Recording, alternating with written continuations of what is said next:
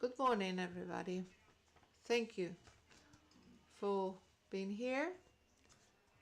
We're going to spend these 2 working days together. They are quite intense. Anyhow, I thank you, and I thank the EU members, Frank Seber.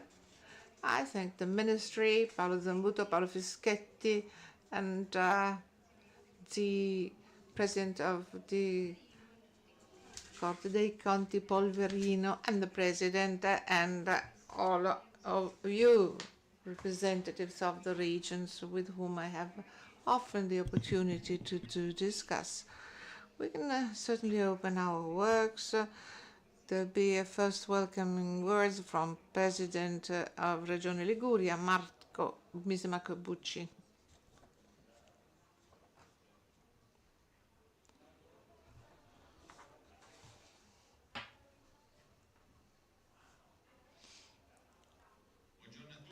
Good morning, everybody. Welcome to Genoa.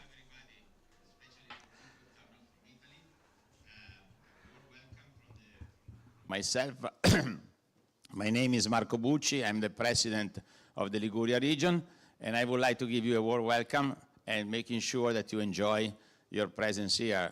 It's going to be a wonderful working area, but also I'm sure you will enjoy also the city during today and tomorrow. I'm going to switch in Italian now because they told me that there is more Italian people than outside Italy. But I mean, if there is something that is not clear, please ask me and I'm going to repeat that in English. Allora, buongiorno a tutti, benvenuti, spero che abbiate assaggiato la focaccia. Good morning, I hope you had pesto and focaccia yesterday. If you didn't that yesterday, please taste it today. You can't leave Genoa without having had a taste of focaccia and pesto. But of course, I'm just joking. I'd like to thank you for having selected Genoa. Thank you. Because being here in Genoa, it's a matter of pride, and also thank you because you do crucial and relevant work. Crucial because without your work, well, by the way, I'm telling you this because I'm not only interested in this, but as you know, I've been spending 35 years in a private company. I have a very little experience. I was a mayor for 7.5 years, and I'm the president of the region, so I haven't got a lengthy experience in public businesses. But, you know, in the past few years, had been there European funds and the PNRR, we won't be in the same situation as we are today. So absolutely thank you for all those who made this decision a long time ago, and thank you to all those who work in it, because work in European funds and this plan, we do create a fallout, immediate effect on citizens. We are at the service of citizens. We are civil servants.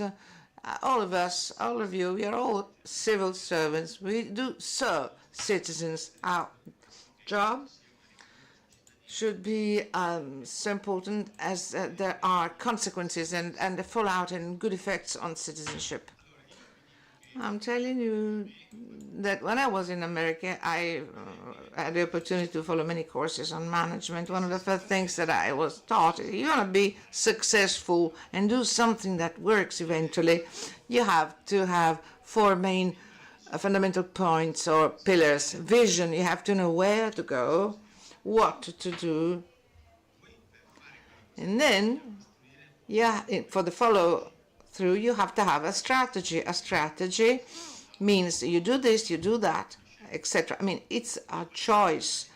Having decided the strategy, then you have to draft the action plan, like details. Today we do this, in the afternoon we take a train. I mean, a very well-made action plan. The 4th point then follows control, monitoring. If you do not monitor what you're doing, you run the risk and never hit your goal, and eventually you have the bad surprise that you just wasted money and resources. Control, monitoring.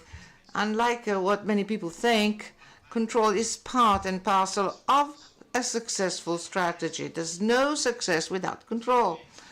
Perhaps you expected a different speech from me. However, I want to tell you, I was the CEO for many years. I assure you, if something isn't clear, what do? You organize an audit. The audit is the means through which you understand what's going on. So the work you do, of course, I thank you. The work that you do, by definition, is a way for us to understand how and achieve the goal. It's not like saying you do not control better for us, and we do need control and monitoring to understand what we are doing and adjust. I thank you for your precious job once again, and that's fundamental. I would like to add, as you know, in our city and our region, well, we received several PNRR funds, and all the European structural funds, we always spent them, tried to spend till the last cent. We are from Genoa.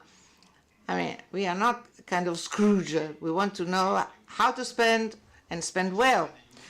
In the past few years, the city changed a lot, even Liguria as a whole, not only because we now welcome so many tourists, but we did so many things, built infrastructures, the financial resources were extremely useful in order to leverage also on citizens and increase the number of jobs. I invite you, not only on behalf of Liguria and Genoa, I invite you on behalf of Italy to be really part of these four main points. Control or monitoring is fundamental to hit the final objective, along with strategy, vision, action plan, operating plan. If we all work along these directions, we are going to serve what citizens are for. I mean, we are public servants. We are at the service of citizens.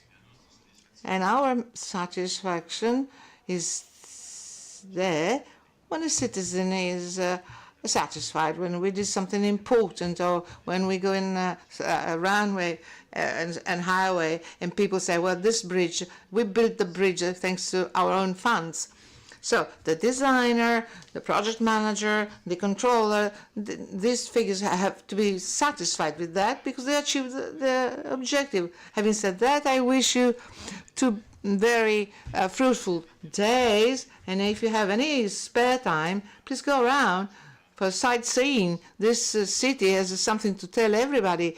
Genoa did that for 2,000 years when all the sailors and all the nations came to Genoa because of their trade, and then they spent their time in the city, and they in fact enjoyed the beauty of the city. The city has been used to be a multicultural city, polyglot city, diverse city. Enjoy this city because Genoa has a lot to offer you. Thank you for the job that you do. Thank you again. I underline the importance of what you do, and having said that, I wish you 2 beautiful days and welcome to Liguria.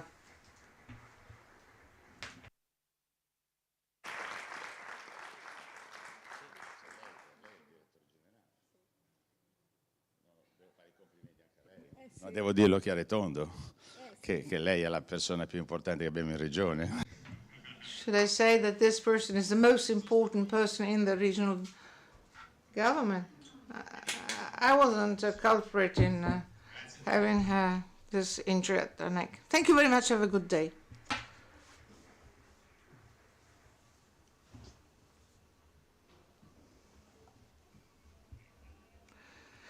Well then, we can open our session.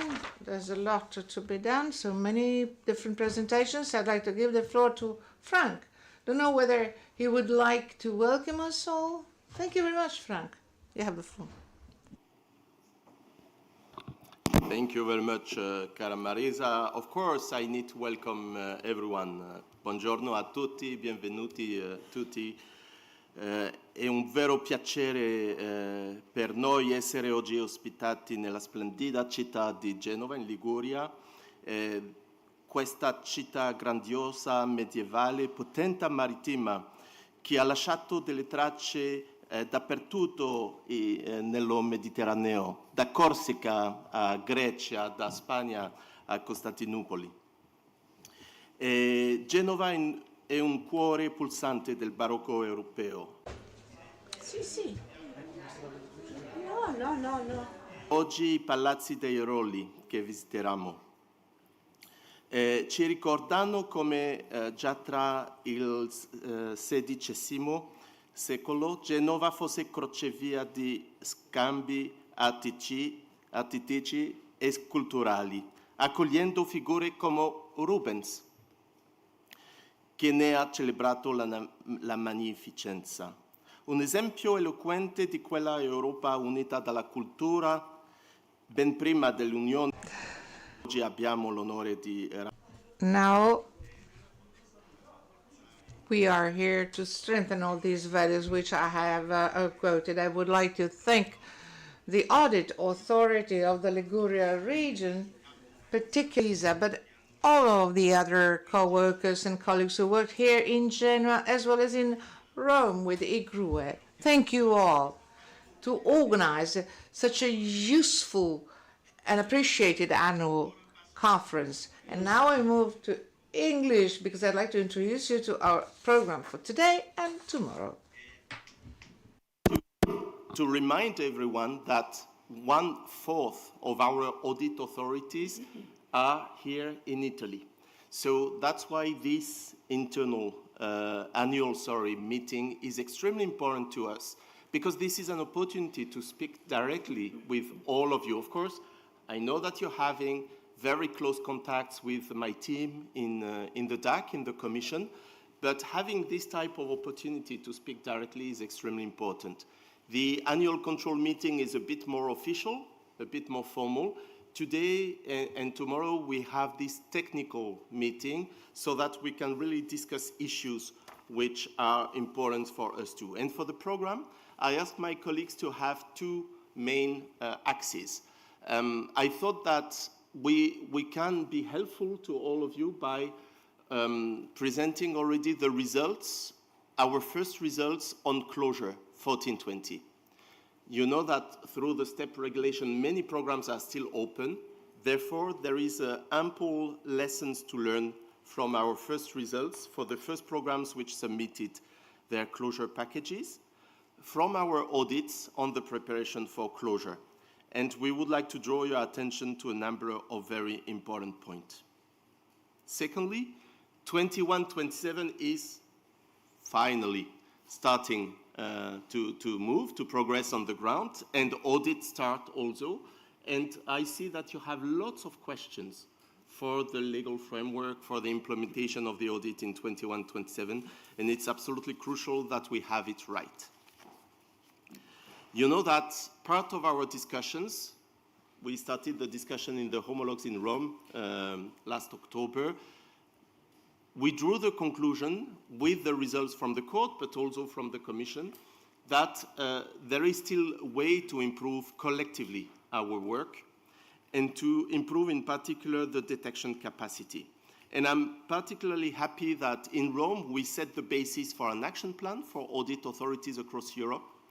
And I'm very happy that audit authorities here in Italy will come to present us to share their experience, in particular from Puglia, Abruzzo, Lombardia, and Campania. This is extremely crucial because we want to have concrete feedback from you, and this action plan is absolutely crucial to collectively be able to prove that our policy is not only about error rates, but it's also delivering well on the ground, as the President said. And last but not least, for 21-27, we had our first audit, so we'll be happy to share with you our feedback. And I see that we're going to have a number of questions and answer sessions, lots of questions from the regions. Very grateful for that. It's an opportunity to provide you our views. I don't say that we have the absolute truth on everything. We are also discovering some complexities despite our aim for simplification. I see also that we're going to have two regions, Pasquale Gidaro from Calabria and Cristina Colombo from Lombardia, which are going to present their experience on the use of different IT tools, including Arachne, but others, to work on conflict of interest and other things. So, dear colleagues, this is, we are seated in a way that it seems like we are here at the podium and we're going to teach you down, but this is not at all the perspective of today. The perspective is that this is a common room of professionals. There is no stupid question. Sometimes there could be some stupid answers on our side. We'll try to do our best. But this is a room and an opportunity really to exchange. So please take the floor, intervene, interact, and use this opportunity to grow professionally in your work. Many thanks, and once again, many thanks to Marisa, Paolo, and the whole team for all the organization. Maybe a few words about the team present today on our side. So from the DAC, we couldn't bring the whole team, not only because the hotel is a bit expensive and beyond the commission possibilities, but also because it's a large team for many, many programs. So apart from myself, Cristina, where is Cristina? Is here. Cristina Asturias, the head of unit, Brian De Battista, her deputy, you know very well all of them. Gemma and Carmine, the team leaders, are here with us. And we are accompanied by Francesco, Kasia, Joseph, and Eleonora. All our other colleagues are remotely. I understand from Marisa that they can listen to the session, but they cannot intervene. For their address and for themselves, if they need to intervene, they don't hesitate to send to Gemma and Carmine an email or a message, and we can pass their message. So that's it on our side. Many thanks, and looking forward for 2 very useful days. Grazie Frank, saluto tutti i colleghi. Thank you, Frank. A warm welcome to our colleagues. We also have the Court of Auditors. I thank the Liguria region, Marisa, and the auditors. I also thank Paolo Fischetti, who wears 2 hats because he has also been following other activities. Very briefly, because, you know, Frank has done most of the work because he illustrated the agenda for today and tomorrow. So, what is important with regard to 1420 closure, don't wait until the last minute. As soon as you are ready to close, do that. Don't wait until the very last minute. Let me remind our colleagues, because with regional programs and national programs, as you know, we have centralized controls by Bellomo and Chiacchieri concerning the electricity bonus, for instance. So also on our side, we have to speed up our activities. We will discuss this next week internally, or even today, I don't know. So, 21-27, there are so many questions on this programming period. Until last year, we had many questions about 1420, which is a good sign. Let me add a comment to the agenda.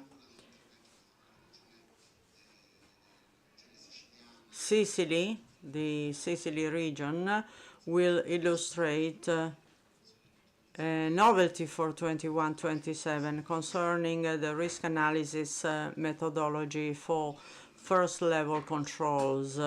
And also, you know, they have already gained some experience with this first stage.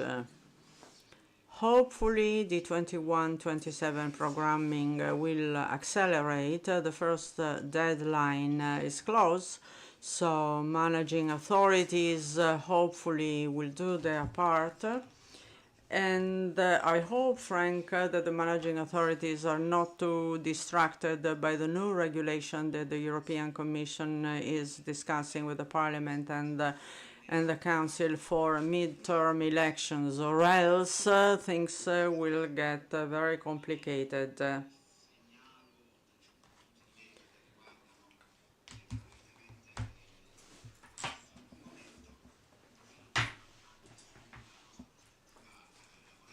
This is important also for our daily work. The deadline for the expense eligibility would be postponed until the end of December 2030.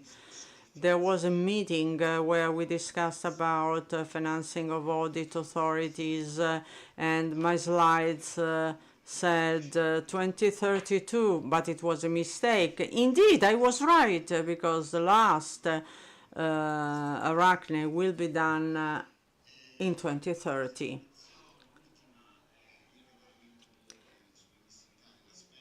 Expense eligibility regulation. This has been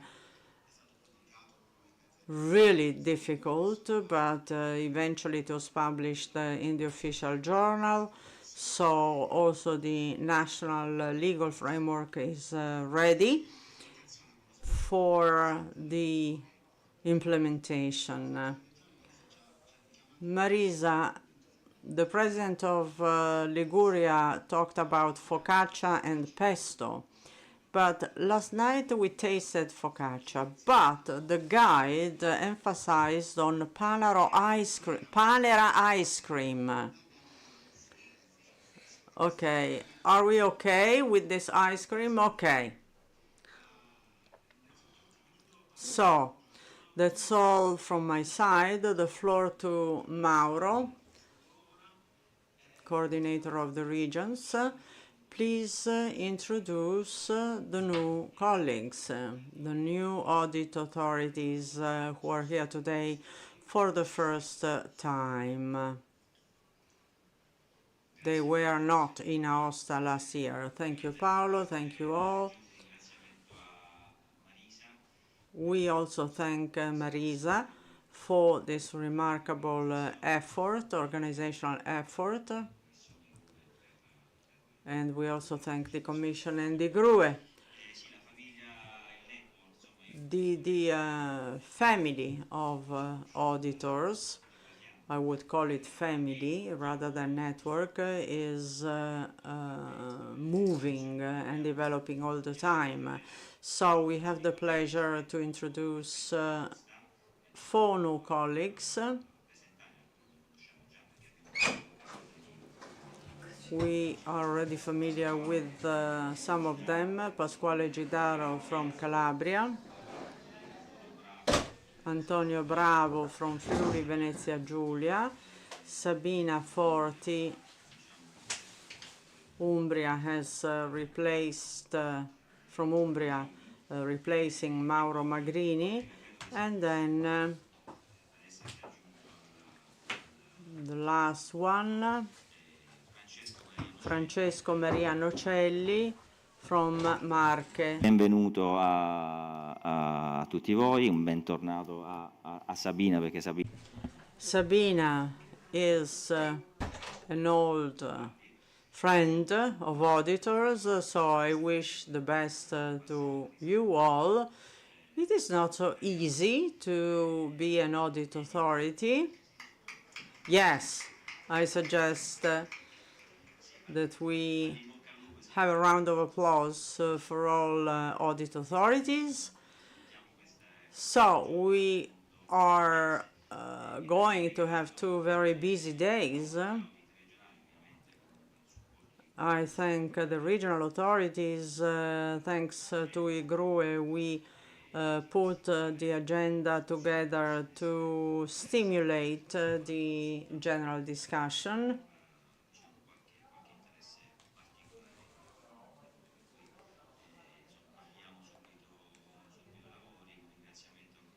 Again, may I thank you all. And as Frank said, let's try to be as interactive as possible. Just one housekeeping announcement. On the back of your folder, you will find indications, instructions for the Wi-Fi network. At 11, we are going to break for coffee. Please come back soon, because we really have a busy day. Thank you. The floor to the Commission. For the first presentation, yes, we have a number of colleagues from the Commission. So I introduce Christina on the first point, presentation of major remarks to the mission's analysis of closure packages. Thank you, Paolo. Good morning to you all, dear colleagues. As you know, DAC 1 is in charge for Italy for the closure of 59 programs in the 14-20 PP programming period.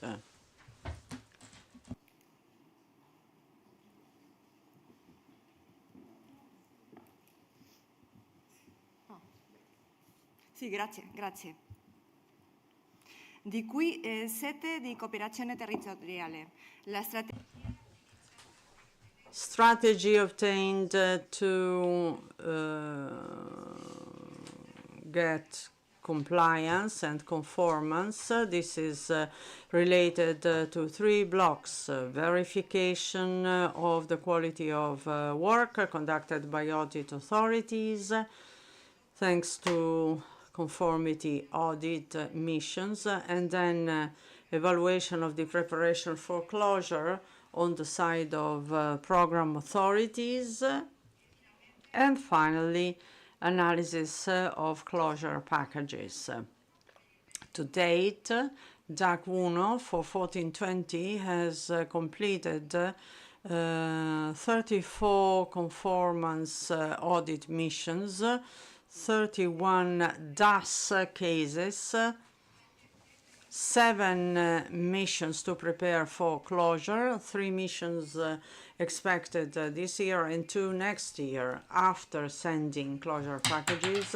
17 closure packages have already been analyzed. If you consider that between 24 and 25, Italy has already sent 17 closure packages and DAC 1 has already analyzed them, we can simply state that we are very happy with the progress made by the Italian authorities, and we invite the program authorities to continue with this effort to send closure packages as soon as possible by the end of this year to avoid overlaps with 21-27 packages. Now, Carmine will present the main results of the audit work conducted on 14-20 with the goal of preparing the preparation of the remaining packages and streamline the evaluation of program closure packages.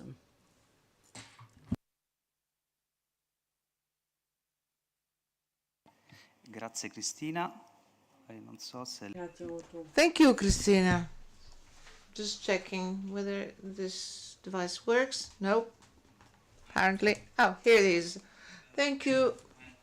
As Franca said at the start of the meeting, we were entrusted with a very specific task, especially for the closure, trying and summarize all of the work we did that Christina just described on closure, also all the audits, preparation, package analyses, to provide really practical, concrete indications to all the other. You ought to intervene, because today this is a technical meeting, useful for both of us, for mutual growth, and it's the opportunity to clarify any doubts and, and streamline the preparation phase of packages. We try to sum up as much as possible the main items, and we'll give you a few practical examples to try and guide you.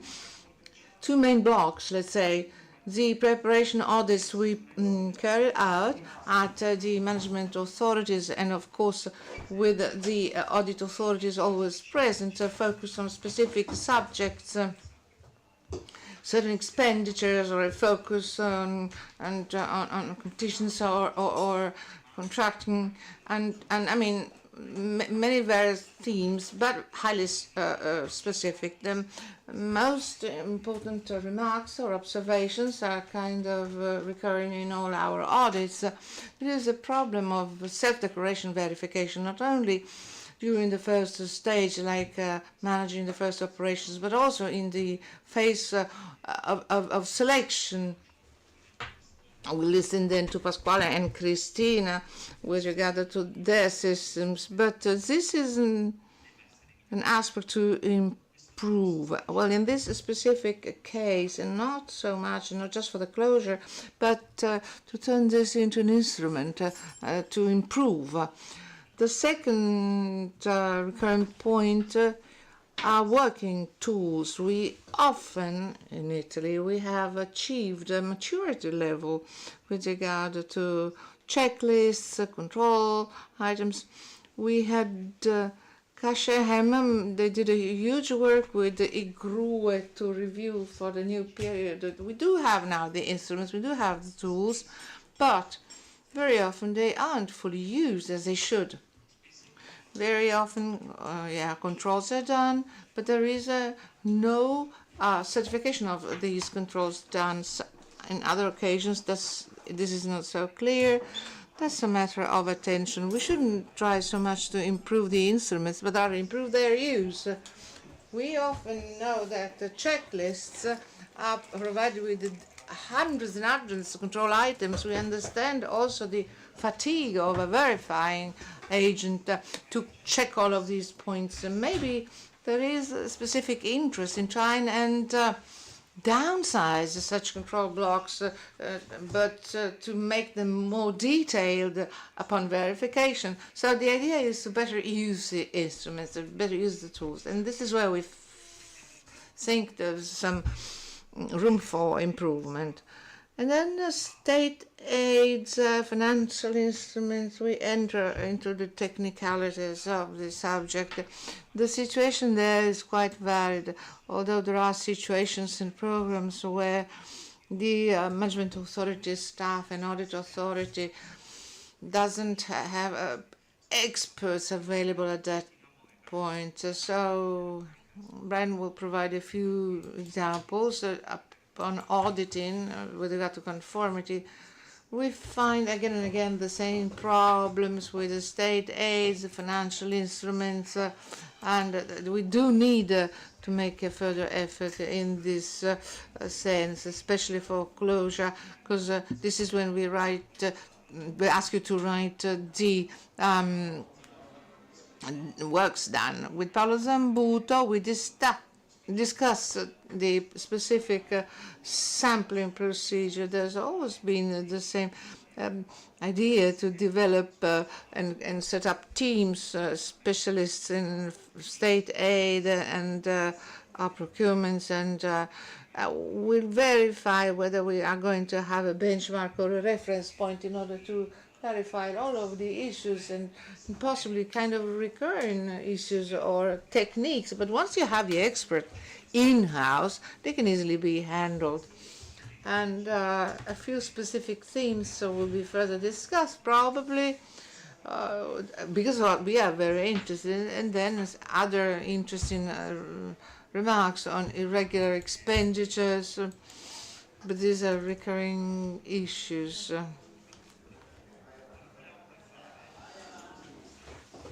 And next slide. We tried to provide specific examples in analyzing these packages. Which are the most frequent mistakes? Here we identified a couple of them. We added a third block, all the safe expenditure, encompassing 13 programs. And then we'll discuss with Paolo whether we can further discuss this, especially to involve all the authorities that are interested in this. We know, Marisa, that your management authority would like to further discuss this item. We'll see whether we can find a few minutes to clarify this. So the recurring issues refer to state aid, very little awareness or insufficient awareness about the rules on GBER, exemption aid, and de minimis. And then intensity, there are kind of technical subjects. There are specific rules. At times there are different requirements, different from the general regulation on the funds. I refer to the document retention system. I mean, this isn't always so cohesive and consistent. We have to take into account the fact that there are two regulation blocks, and state aid, especially verification about the enterprise or business size or dimension. This is a relevant point also for 1420, the verification of the eligibility and in terms of the business dimension. This is an issue we find in our audit. Again, in this case, there is room for improvement. As far as the authorities we got in touch with whom we organize audit, I think we were able to find a common point. But this work has to be extended and should encompass the other authorities. And the question you sent for 21-27 will provide us the possibility to continue our discussions, maybe today or later on. We invite you all to intervene, to share good practices, experiences that you may have had in the region. Among the other surveys, there are public procurement, and Cahier de Doléances refers to changes brought into contracts. We have been trying for 3 years to better reorient this, but this is part of the issues that we identify having the largest impact. Ulteriori per cercare di prevenire queste problematiche. So, it'll be important as for public procurement. Here we are speaking of 1420. As for 21-27, the same items, the same issues might have a highly negative impact on the programs, as we'll say later on. Following the Commission audits, irregularities having a financial impact, especially those on public procurement, will give rise to reductions, reduction in the European funds. That's a relevant impact. This is why it is essential that the management authorities and audit authorities are ready, prepared for this verification, because these are the strongholds of program management. All of the space, all of these items found should lead to a loss in contributions. All that hasn't yet been verified. It could lead to net adjustments. And so it is important for us that audit authorities are ready to identify these critical points. Well, something which is quite recurring, lack of verifications on the concept competitions. We should verify also this without flooding concept with requests, simply using an Italian approach. There was an IGRU note and the agency to try and rationalize the request for documents from COSIP. Procedures must be checked, must be verified.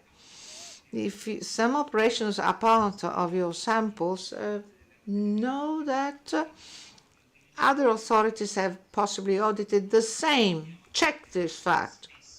Unfortunately,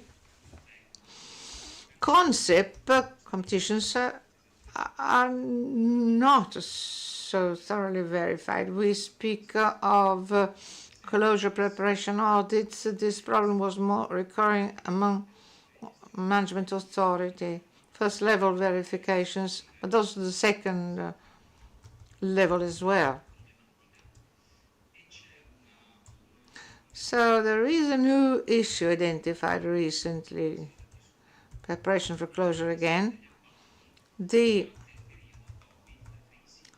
tenders that took place during the COVID period, alerts were issued because the risk is that a national standard, its interpretation leads us to conclude that during the crisis or COVID period extended through 2023, the timing for the presentation of the bids were extended. So I don't know whether that was such a popular attitude on the part of all, but I'd like to draw your attention on the fact that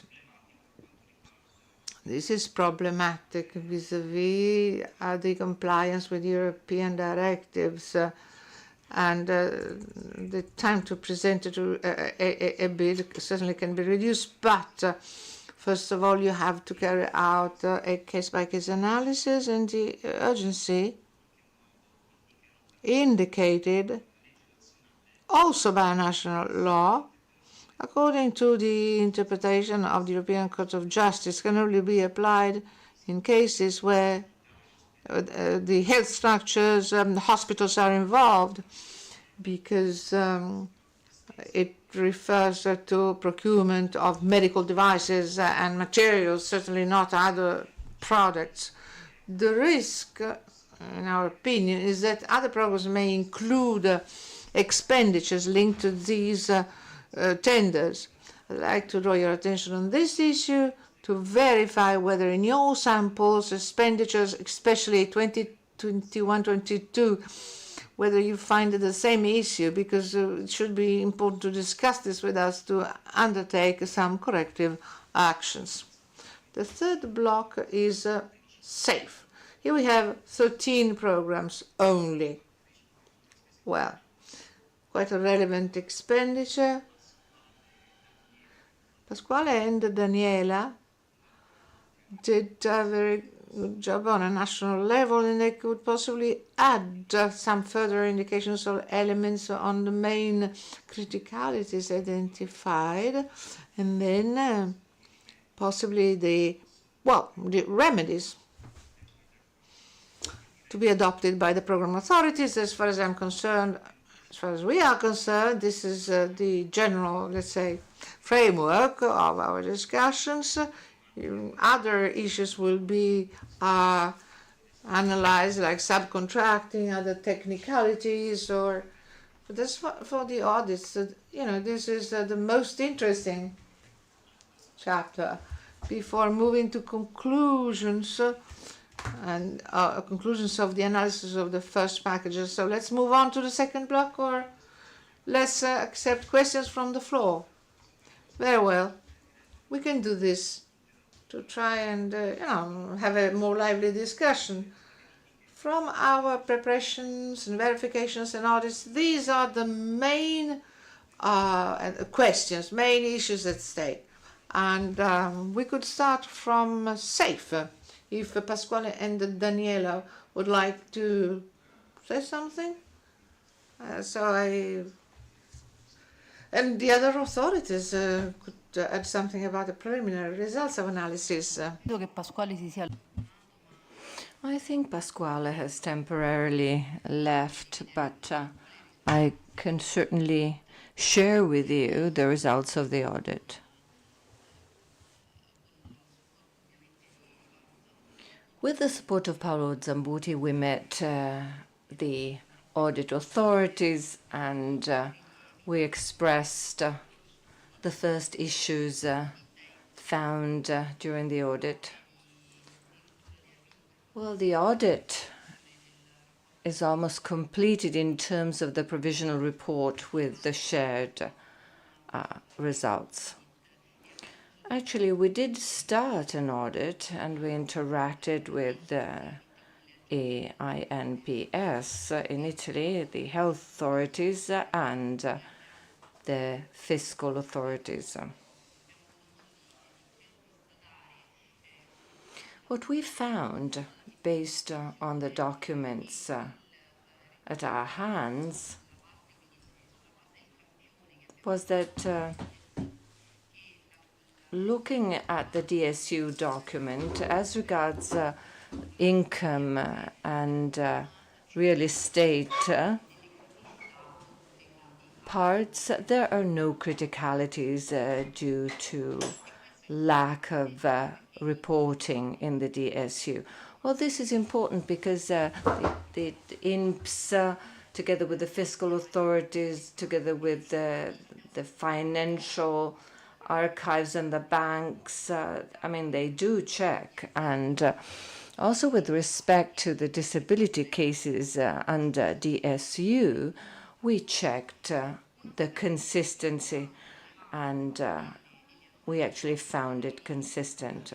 One anomaly was found during the verification of real estate assets, because starting from this year, automatic checks are triggered. But at the date of our controls, when we analyzed the various DSEs, we found some discrepancies compared to the data put at our disposal by the inland revenue, the fiscal authorities, and also based on all the documents delivered. An important thing to say is that once we actually checked for consistencies, we recalculated the ISEE, the ISEE, to see whether the subject was actually still entitled to the benefit. The real estate asset accounts for 20%. And because of that, in some cases, the recalculation of real estate assets did not, let's say, exceed the entitlement to the bonus.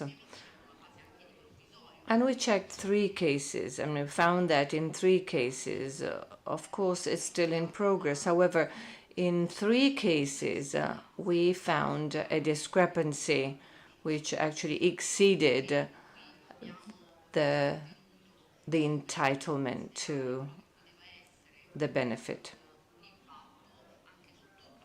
Of course, we had to check the impact on the whole of the sample. We had 39 pods, 3 per program. Well, it's true that we checked the financial impact on 3, but in actual fact, the area of real estate assets, let's say, pointed to a criticality which was absent in the other areas. So in our opinion, to protect the EC accounts, proposing a 10% correction pursuant to Article 31 makes sense. It's not an audit by a management authority. We checked the reliability of the INPS operations. Well, it was a thematic audit on the reliability of INPS to check whether those who were entitled to the benefit, whether that was well grounded.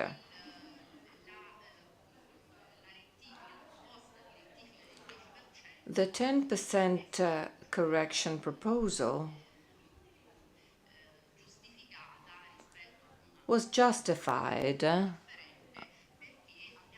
in our opinion, because we could see, and it's important to say that all the personal data, income and disability were not affected by any anomaly. And we also know that the percentage of real estate assets account for 20%, so a low percentage. Unlike income. Income is relevant, in its totality, 100%. And that has an impact, of course, on the overall certified spending. So this evidence that we got to support INPS system, which were well managed. That was okay, but then we found this criticality, and with respect to that, we proposed a 10% correction. We are at the final stages in the preparation of the report. We're also about to submit quite a thick folder. And so let's say that the general lines of this had already been shared with the audit authority together with Paolo. Thank you, Daniela, for this detailed analysis and for reporting what happened. As regards SAVE 13 programs, we didn't expect such a high frequency of the discrepancies of ESI. And so at this preliminary stage, we see the need to clean up the spending, to apply some corrections, and Pasquale and Daniela are now discussing it with the interested parties.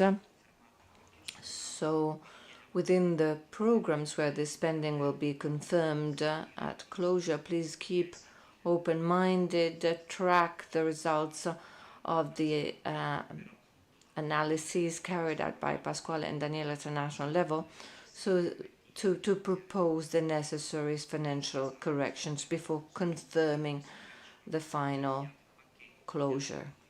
So only one program has been sent. So at least at this preliminary stage, with diverse, let's say, activities and outcomes, we see the need to apply financial corrections with respect to the safe spending chapter. We didn't expect it that, let's say, big. I don't know if others already carried out checks and controls and has any comments to make. Well, we haven't started the control activity yet because we were waiting for the closure by IGRUE. In the case of Sicily, well, we need to better understand what's going to happen, because the management authorities in December asked for a reimbursement of 100 million, a refund. So this 10%,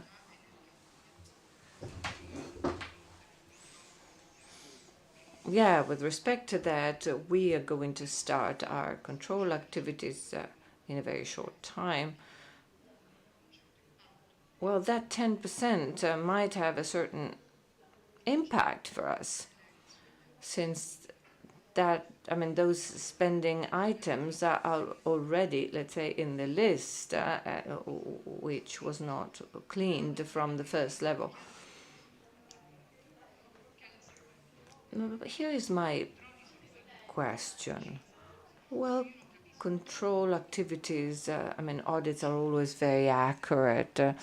However, I don't understand how we could actually submit the checklists, because all the forms about auditing reports, ESAs, that's all self-reported. If we remove all of that, because it was, let's say, control during the thematic audit by IGRUE, what's going to remain of the, let's say, audit activities? So I always, said that Sicily is, of course, will be prone to these audits since it's never been audited. So I wonder at what can we, let's say, what kind of things we can submit to the Court of Auditors. There's a checklist, there's a number of questions. How can we answer these questions? Are we going to refer to the GRUE controls? Because it's a whole series of verifications that the audit authority will have to perform, and we probably will not be in a position to give answers. So I wonder whether at let's say, Court of Auditors audit, we might be penalized because they might say, so you were the audit authority, you were responsible for controlling, so you must submit this verification. So here are my doubts. And then come into this, the impact of this 10%. Well, that will certainly clean the spending, because a 10% error rate is quite substantial, and I believe will ensure, let's say, a cleaning of spending. But I was questioning the working method of the spending authority. Thank you very much. Yes, you're right. You're right to ask yourself the question of how to demonstrate not only to the Court of Auditors but also to the Commission to give evidence of the verification. So the, let's say, the conventional checklist is not the best instrument. So I think we should develop specific checklists for this type of operation.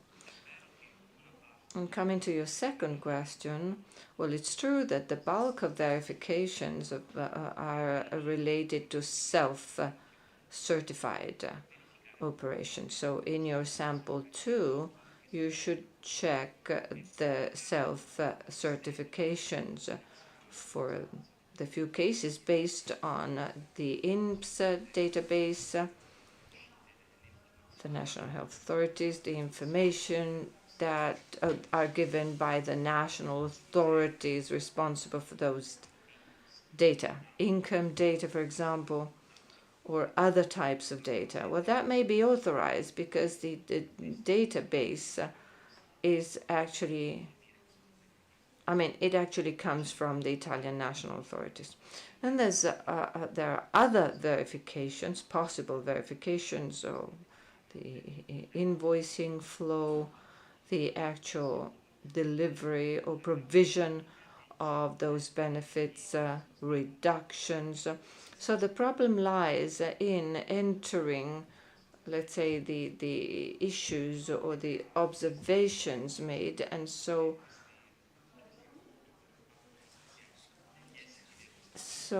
integrate these, let's say, observations or criticalities with the financial impact. So we are going to develop a specific checklist with the eligibility criteria based on SAFE rules. As for self-certifications, use national authority data, reuse the data given by the relevant authorities for the individuals who have been checked in your samples. Supplement with systems verifications. Well, it's what Pasquale and Daniela did at a national level, and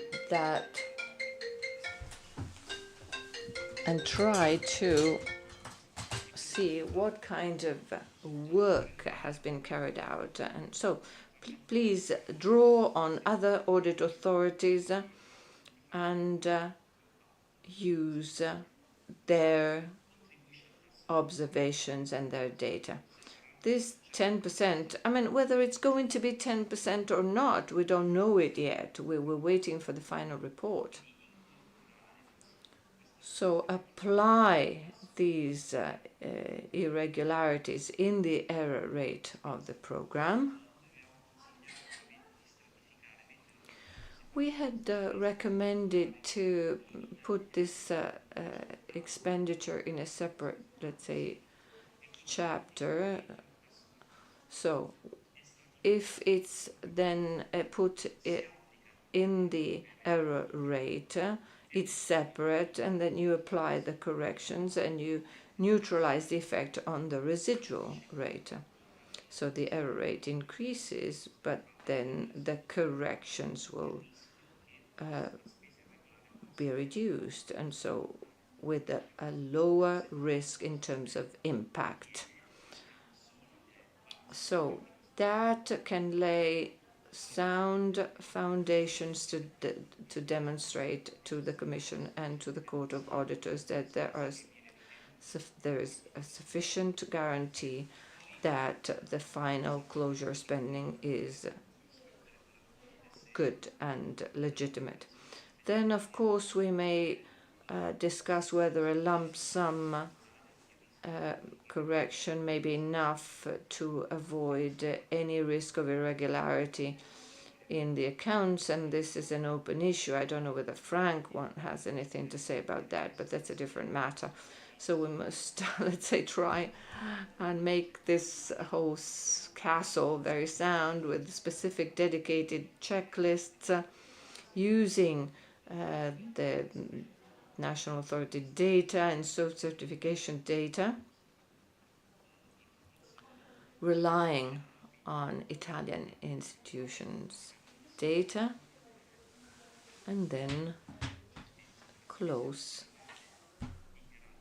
knowing that at that point the actually declared expenditure is okay. Yes, a castle, you were saying. However, the castle you have drawn seems to be different by the one we have formalized at the national level. Because in the guidelines we sent to the audit authorities on November the 26th, and you were copied in it, we offer different guidelines. Each ADAC carries out a reperformance of the audits carried out on 30 operations, examining the evidence and checking for the correct use of the first level checklist, assessing its outcomes. Whereas, based on what you said, we need to develop further checklists, but we had already offered some guidelines. You were competent, we had discussed that, and the, let's say, guidelines shared with the audit authorities were simpler compared to what you're outlining now. I think maybe a small cottage would be enough instead of a castle. Thank you. As for the castle or a cottage, well, I agree with Paolo. So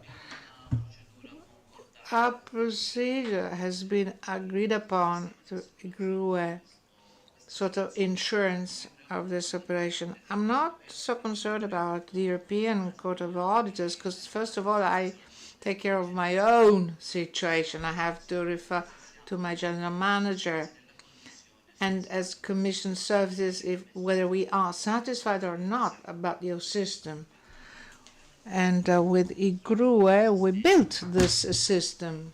The system, maybe it's not ideal, but it supports us. Well, I think I would be more concerned if you had gone, so to speak, alone, without a centralized organization. Because, yes, indeed, in this case, we should explain, or you should explain to us, to my colleagues here, and then to the Court of Auditors, European one, because an audit authority has found an irregularity, applying 5%, why they, in the other case, they didn't even apply 0%, or they didn't even see the irregularity. That would have been heavier in this case to defend this operation. And the system must be centralized. You're not the only member state that, for safe, have to centralize this operation. It is a single operation spreading over several programs. So with the GRUE, we took into account also what other member states are doing. And this is an ongoing activity. And let's see the next steps. Of course, we still have to continue with our conversations, and I think we have embraced the right way to proceed. Well, what we sent to all the ADA, the information, have been duly shared, and as soon as Pasquale and Daniela formalize their report, we'll formally send it to you in terms of a national coordination, which suggests to meet and will be subject to your observations or remarks about Pasquale and Daniela's analysis. And then when the dossier will be open, you will see that the guidelines do work. I apologize, sorry, but I have a question I would like to have an answer. You have checked 3. We are the region that certified the majority of programs, and maybe we could even further certify up to 31st July. Well, speaking of large amounts, the audit sample covers 3 items. GRUE checked for each region 3. Out of the 27, what should we do? Should we keep on checking the self-declarations? Should we check how they control or not?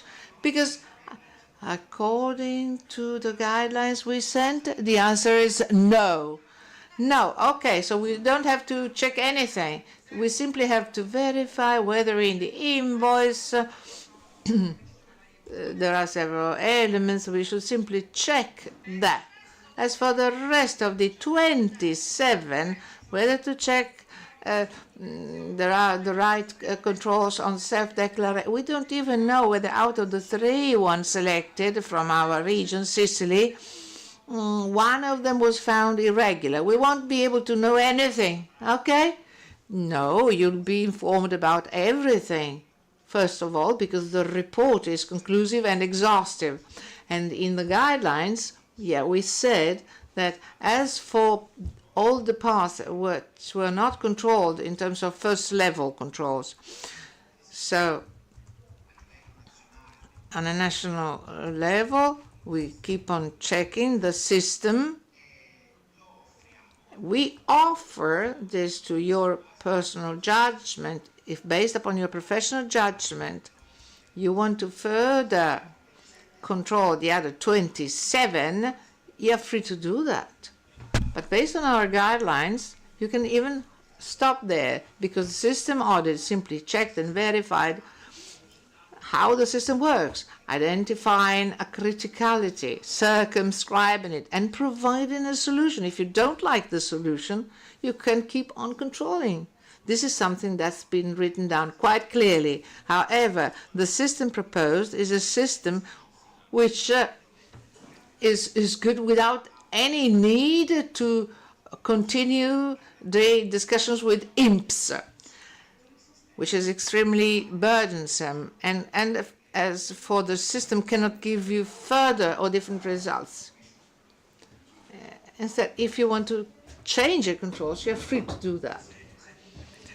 If I may, and this is about to close all the doubts that we may have on the potential interpretations.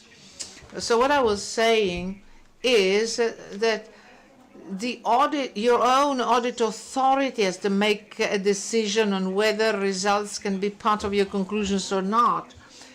And there was a word discussed with Paolo about the guidelines that whether the audit authorities are compelled or not. First version, audit authorities must take into account the results from the central. But of course that was kind of conflicting with the independent situation of the audit authority. So controls, I was hinting at the checklist, a specific checklist. Well, we wish that they are made by the same controls made by the management authority, because these are the eligibility criteria covered by the first level. So that control guideline for the sampling operation should simply mirror first level controls, as Paolo said, to repeat first level controls. So if you think it's useful, and we do wish that, you can take the results obtained on a national level, and for those weaknesses or those aspects where criticalities were identified, there are two options. We suggest one, but there are two. First of all, never repeat those controls, but you include all the irregularities found and you apply them to your own sample. Or something we do not wish, as Brian said, also in terms of equal treatment or uniformity, we do wish that Italy adopts one unique line. You could, because you are independent and autonomous, you could repeat all the verifications and possibly obtain different results. We wish, and we think that this little cottage holds on, and all of you audit author. Oh, this is a small house. I was speaking of a villa. You can use again and again for those aspects instead of repeating your own verifications. You can own the results, including the irregularities, and cover this aspect. So we wish that a standardized line is adopted in Italy, following the guidelines discussed and sent to all of you. We cannot omit, of course, you are still independent and autonomous, and at least in theory, in your own special situations and samples, you may say that the best way to undertake is different from the one we outlined. If I may, Mauro. Well, of course, Campania region is involved in this problem. We have started controls. So the way we approached the project, we realized that it was necessary to adopt a joint approach. Anche al nostro coordinamento ci siamo riuniti già più volte. This is why,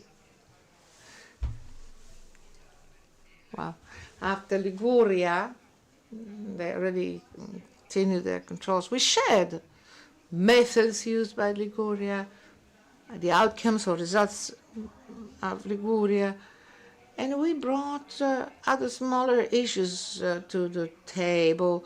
I mean, lack of information rather than big questions.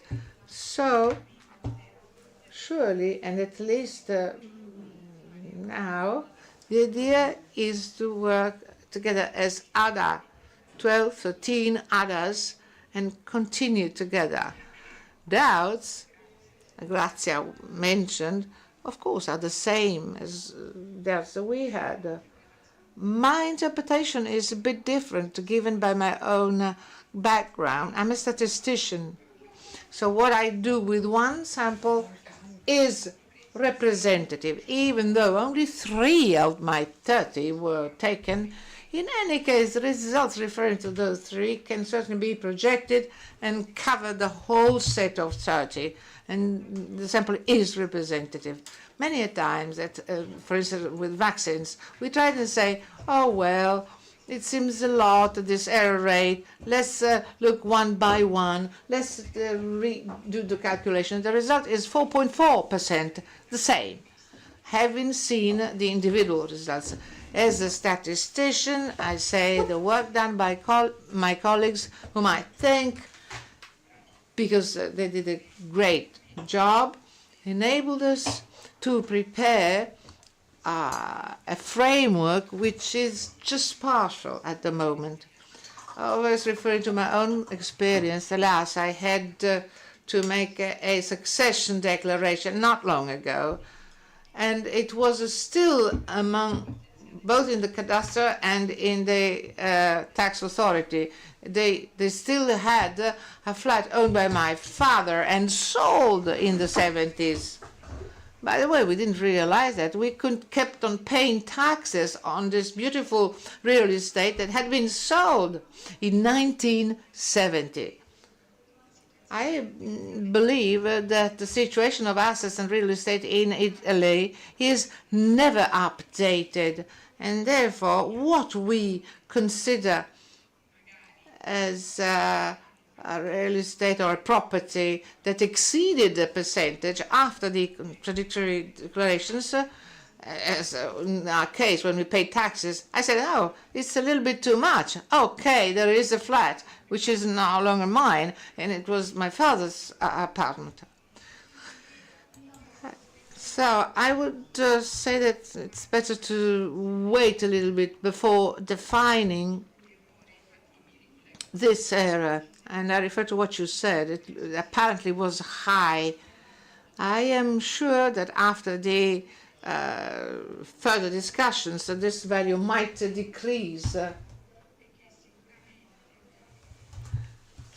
Certainly, I'd like to reassure you, we continue together, united, and we'll certainly share all the doubts we might encounter, but the procedure we already began. We also asked IGRUE to provide us a few clarifications on some aspects that these documents don't clarify to us. Maybe we can close this topic now, here, and we wait for the result. In this case, we might organize another meeting for the 13 programs. Yes, Mauro? I'd like to add, of course, Anya, she's a statistician, and alas, I am an auditor, so I'd like to underline something which is quite self-explanatory, but better to underline. We are speaking of international auditing principles and standards. This enables us to rely on third-party works or activities, clearly being, working as a whole and together, although we are all autonomous, we can certainly deepen some aspects. This not only to reassure the Commission, but also vis-à-vis possible other audits.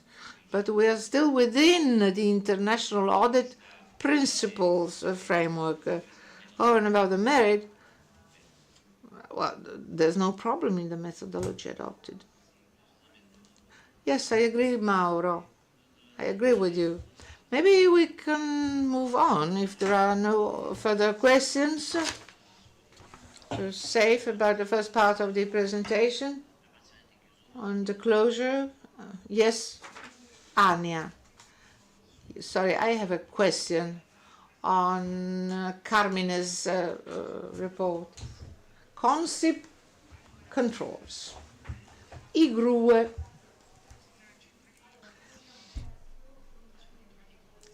has a central control. So every time we analyze a tender prepared for Consip, we asked Mauro whether the project had already been controlled by somebody else and whether they could provide us some documents not to send 10 identical requests on the same documents to CONSIP. Since Mauro is no longer here, I'd like to know whether this coordination is still valid for my information. Whom we should ask? Oh, sorry, if I may say, we are even doing something more and better. In the activity plan agreed with the concept within the convention, the main, we are kind of thinking and possibly will execute quite quickly. So the concept tenders are ready and available to all the authorities in a specific file within their portal, IGRUE portal. Clearly, this is accessible to audit authorities, management authority, first and second levels can have access to it without asking me or CONSIP, because CONSIP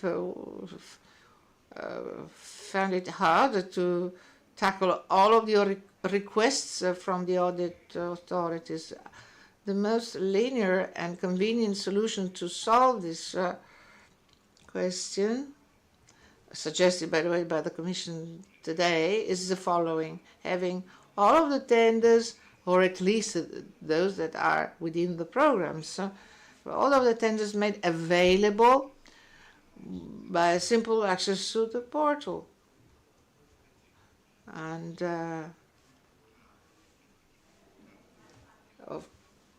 they are all duly profiled.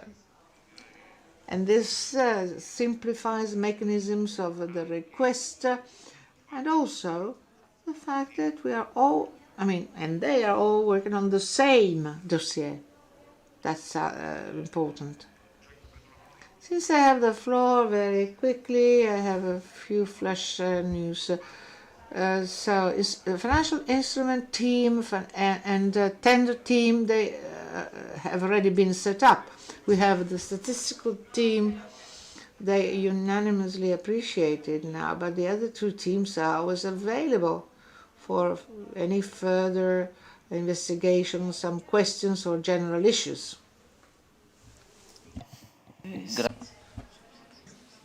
Thank you. Sorry for insisting. However, since we were audited by the Court of Auditors on CONSIP tenders, and they were asking for additional documents which were not part of the folder, maybe I can inform you on all those requests so that the folder can be as complete as possible. Yes, I think they really provide all they have. However, should anything missing, then we'll find a way to supplement, let's say. Thank you, Paolo. I know that every year we're doing better. And it's not just the Court of Auditors that asks for more information. The team which is now preparing the closure for the DG is asking for more information on CONSIP tenders because, of all the issues upstream the tender. Now, I suggest to move on in our presentations, but before doing that, I have a short comment. Carmine presented, the criticalities found with respect to the closure, but maybe we didn't explain that in our first 8-9 missions, that was done at the DG level. Step, we didn't receive the insurance package by many audit authorities, and so we chose a number of programs to go to the DG directly. So that, a lot of those observations are applied to the DG. As for CONSIP, with first level, let's say, checks, maybe, let's say, a few things were forgotten, and so the thing moved forward only partially. One last comment. We're very close, but we are still assessing a number of audit missions.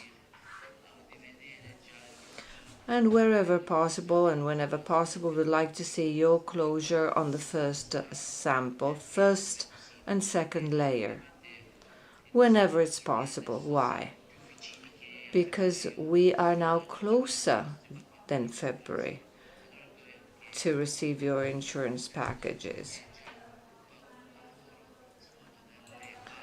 So if the audit authorities have already, let's say, completed the work with respect to certain risks, maybe we can see a sample of your work so that we don't receive your audit report after a year. Grazia, can you wait after the presentation or you have a question? Okay, we take the question. Well, actually, I would have a host of questions. Maybe one. I've been thinking about it for long. Well, of course, the irregularities that Carmine mentioned are exactly what we found and are exactly what the Court of Auditors finds. But in their special reports, let's say we find inadmissible expenditures, self-certifications that have not been checked, conflict of interest, inadequate control line. So it's always the same. So I wonder, what can we do for 26-27 to avoid that, to avoid those irregularities, to prevent them? It's not easy. Audit authorities try to reduce the error rate in spending. However, there seems to be a ceiling which is very difficult to, a threshold which is very difficult to overcome, especially in complex programs like those affecting my region. It's very difficult to do that. So, for example, it would be very helpful with respect to 26 and 27 to talk about a number of mechanisms. For example, the use of simplified costs. That would lower the error rate, because that would be based on standard costs where the error rate would be lower. And I wonder whether there are any other ways, any other paths you can suggest to improve our results. Yes. Indeed, we can see in the agenda the contributions of 4 of your colleagues sharing their experience in detecting errors, processing them, along with other simplified instruments that could certainly contribute to an improvement. If you agree, we'd like to move forward. In the past 2 years, during our annual meetings, we insisted on the drawing up of closure packages, trying to simplify, trying to really get to the meat of reports. And we specifically insisted on 4 aspects where we expect clear data in the final control reports. So we insisted on financial tools, the reliability of performance indicators, Article 129 on the payment of public contributions to the beneficiaries, and finally the implementation of financial corrections following the Commission and the Court of Auditors audits. So far, we have analyzed 17 closure packages for the period of 14-20, 29 programs, 22 national ones, and 7 territorial cooperation programs. These 4 blocks have been covered. we did find enough information about these 4 blocks. Conversely, apparently, as for the other items that should have been included in the final report, so we find some shortcomings. Frank was encouraging us following the various meetings he had with the heads of units managing the various European countries, because indeed in the reports we are receiving, we do not see information related to the above-mentioned list, major projects,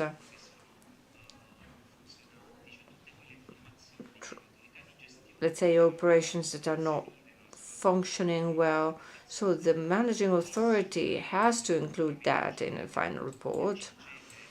And you are for sure, and we were talking about it with Pasquale and Daniel, we're talking about possible delays in sending the packages because you still have no implementation report for the verifications.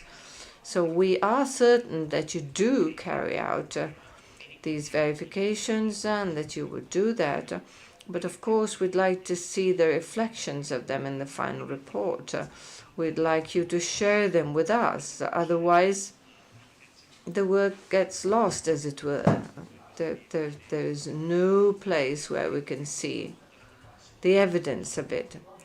So we encourage you to provide data not just with respect to the main 4 blocks, but about all the aspects of the closure, all the aspects regarding certified and confirmed items of expenditure. Please reflect that in the final report too.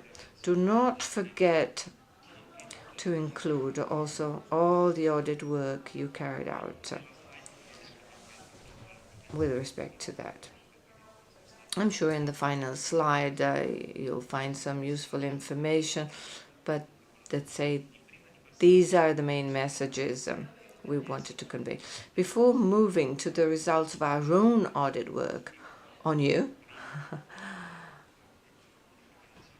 as I said, the main focus was the managing authority in the first block. The second block will focus on packages. The third block will focus on the re-performance work by audit authorities. Do you have any specific questions on this? Do you have any questions about the drawing up of the final report, on the kind of information that we expect you to provide in the report?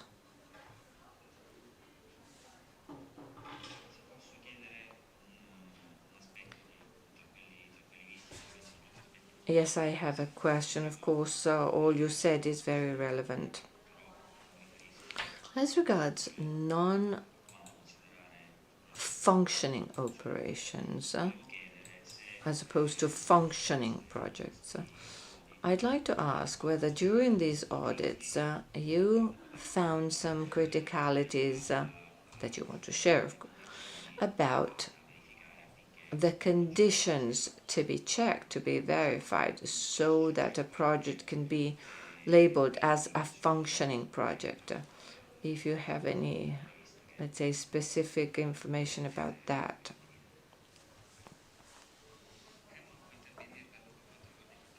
Yes, Emma might have something to contribute with respect to her packages. Maybe the current programs in the programs we have analyzed, we found no specific issues. However, closure guidelines envisage a specific chapter. You know that there are new rules about what to report, what not to report. So we found no criticalities in the packages that we have received so far. We know that the guidelines are very detailed. We invite you to read them because they are different compared to the previous programming period. So if you have that in mind, consider that things have changed. And for specific questions, we may do that in bilateral meetings. Maybe I can say something about closure 2014-2020. I remember it was surprising to see that a DG, after sending the list of functioning projects,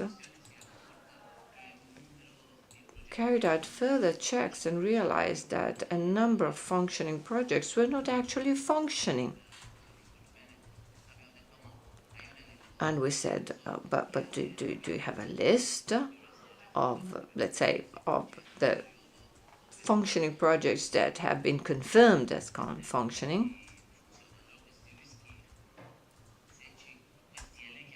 So if there is a list, we called it a closed list, a confirmed list, at least we can be sure that they are 100% functioning.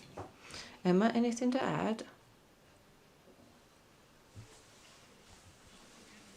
Come ha detto Carmine, i pacchetti che abbiamo ricevuto fino adesso.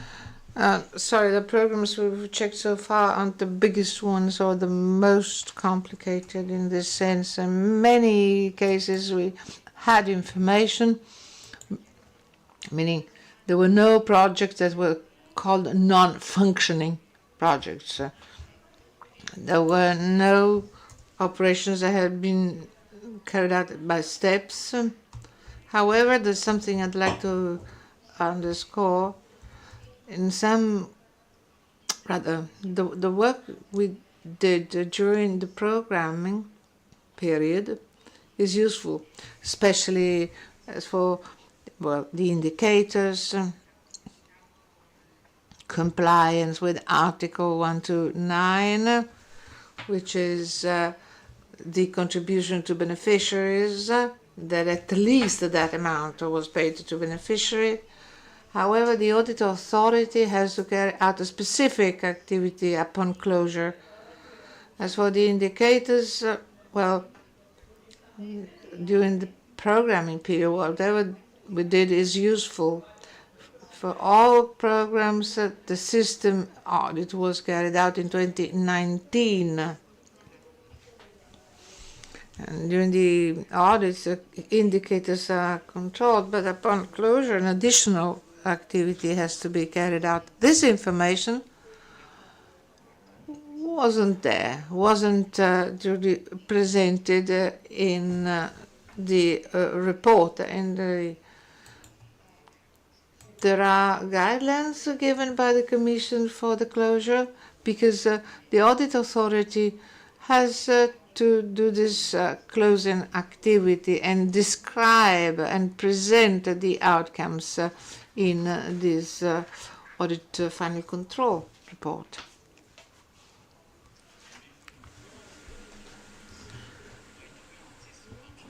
At closure in the annual control report. It's also because we have some duties and responsibilities to show to stakeholders, to the Court of Auditors, to the Parliament that a number of checks occurred at closure. You know that the closure of the last accounting year is not simply an accounting year as other years. There is some wrap-up activity. Financial instruments is quite clear. That's the time where you certify and the managing authority certifying the legality and regularity of the underlying expenditure. But there are also other checks which can occur only at closure. For example, these revenue-generating projects. The managing authority should have carried out a number of additional checks to verify that the initial plans were indeed confirmed at closure. So I think that many of these points that Carmine referred to can be looked at from the system audit perspective. It's important that you verify with your managing authorities whether they paid due attention to these aspects. For example, did they have a system to ensure that all stated advances have been transformed into real expenditure? And they should have a system to verify this. Or for this major project, the Grandi Progetti, normally there should be a list of the major projects in the program. So it's important to verify with the managing authority whether all these projects were or were not presented as major projects. The Court of Auditors found a few cases where they considered that some major projects were actually not reported as major projects and therefore questioned the eligibility of expenditure so far. So at closure, it's important that we don't have expenditure related to major projects which didn't go through the formal process of major projects. And for all these operations which are non-functioning, or for those cases which are under national investigations, as well as for the durability of some operations, it's important at closure to see that there is a system in place to ensure that these lists, which are attached to the last ACR, are complete and are based on reliable data. So the idea is not that you substitute yourself to the managing authorities, but you ensure that the managing authority had a system and that the list that they have attached to their final document is correct, is based on sound data. And what we would like in the ACR is that you explain the type of work you've done to obtain reasonable assurance that these lists are complete and correct. Thank you very much. We will come back to this point, of course, in the, I wanted to say technical group meeting, but we call it now the Forum of the Audit Authorities meeting, which will occur next week in Brussels. We'll come back to that, but I think it's important here that we discuss already with you in Italy, since not all of you will be in this forum meeting. Who decided to change the name?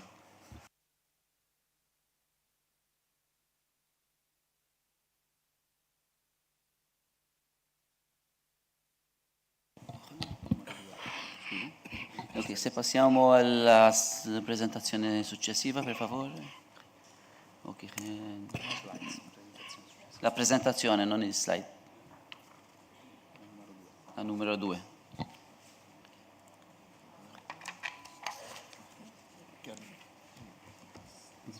Ok, ok, grazie. La prima slide.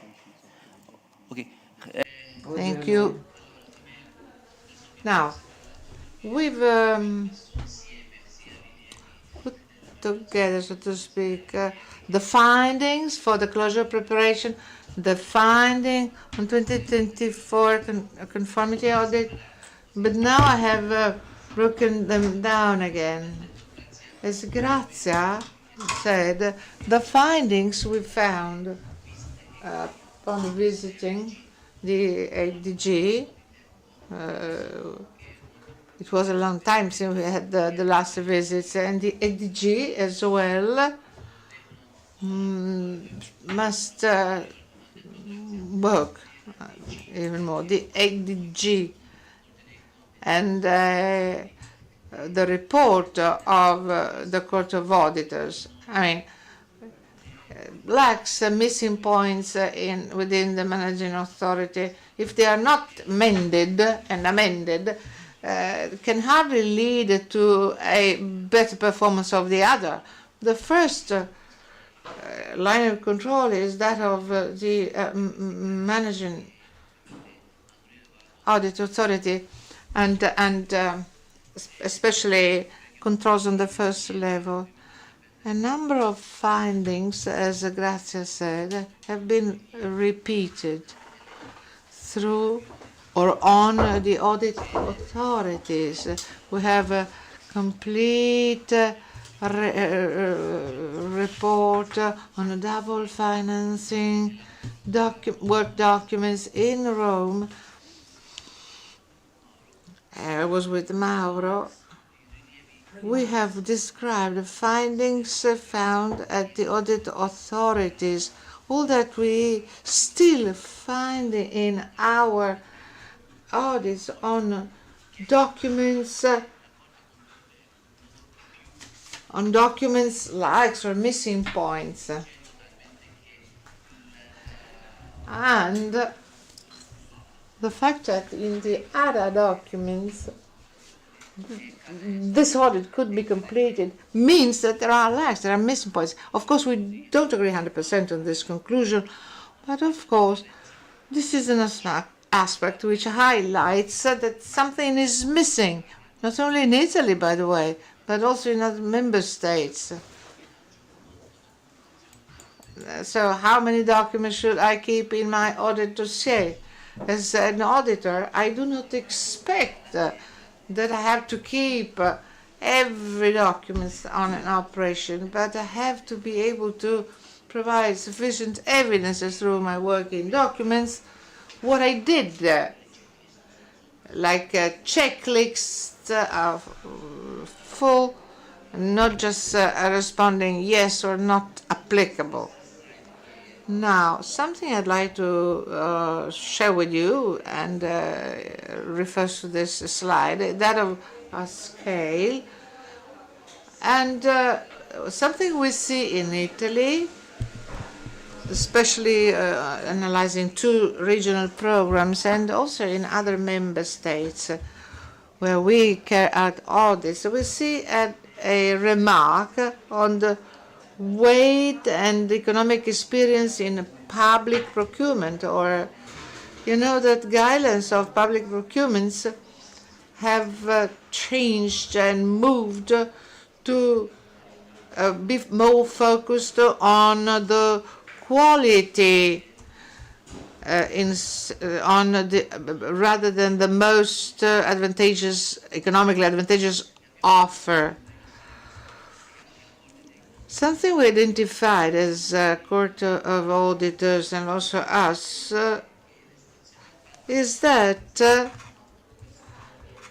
contracting authorities are using this very point in the directive. They must consider the most advantageous offer in an extreme manner by attributing 90 scores on quality and 10 on price. That's okay. However, the directive explains that there must be a relationship between quality of the bid and the type of tender.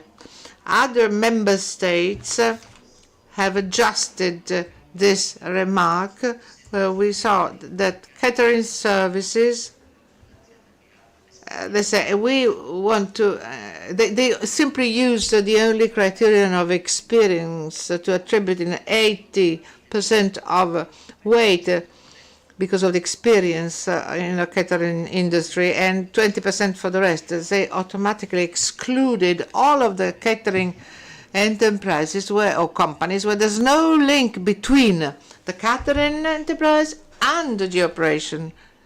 They excluded all those who have been on the market for 2, 3, 4, 5 years. They'd be automatically excluded from the market because there's only one winner, the one with the longest experience on the market. So probably you also found this aspect as a criticality, just like our auditors. So there must be a good justification. Yes, you can use experience as an indicator, but also and always linked with your operation. And always in line with what you need in terms of a worker. Like you need an engineer who has to have so many years of experience. And in this case, it could be a key element of the contract. The next slide. Sorry, the previous. We also saw that there are, like say, the monitoring of the indicators.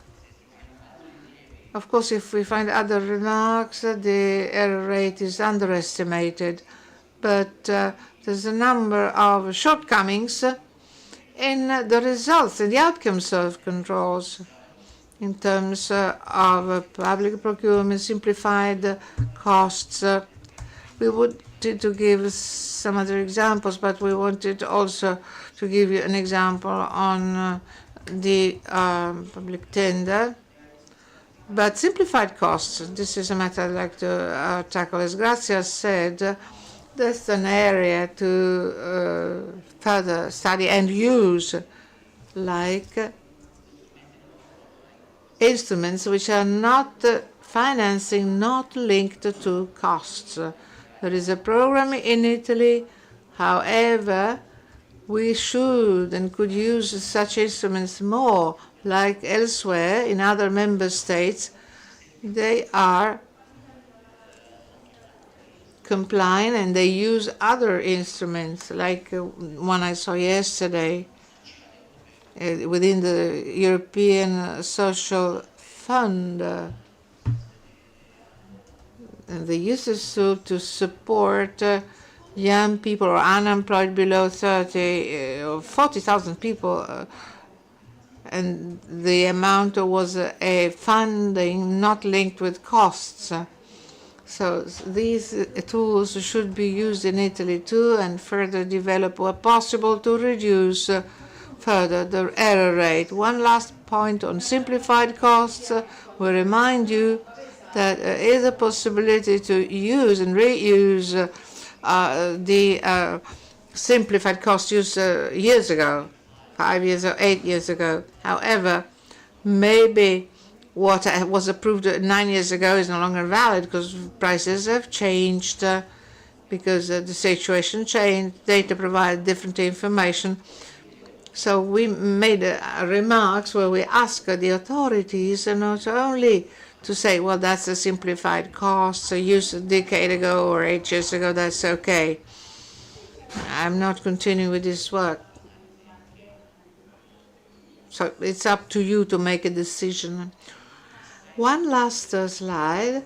That's referring to the public procurement and the errors we find. That's part of our remarks. Some of the irregularities, that's a very practical example of a remark out of our remarks, concluded, corrected, technical assistance services, a contract subject to 3 changes and 3 postponements. We suggested that the first variant was a violation of the article, of Article 72, and we also analyzed the other 3 extensions in the contract. Some modifications are possible, but they were not eligible, not in conformity, not aligned with the provisions of Article 72. And that's just one of the various examples that we've encountered, and something that we see less amount of remarks on irregularities, us and the Court of Auditors as well. So, one year after the other, thanks to the interventions and exchanges and technical meetings we organize, the way we improve the checklists,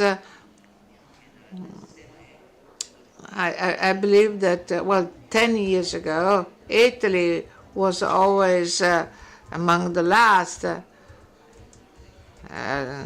with which was subject to most remarks. But then the situation changed and we had too many remarks. Today, your work is very well done. Of course, remarks are more difficult to interpret. See, so there are areas to improve, but I would say that the system is now quite performing. Thank you.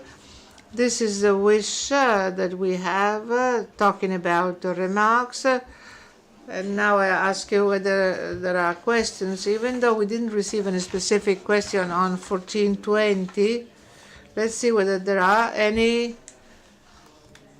So we can use your questions if you have any, because many of you are kind of swimming in high seas, and so we can possibly continue then with questions on the closure.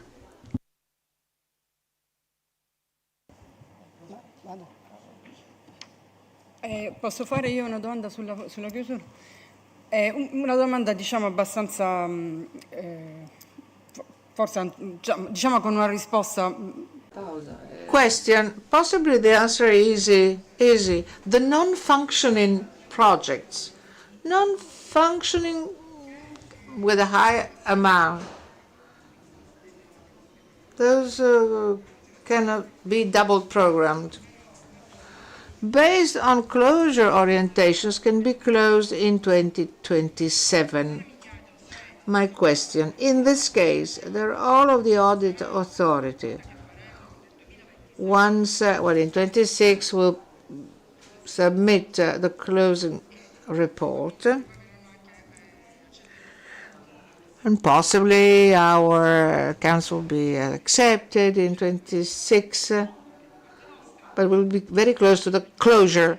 In 27, speaking of those projects still non-functioning, what kind of role has to adopt the audit authority? A passive one, intervening upon inputs from the European Commission? So when you will ask us to provide you with the lists of actions about projects that are still non-functioning, just like in the period 713, when you involved the audit authority till the very last day, even after years, to ask the audit authority confirmation on whether the operation had been completed. I don't know whether it was so clear, but what's the role in 27? When at that point the closure documents will be already presented, submitted. Thank you for the question, Grazia. Actually, Grazie per la domanda, grazie. to ensure that this list, which is presented, is complete, is based on reliable data. But after that, I would say you don't have to intervene anymore. The monitoring of that list will be the role of the Commission, in particular the geographical unit, who will be in contact with the managing authority to ensure that these projects are completed with national funds if necessary, that they are put into function. Otherwise, they will launch the necessary financial corrections. So at your level, you just work now with the closure package to give us assurance that this list is, to your knowledge, reasonable and complete. E anche nello stesso senso Yes, and also the guarantee about the durability of operations. The role of the audit authority is to ensure that the managing authority has a plan to verify the durability of operations without having to carry out specific tests in 3 years' time.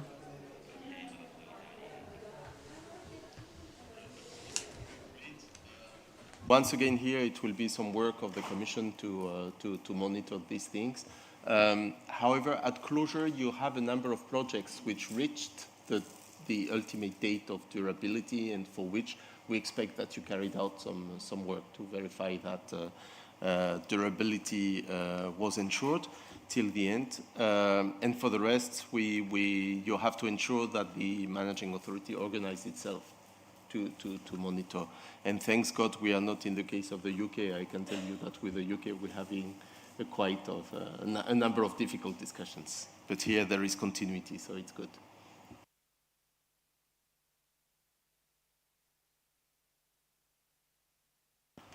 Coffee time. Yeah? Caffè? Per tutti.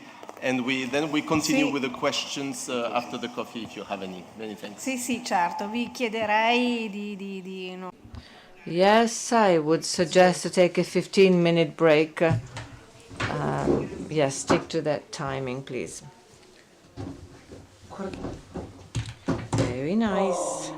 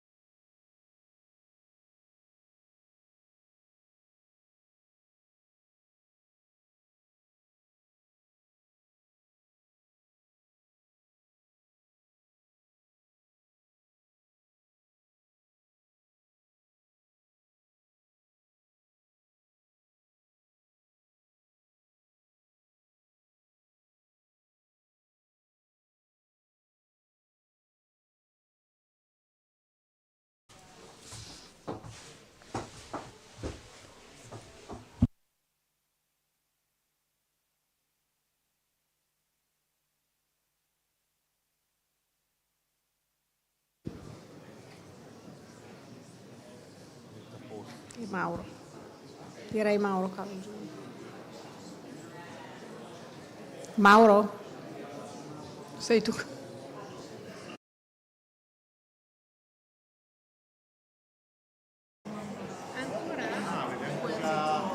Ah, scusa, aspetta un attimo.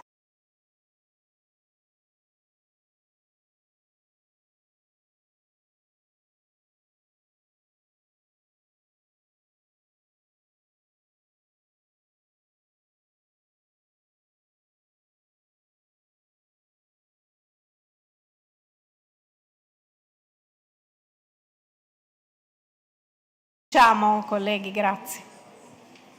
Prego. Ok, grazie Maria. Thank you, Marisa.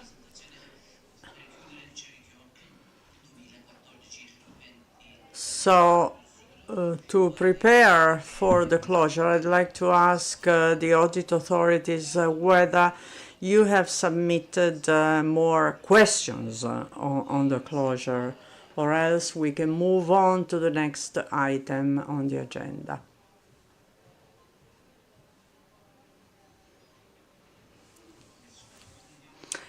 Okay, the floor to Mauro, introducing the different presentations by the regions.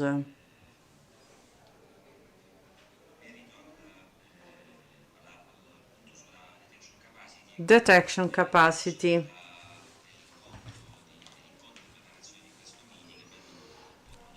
During our past meetings, our previous meetings, we discussed a number of inputs from the various participants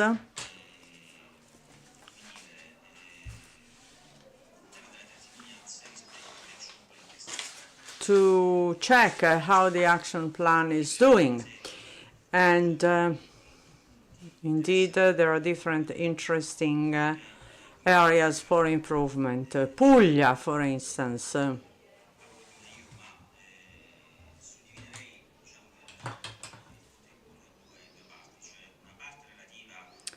Puglia illustrated a direct experience, whereas they also took care of coordination activities relative to the different action plan items.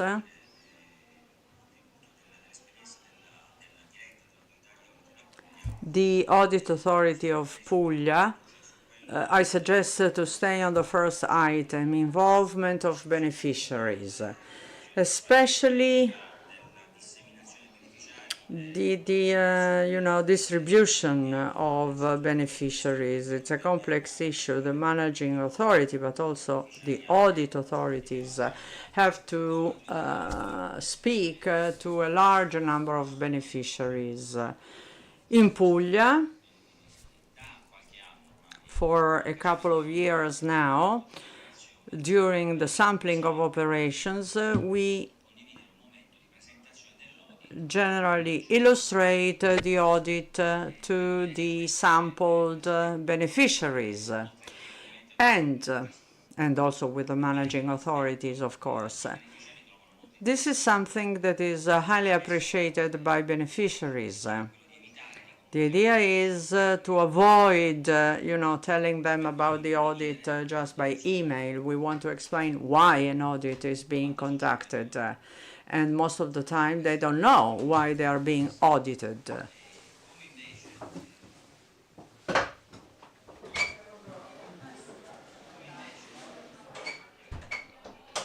Sorry, I have to wear my glasses or else I can't read. When it comes to coordination, on the other hand, I do believe in the value of sharing, including sharing operational aspects. Our audit authority shares several issues and aspects, but operational aspects are somehow overlooked.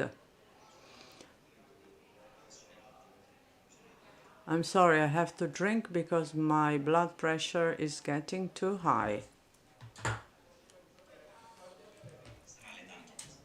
I'm probably growing old.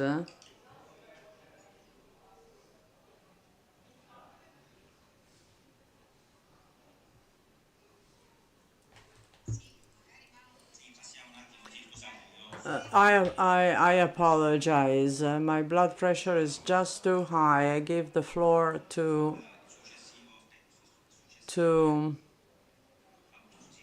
Abruzzo.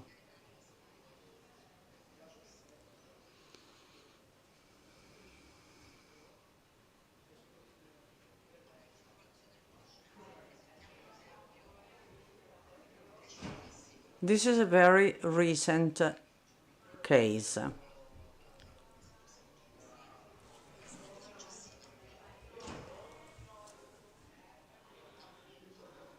Back by one.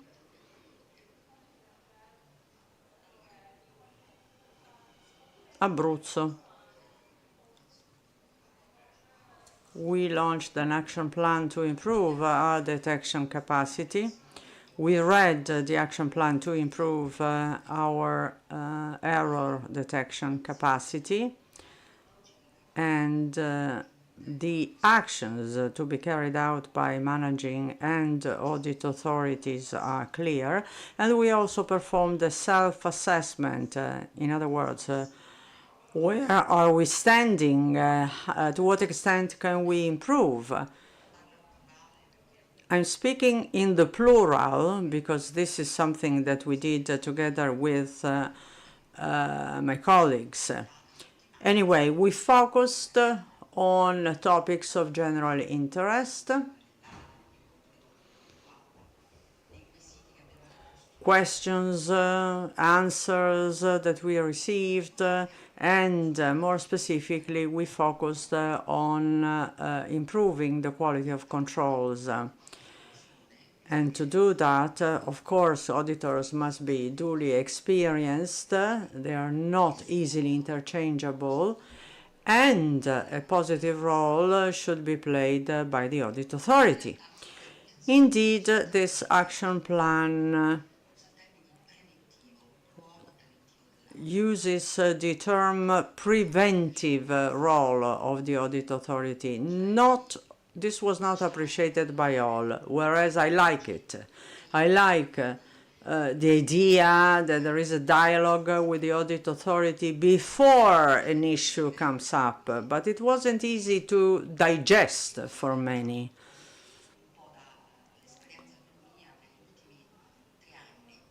In my experience, in the last 3 years, I have seen that a letter containing information from coordination, from the Commission, from the exchanges with the smaller working groups with the other regions, all of this is very important, and this has to be shared with the DG in order to be proactive before we arrive for an audit. This is about experience rather than practice. Next slide. And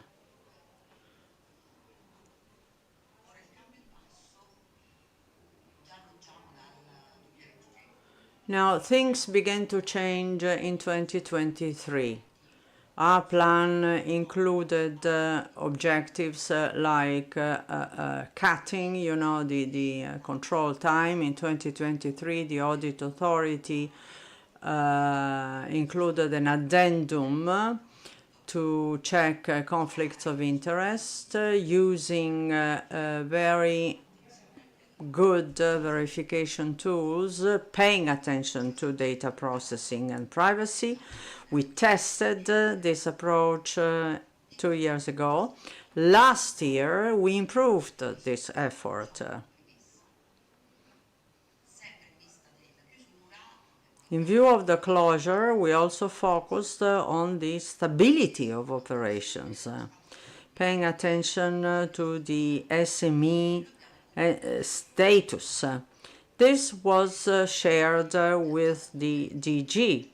In 2023, we began focusing on the conflict of interest, and as a result, we prepared this addendum, and this was also replicated by the managing authority. In other words, even the DG now knows how important this is. Last year, we developed a tool for the so-called affidamenti. We needed an easy, simple tool. The technical assistance was also new to the scene. I asked the most expert auditors to check the expertise of these auditors. You know, the workload was increasing, and our internal auditors suggested to draft guidelines. They said, why don't we focus on the main issues of controls leading to corrections? We try to document controls as much as possible. So we decided to prepare some guidelines to avoid corrections and the related documentation.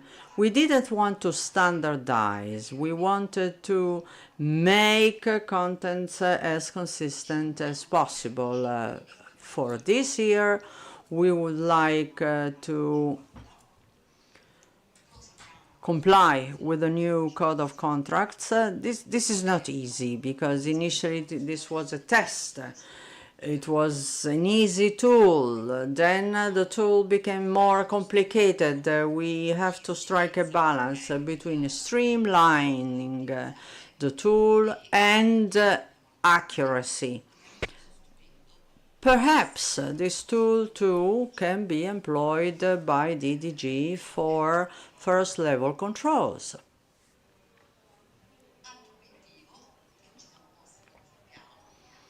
Another goal that we set for ourselves is to talk together instead of sending letters, exchanging reports, forwarding notes with the questions and answers from the Commission. I think it is much better to describe, to talk in person. Sometimes communication gets easier in this way. So we decided to discuss Arachne. Arachne is highly recommended by the Commission. We decided to discuss with the managing authority, with the technical assistance, and the regional offices that perform management and control activities. We decided to arrange a one-day meeting to exchange our experiences on a number of topics. Verification of the SME status, compliance with state aid rules, size of companies, using Arachne. This seminar, if you like, took place on the 8th of May, and it was an excellent opportunity to turn an audit by the European Commission into a general debate. As for closure activities, we were supposed to verify also financial instruments, especially the SME status. This happened in May. Last summer, the Commission told us that they would audit precisely this aspect. So we met in October. Areas for improvement became immediately clear. We realized what had to be improved to support controls. Also the use of Arachne. Arachne is very helpful to identify partners, directors, natural persons having important relations with our firms. So this seminar was a very good opportunity to submit the provisional report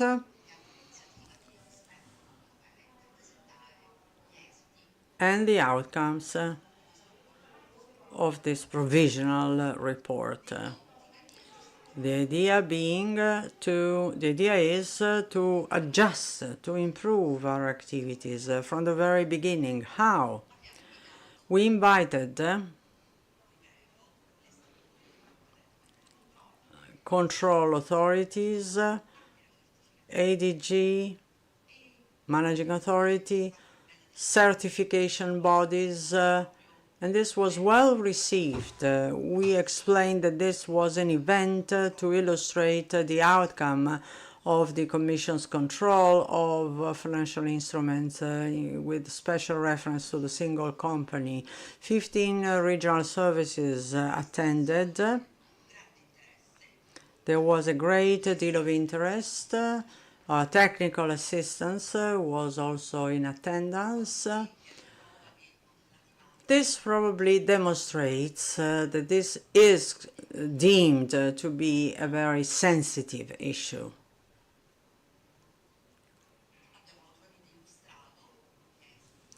We illustrated the provisional report by the Commission. We explained what we were supposed to do for the closure and what we were supposed to do with the new programming period to improve our procedures. The Commission gave us a very clear suggestion.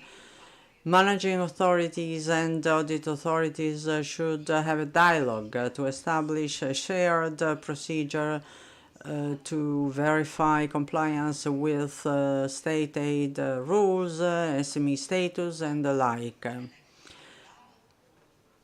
After a while,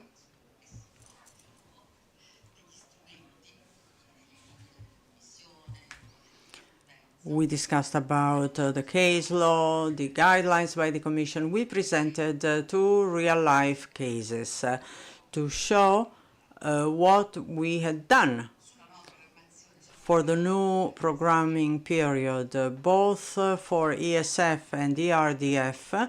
We began last year to check a number of aspects.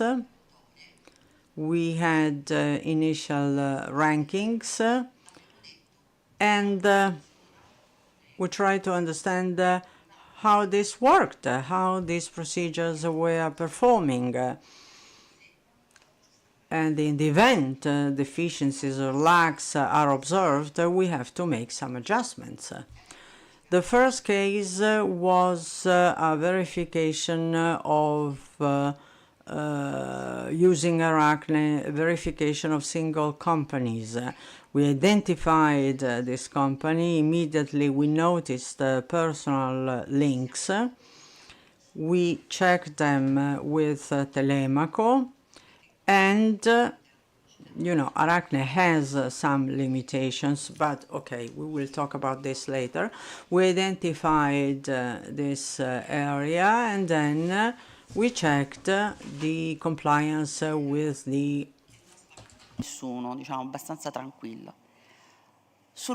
With the accumulation of positions. As for ERDF, we analyzed the research and innovation project subject to conformance test, and we did exactly the same, but in that case the idea was to identify the company size. Through Arachne, we identified the criteria to identify, the SME status, employees, sales volume, and so forth. We discussed the results of this. Why with ESF it was fine, but with ERDF, you know, this case was more complicated. The image, the picture offered by Arachne, you know, with the identification of links, the bullet points, you know, identifying natural and legal persons. Anyway, Arachne was of great help, but we had some problems. Some foreign companies, with some foreign companies, we could identify the significance of those relations. We learned about, you know, the stakes of those persons. But in the case of some, say, Latin American companies, Arachne told us this is important, but we couldn't conduct any evaluation because we didn't know anything. We just knew the companies there are relations, but we don't know, you know, these people have a stake of how much, 20%, 30%, we didn't know. And this, of course, means that more data have to be requested from beneficiaries, also through the managing authority. And, you know, those data are not easy to interpret. In the case of foreign companies, those companies, for instance, may comply with different accounting principles. Their, you know, rules can be different from ours when it comes to financial statements. So if you say, give me a Mexican financial statement, are you sure that you are receiving the information you need? I don't know how a Mexican company drafts their financial statements. I've no clue. Do you have some practices that can help us in those cases? Is there a way, you know, to follow in those cases? We don't know. And in the, you know, ERDF was, you know, a shaking case because the offices realized that we were not offering them, you know, an Excel spreadsheet with simple calculations to make. They realized we were illustrating a working path requiring evaluations, you know, and especially, you know, using your brain to understand what goes on. This was extremely appreciated because Arachne immediately identifies personal links with companies. The presentation that we delivered on the risk level, you know, the different colors that Arachne returns, in spite of everything, you know, even though we clarified that nothing can be taken for granted and you have to examine and analyze everything, but then we discussed also the limitations of Arachne. I don't want to take issue with anyone, but this is important to make, you know, life easier for others so that they don't have to solve the same problems that we have already solved. Arachne doesn't offer historical figures, historical data. Arachne is regularly updated, but this is not so true because we found, for instance, a joint stock company that then a limited liability company that then became a joint stock company. So you have to pay a great deal of attention to Arachne information when you perform a control, and this has happened already. You can go wrong if you don't consider, you know, all these situations. Number of employees, you know, actual number of employees. You don't know this through Arachne. You only see the number of employees, like Telemaco. Possibly Arachne offers an excess number of employees, partners, directors, president, chairman. It's a bit more than Telemaco, but the definition of effectivity, actual employees, can only be obtained through the company's registries.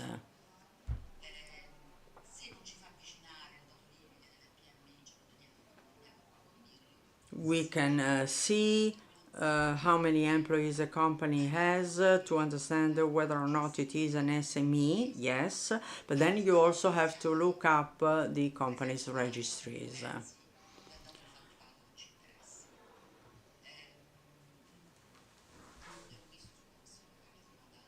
And this is something that we have seen several times in the past. Arachne values include the value of production, which is found in the profit and loss account. Operations, stocks, and the like, which is a bit different because we want to see the sales volume. It's a rough estimate, if you like. It's not the real figure. So you have to consider this when you are getting too close to the limits. I don't know if I'm making myself clear. Anyway, Arachne links are not always documented with foreign companies. This is something that we have seen several times. So, at the end of the day,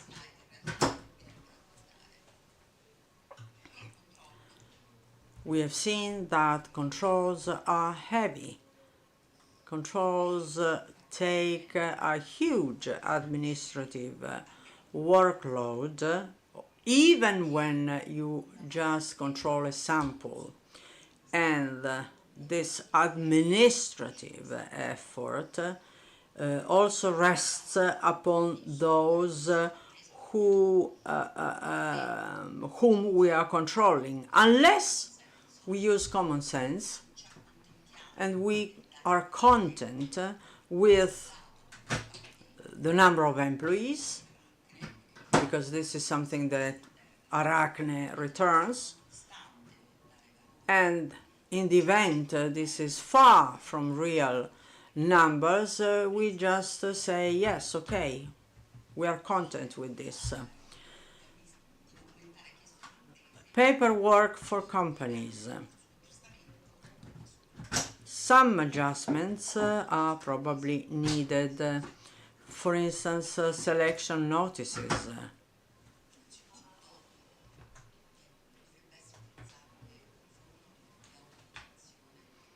First of all, we should probably use self-declarations and beneficiaries. Companies should be available to provide additional documentation with some safeguard clauses, like we are going to perform controls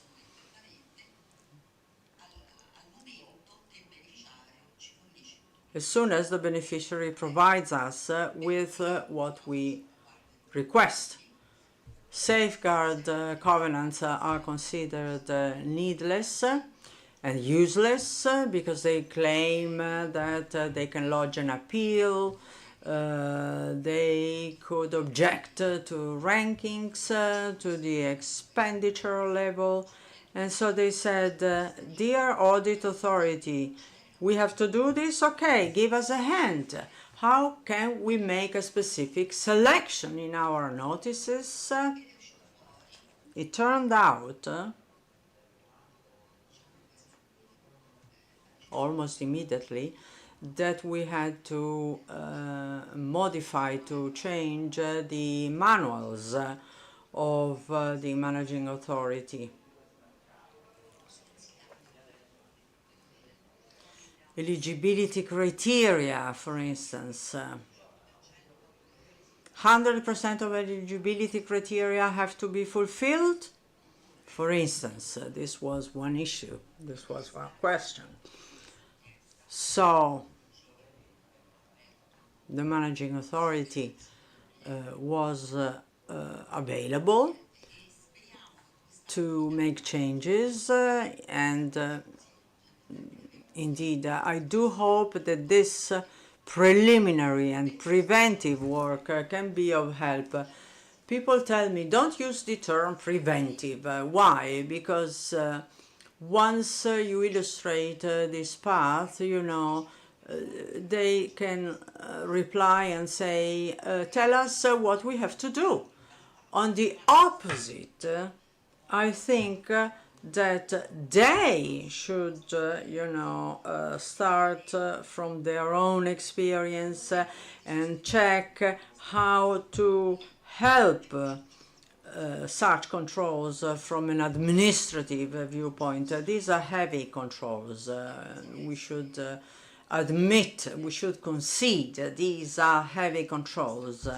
And as I said, one real issue is foreign companies. I don't know, I think that a statutory Italian auditor could possibly certify figures of foreign financial statements. Because I don't think we are expert enough to interpret financial statements coming from abroad. And I think I can stop here. So, circulation of knowledge in a nutshell. This is what we have done. Ok, passiamo alla regione Lombardia. Very well, let's move to the region of Lombardy. Cristina? Yes, I have no slides. I'm going to speak off the cuff.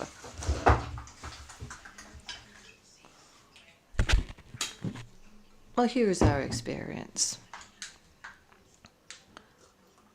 So we really thought of a sensitization program at all levels. I asked for the participation of the managing authority, especially the first level controllers and the intermediate bodies, because over and above the specific cases, the analysis and sharing of specific cases, and of course audit is really the peak of our activity.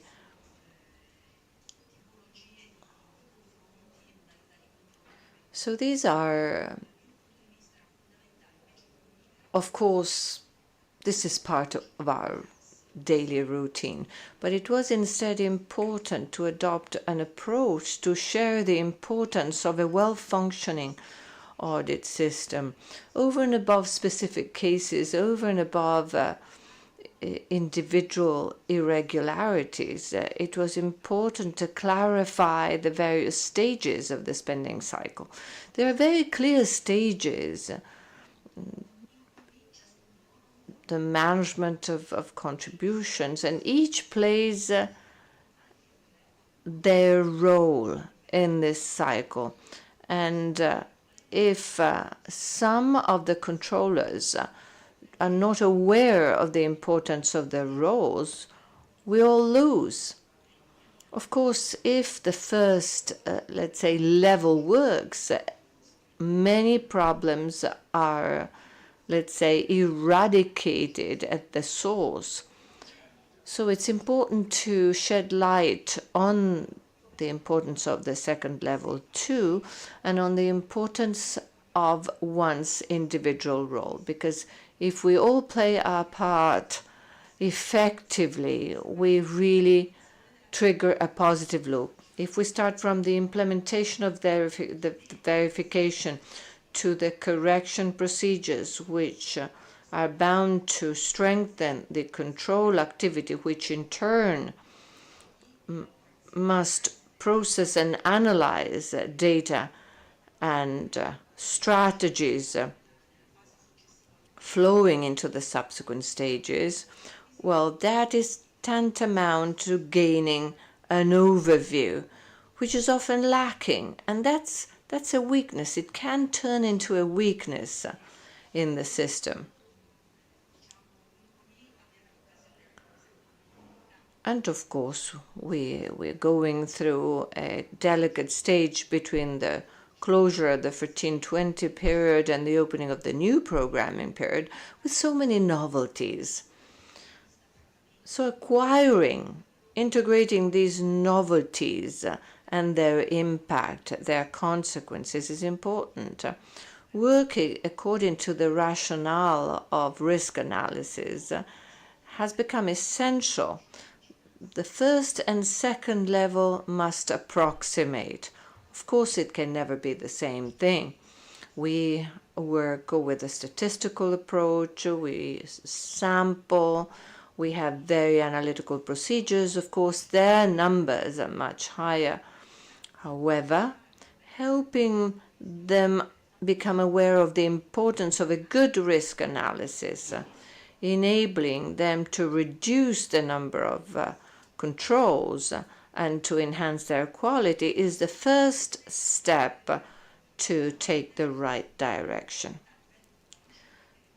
So it was important to share these, the need to adopt a new approach, to adopt these novelties for continuous improvement,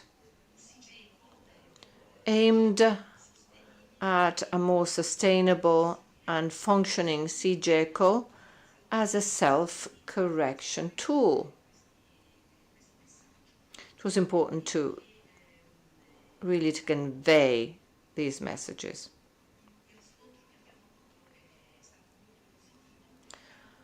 All this was very well received, and indeed they asked for a replica, and we are going to repeat it, going into greater depth in a number of topics. So over and above the general criteria, we're going to zoom on specific cases in a workshop format and see how they deal with those case studies, so from theory to practice.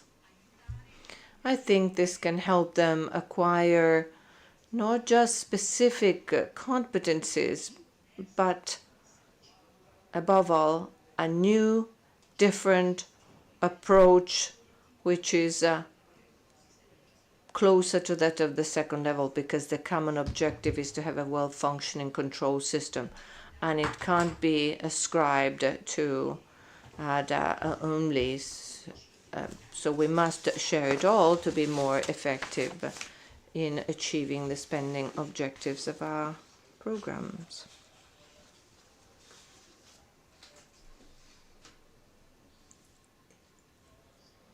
La Campania perché è l'ultima. Prego. Grazie. Noi abbiamo fatto un lavoro con un approccio un pochino. Yes, we worked with a slightly different approach compared to what we have seen so far. Can we move forward? Allora, noi siamo partiti dal presupposto. We have moved from the assumption that our office works reasonably well and that the action plan is aimed at detecting possible causes of errors and then identifying improvement areas at the managing authorities.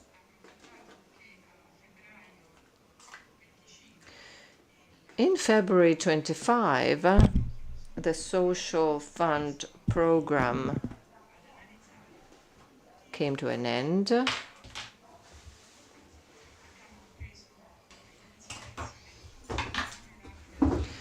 We considered all the 9 control reports of the previous period, 14-20. We reviewed all the audited operations, 195.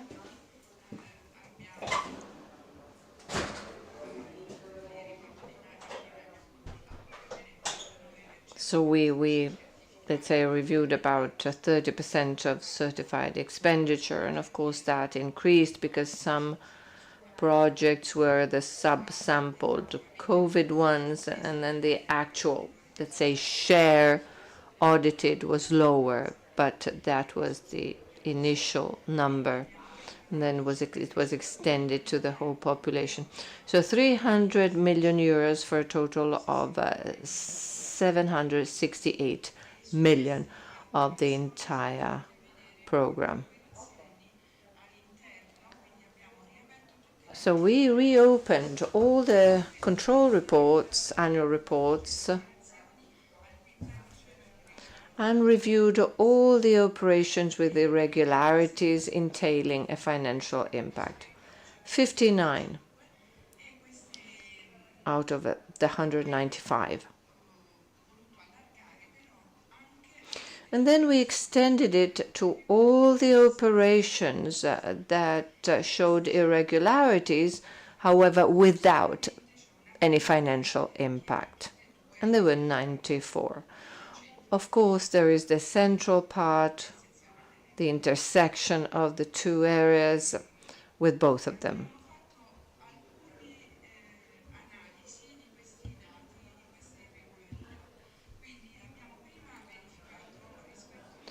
We first checked the irregularities compared to our samples. So every year we checked how many operations were sampled and how many of them had irregularities. You can see the first three columns until 2018-19 were about 30%, and then you can see the drop because of the single sampling method. I think we were the only ones in Italy. We were the only ones that, starting from the first year of COVID, all of us working from homes, and so we insisted for months to get the okay, and we carried out the first single sampling, checking 20 operations. That went on till closure, but since the ERDF did not close it, at the same time as the ESF, we can see that in blue we have the operations with irregularities, and they are growing over time.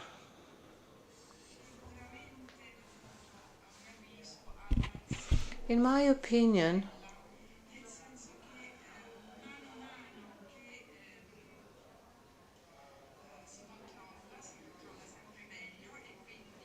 of course, as you audit better and better, you include more and more aspects. Maybe at the beginning of the programming period, some aspects were not deemed so important, but then at the end of the programming period, they end up as being irregularities. Additionally, let's say something about the number of total operations. In 2016-2017, we had 200 certified operations, 13 million euros. During the COVID year, we have 1,400 for 270 million.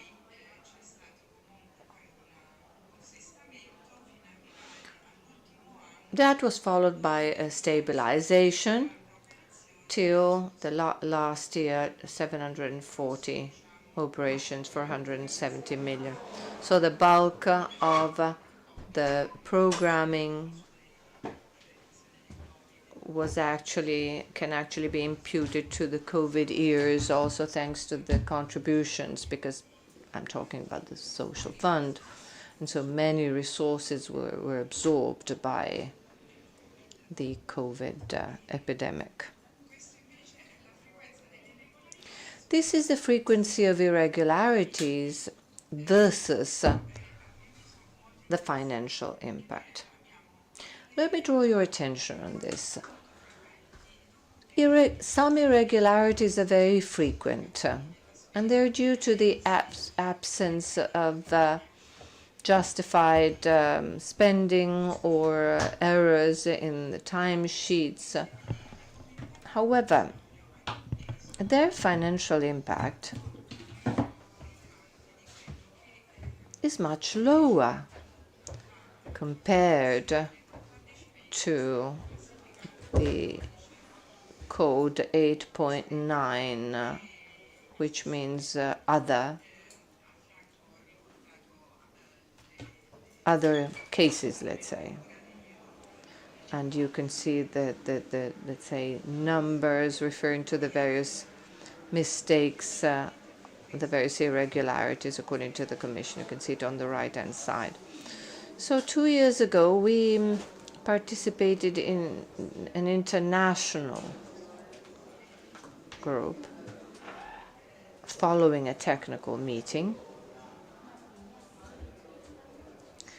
It was that group was promoted by the European Commission for renaming irregularities for the following period between 21 and 27. Well, actually, we didn't like the idea of having such a high frequency of something falling into the category called other, because if it's called other, you don't really know about the nature of those mistakes, of those irregularities. So we really decided to zoom on that category, and so we found out that those spending items are others, other types of expenditure, not those envisaged by the program. So we were working in that group, and I remember that we were the only Italian member, but there was France, there was Germany. And then, so we also contributed to the renaming of irregularities, and that made it more detailed. And I really hope that this will improve the next programming period. We've also analyzed the difference between public and private in terms of error type. So we first detected the errors.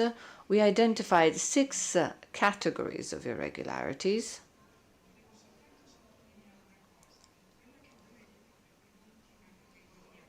What you can see as penultimate category, spending before or after the admissibility term. Well, it doesn't refer to the programming. Of course, the IT system automatically excludes invoices from which are outside that period. Well, in this case, we're referring to admissibility of the project itself. For example, a university lecturer who works starting from February and reports an expenditure in January, of course that falls into a period which precedes the beginning of his contract. Yes, I'm saying that to clarify it. And it's interesting to see the distribution and the difference between public and private with respect to the different types of error.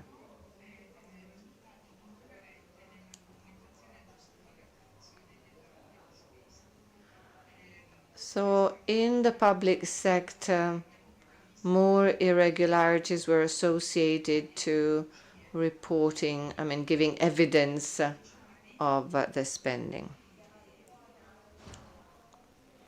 We also identified the beneficiaries and also checked trends over time, checked differences between public and private over time. It may look always on the increase, whereas as you can see, yes, there's a growth in the private sector.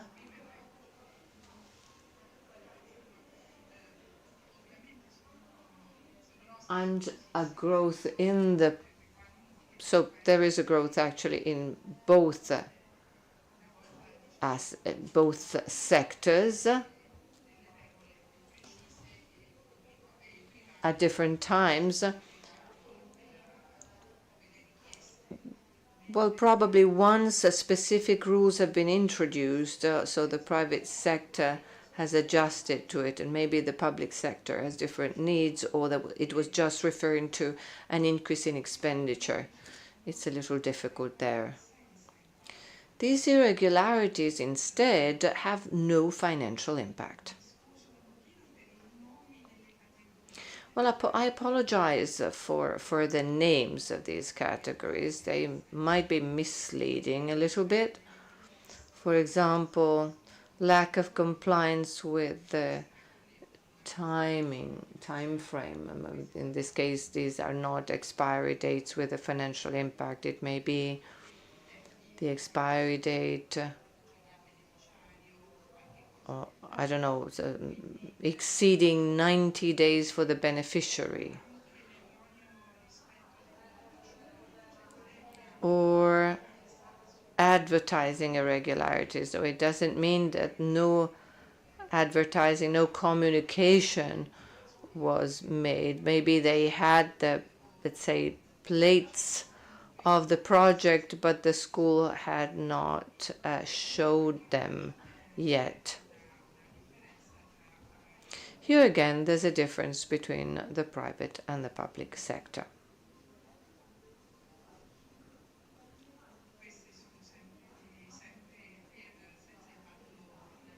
Again, without any financial impact. And these are our improvement proposals. Well, actually, we completed this work to present it to you, but it hasn't been published yet. It hasn't been communicated yet. So we are doing it here now with you. But so these are our improvement proposals. Our region is lagging behind with respect to standard cost. I remember, auditors saying, well, I had not seen so many invoices in many years. So we need a targeted training for operators and beneficiaries. Standard reporting models. This can be very useful.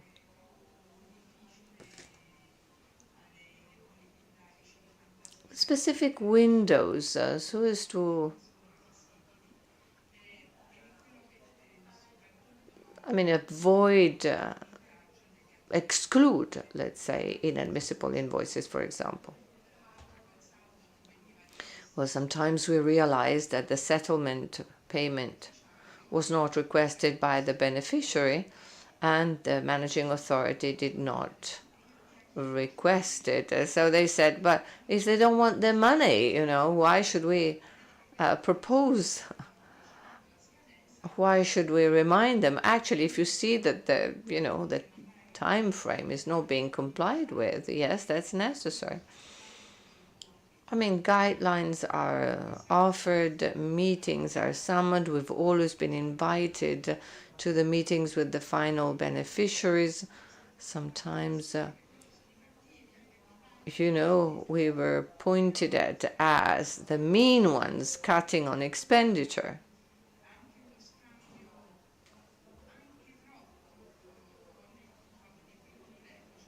So we entertain almost daily relations with the first level. So we're often consulted beforehand. For example, is it correct to put this sentence in the contest documents? So that already happens. However, it would be desirable to have updated frequently asked questions that other beneficiaries can access, can read, and actually get to know, or else dedicated emails. Beneficiaries should be able to send emails, specific emails, and get an answer, for example, in a week's time. Well, of course, there are telephone numbers, etc.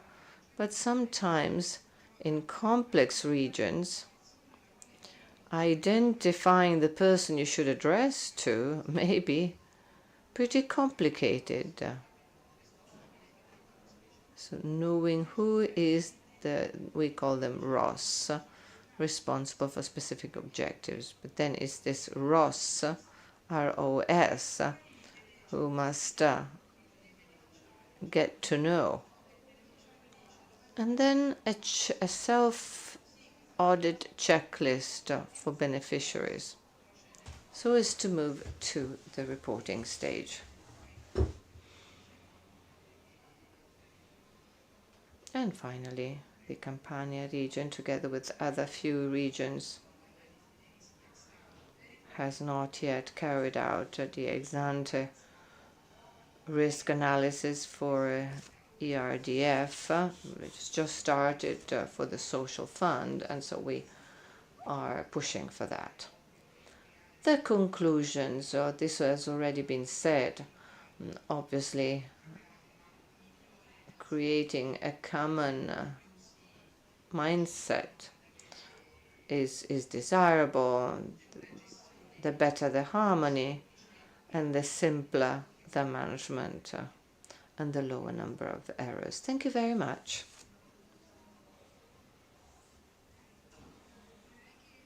All right, I think we can stop for lunch. Well, let's ask Frank if he has any comments.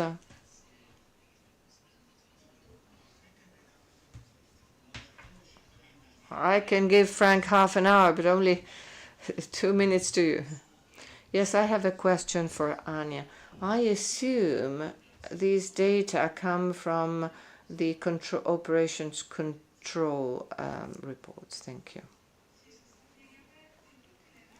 Yes, we, let's say, reopen the annual control reports, but it's only the operations audit, no conformity tests of the operations.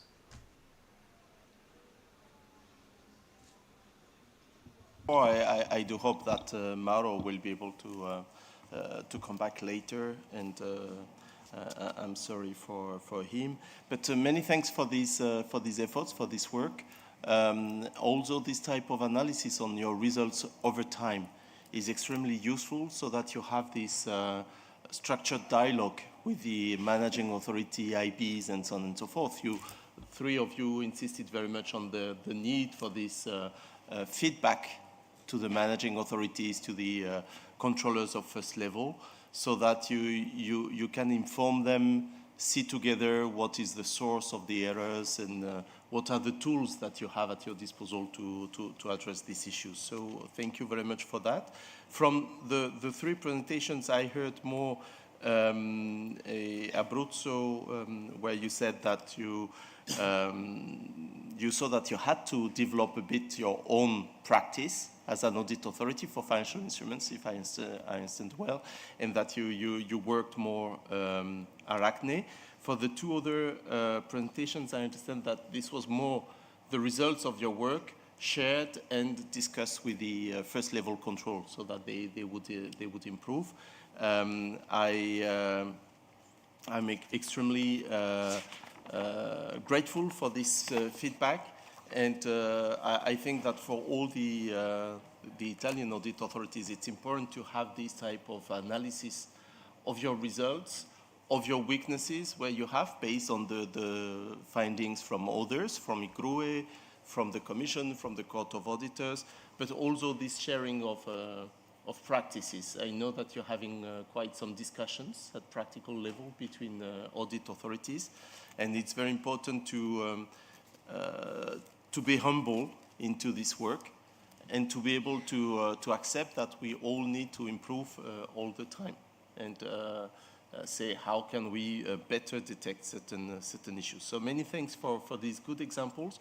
We will continue next week in Brussels with other examples from other member states, but I'm quite grateful, and we will organize a survey to all our audit authorities, including in Italy, to know, to have more structured data on what you've put in place to improve this detection capacity, both at the level of the audit authority and at the level of the intermediate bodies and managing authorities. So many thanks for this feedback.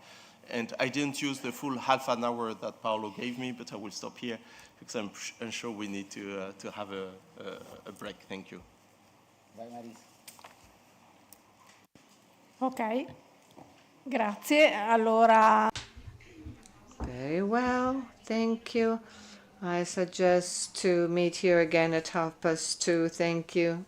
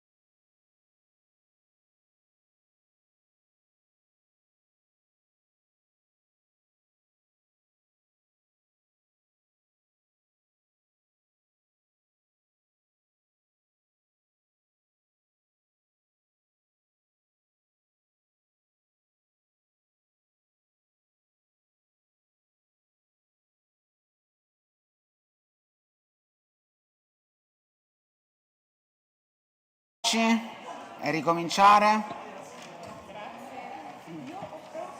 Tutti ai posti di combattimento? Non so dove l'ho messa. Sì, ho filmato. Ah, no, ho filmato. Ma non c'è procedura semplificata. Va bene? Sì. Lo sai, perché poi faccio il controllo e la prima cosa che chiediamo è l'elenco chi ha partecipato. Una volta ho fatto l'audit, Brian? l'incontro del Calabria, ho chiesto questo. Sì, poi dobbiamo averlo anche noi, sia questo, sia i relatori, sia l'altro, se ci mandate una copia. Allora, ma quindi abbiamo...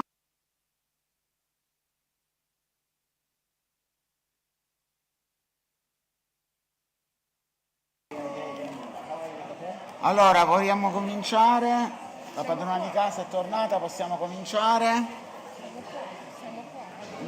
No, alle 11. Se vi accomodate, per favore, grazie. Abbiamo fatto questo. Posso dire due cose per Sì, abbiamo Perché noi abbiamo seguito questo. Scusate, solo due informazioni. Two announcements. At the end of the day, you will be participating in the different tours. Go to the ground floor and follow the signs for the individual tours. Assistants will direct you to the different tours. Tonight we will have a shuttle bus picking you up in different hotels. We will have dinner at 8:30. And that's it. I think we can move on with our proceedings.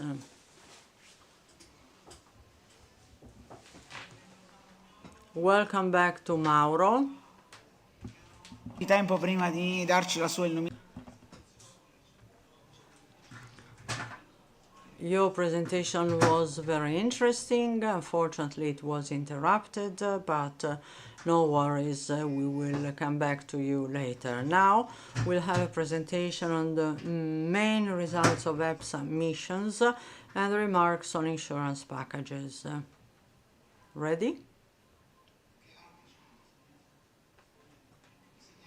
Frank is telling me that at last we have closed the 1420 and we are moving on to 2127.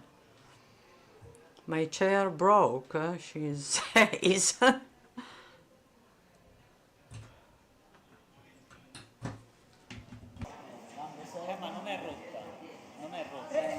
Gemma ha mangiato troppo.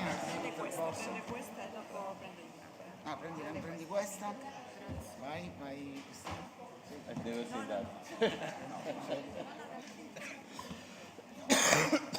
Scusate, ma se cadevo qua a metà di presentazione era un po'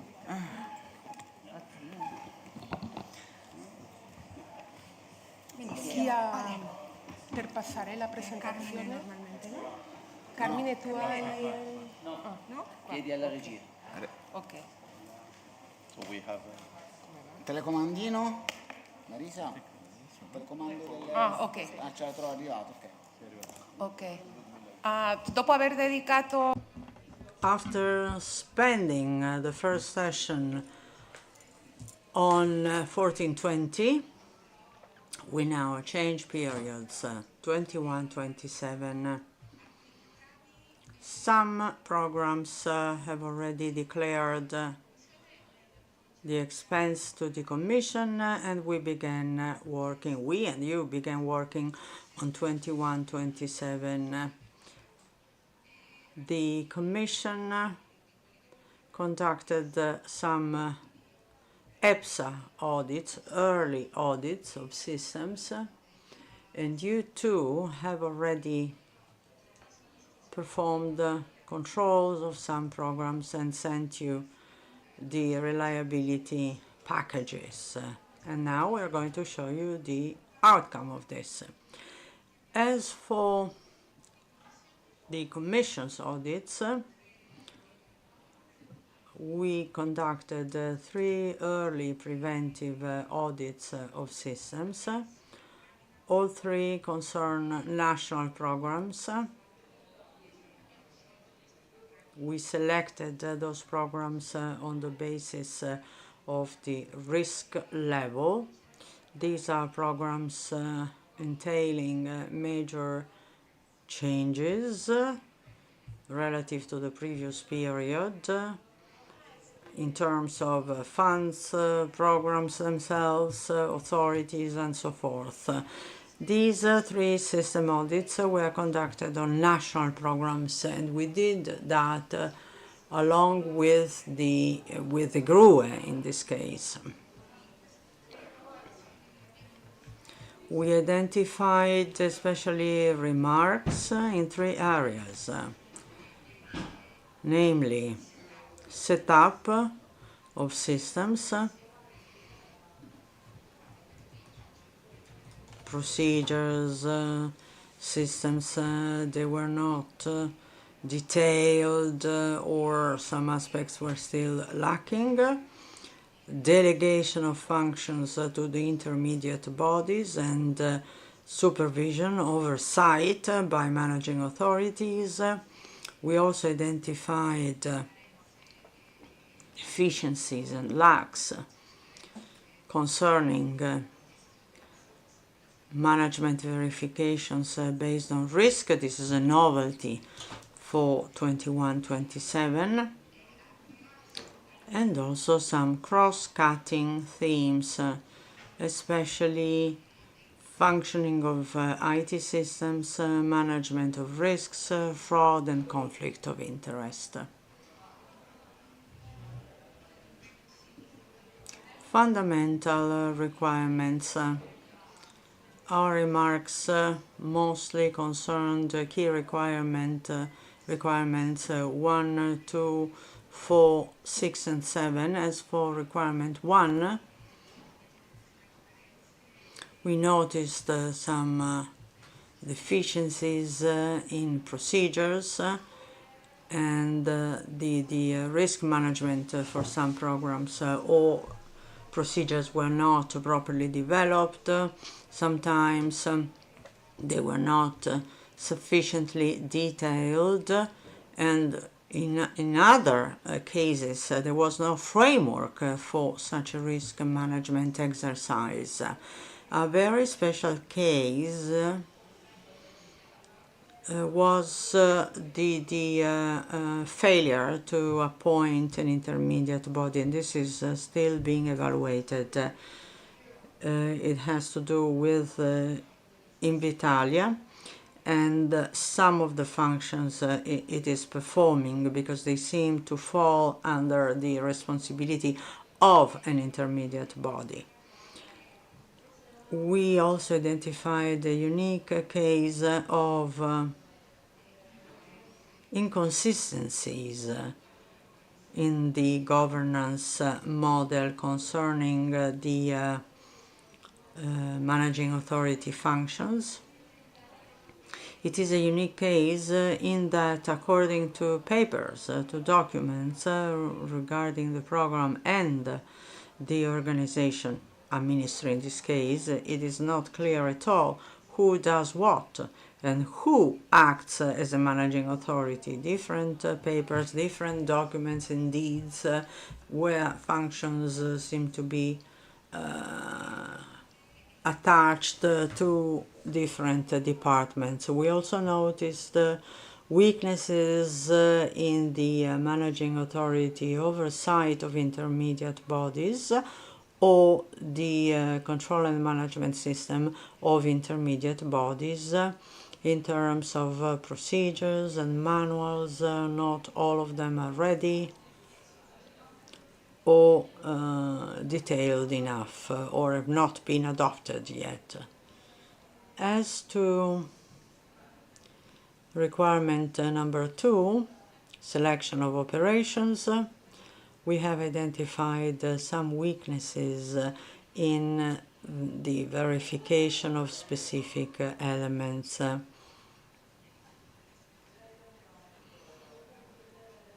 In particular, double funding, and the truthfulness of self-declarations. This was highlighted also by Carmine with respect to the 1420 period. Nothing new, but it was identified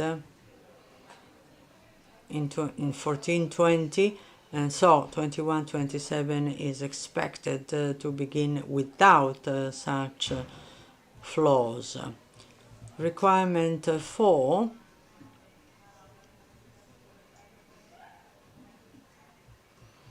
the novelty here is management verifications based on risk. Procedures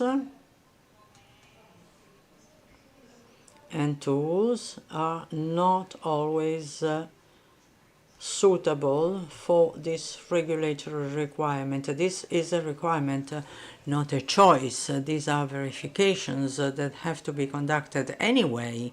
We also identified deficiencies in the supervision, the oversight by the managing authority, especially for verifications of other bodies.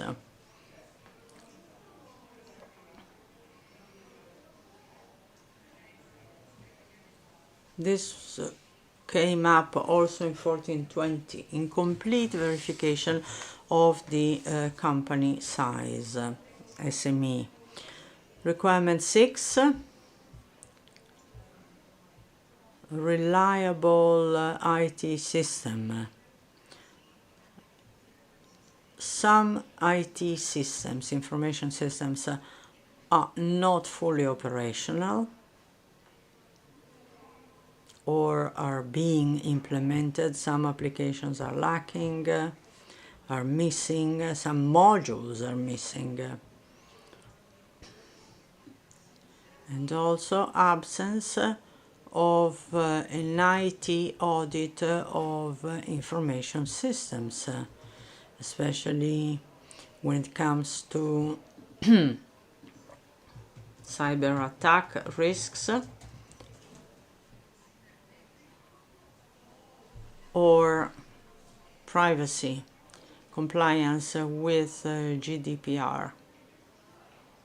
Finally, for requirement 7, anti-fraud measures should be effectively implemented, and this has not happened every time. These measures were not fully implemented, so no real novelty with respect to remarks for 1420. Please stay focused on these aspects. And also we have new elements for 2127, especially verifications of risk-based management verifications.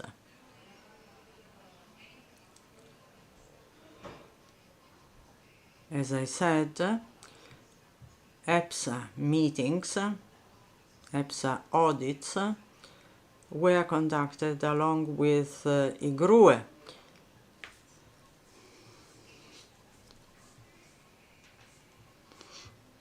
For 2127 too, we have already received several reliability packages. Last year we only received one. This year we have already received 15 reliability packages for 15 Italian programs, 14 regional programs, and 1 European Territorial Cooperation Program. Basically, this means that 30% of 21-27 programs have already declared the expense for the accounting period 23-24, and you have begun your audits and sent the reliability package. We completed the analysis of these packages. 6 were closed with no remarks, no follow-up.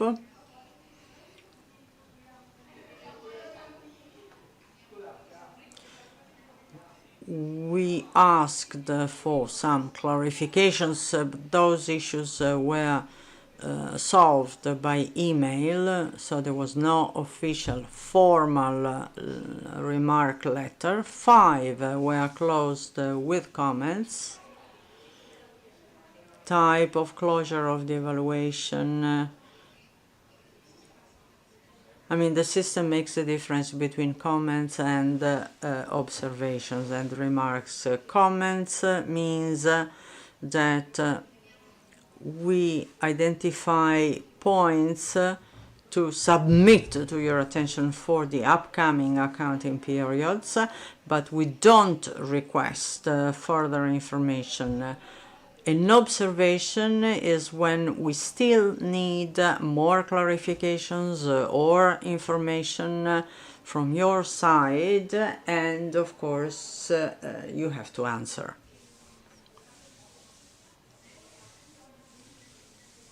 '23-24 period. Here we have a number of novelties compared to 14-20. Especially for packages and your work. 2 major novelties are to be highlighted.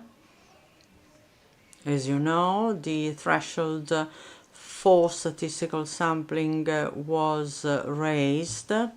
In the past, in 14-20, it was 150 sampling units, and it was mandatory to perform a statistical sampling. Now, for 21-27, the threshold is 300 sampling units, which means that for many programs that in 14-20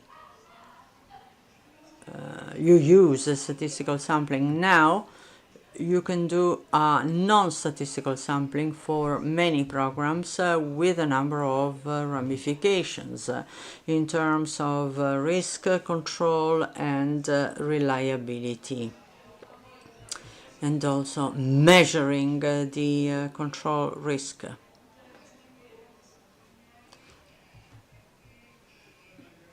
May I stress this point? It is important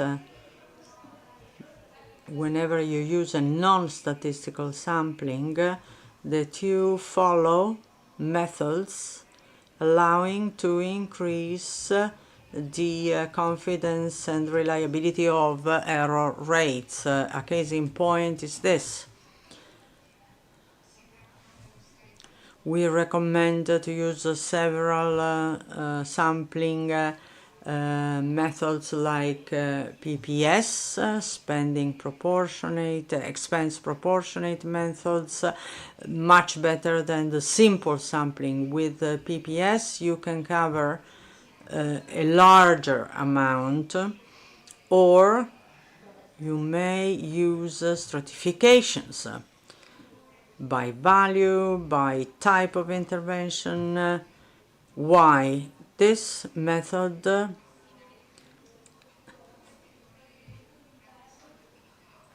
represents results better. Another important novelty is that in 21-27 the system doesn't allow to send packages or accounts when the total residual error rate is greater than 2%. In the past, you were allowed to do this. In 21-27, this is not possible at all.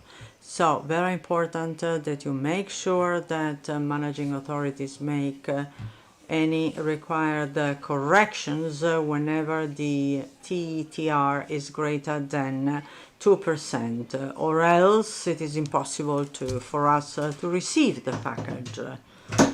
Okay, mine was just a short introduction before moving on to main remarks after analyzing 15 reliability packages.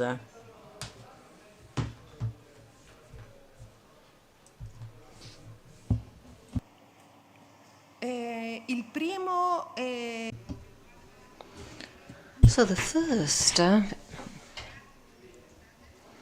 Well, of course, the annual control report is very important because it describes all your work. However, the opinion is the most important thing.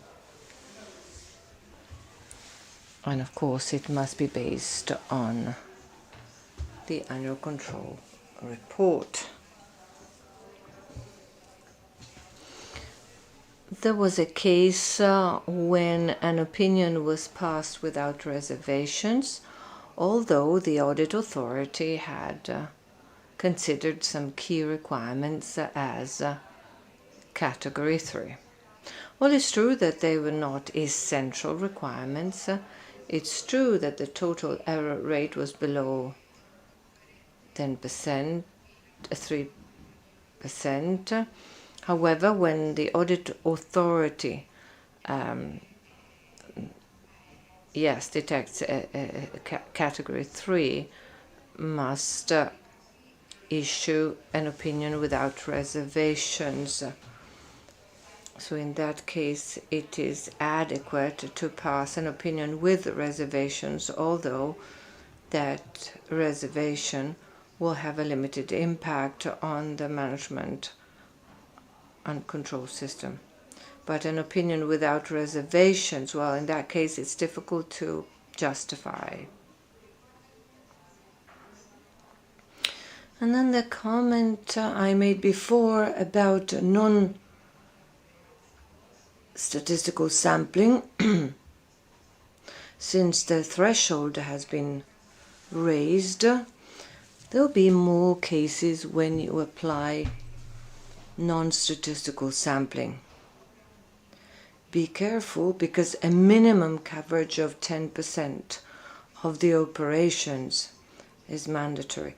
That means if there is a population of 44 units, 10% is not 4, it should be 5. So this kind of rounding must be applied, otherwise the coverage will be 9 point something, so below the 10% requested by the regulations.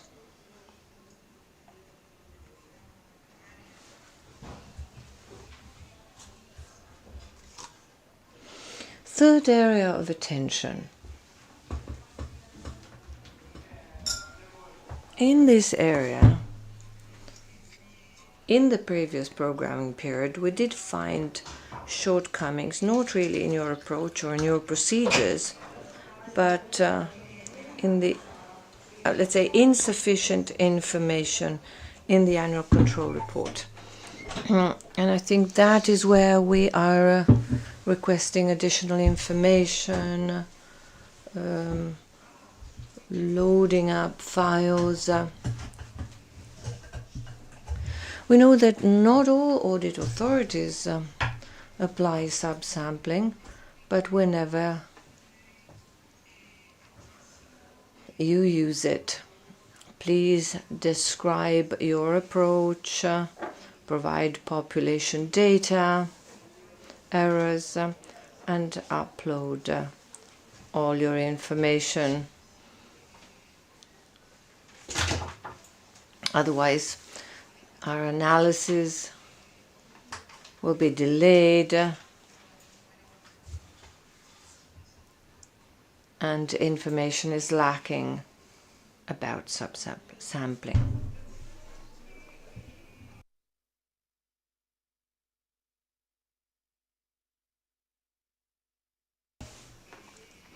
Be careful with subsampling in financial instruments, in the selection. In the period between 21 and 27, a few things have changed. Certifications used to happen by, let's say, chunks, whereas now it's an advance, let's say, operation, an advance estimate, but then it must be an actual certification. And And it's a subsampling as for any other operations. In the previous period, if there were more investments than was necessary to justify let's say, the chunk of funds, that had no financial impact. But between 21-27, spending is based on what is declared. So any error would be, let's say, projected and have a financial impact.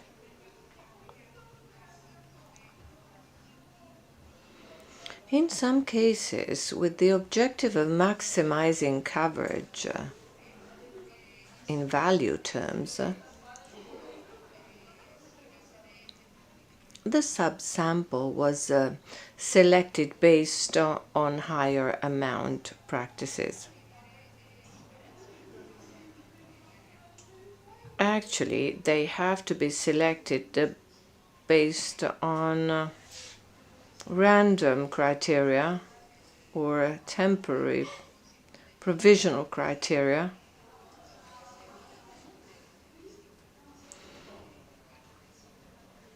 It cannot be based on value only.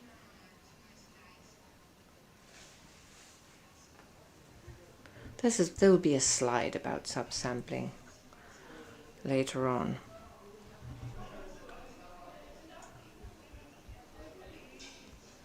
And these are two more observations.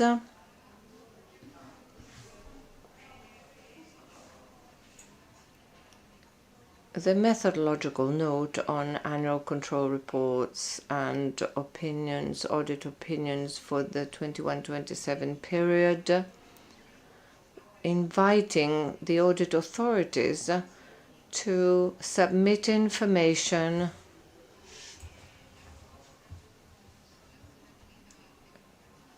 on what they did about indicator reliability and on the financing or financial risk. So these two items have not been covered so far. However, the methodological note requires this information based on what you have done. For example, it can be done through a systems audit or operations audit, but some information about the coverage of these aspects must be reflected in the annual control report.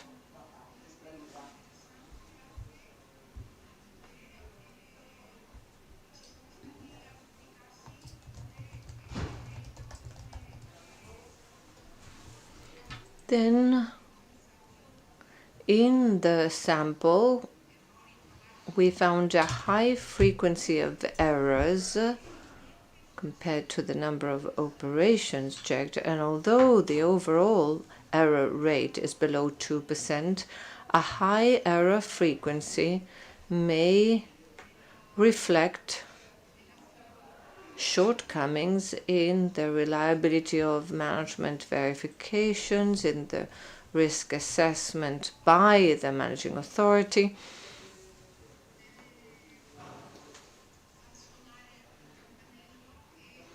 So that should ring a bell.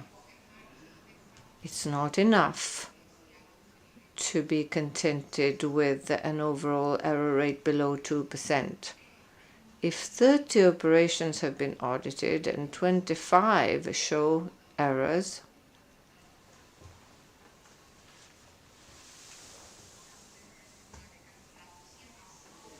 although the normal error rate is low, there's something about frequency, and it's worth going deeper, going in greater depth, request further measures by the managing authority in terms of improvement of the management procedures and risk assessment measures, etc.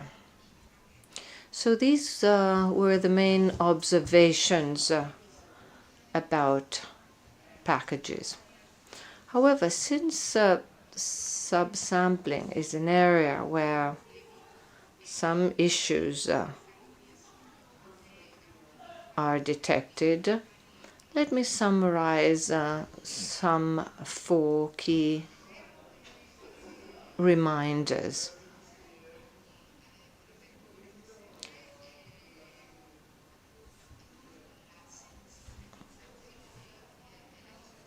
Yes, the summary,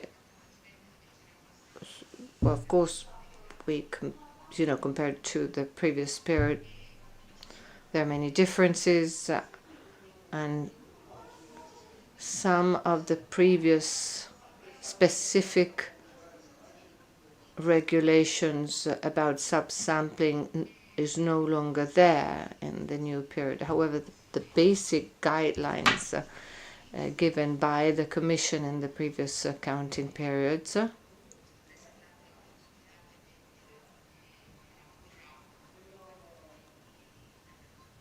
summarized in the guide to sampling coming into force, which came into force for the previous period, well, they remain valid. So subsamples must be, sampling must be based on a random criterion, not just based on risk or selecting the higher amount invoices or transactions. Well, it's true that in some cases, monetary criteria are included. MOOS, if I got the acronym right, and the proportional method, if not statistical too. So those are the main and the best methods to combine random elements with a high coverage. Of course, it depends on the time of operations. So we're now talking about vouchers, so they're more or less the same. Otherwise, they would require a different method. Now, if the main sample is a statistical one, and of course the main sample is based on operations, then subsampling must also be based on statistical methods.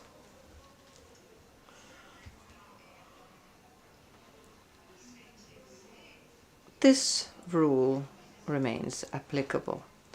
If the main sampling system is not based on statistical methods, then the managing authority may choose their own subsampling method, either statistical or non-statistical. Of course, statistical is always recommended. So 2 main rules remain. If the subsampling unit is the invoice, then it must include at least 30 invoices.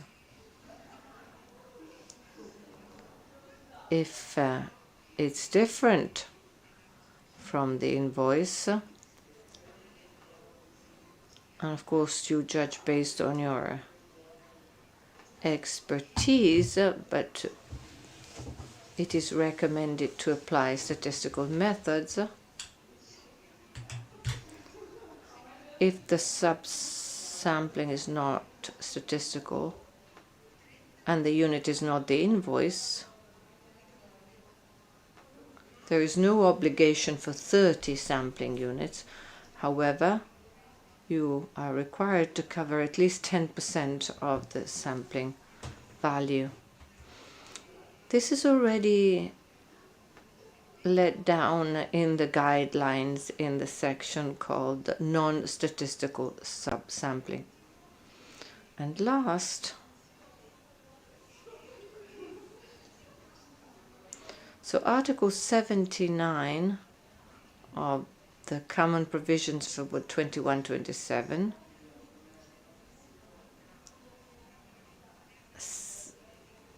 setting the threshold 300 units for the implementation of non-statistical sampling. Well, that article doesn't apply to subsamples.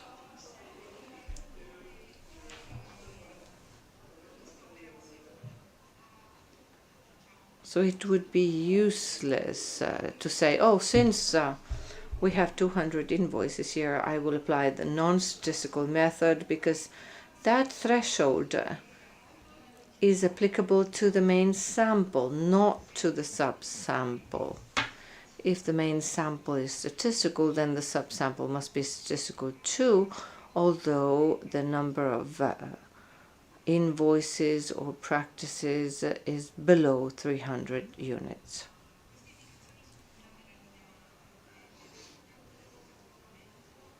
Well, the guidelines, the sampling guidelines already envisage that. Please take it into account for the 21-27 programming period, because the title of the guideline is 2014-2020. There will be no guidelines for the period between 21-27 except for regulatory provisions have radically changed. Thank you for your attention. Posso avere un chiarimento, scusa? La parte quella del subcampione. Subsample of instruments what I didn't understand well the difference. Well, it could have been included in the general presentation of subsampling. In 21-27, financial instruments are like any other operation, but what is different is how to declare financial instruments and what one should do with possible errors. This is covered by a separate point. Anyway, in 21-27, financial instruments are like any other operation where you declare the incurred expense. In the past, errors, there were a few cases with errors having a financial impact because the incurred expenditure was greater than what was necessary for declaration purposes. Can I say something on this?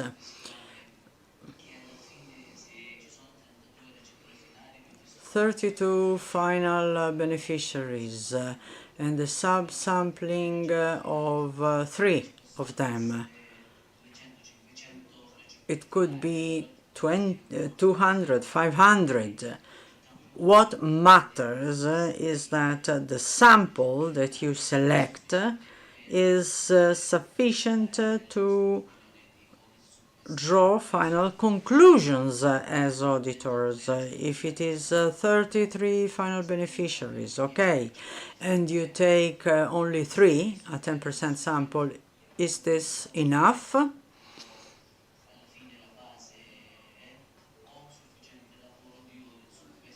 Is the audit conclusive enough?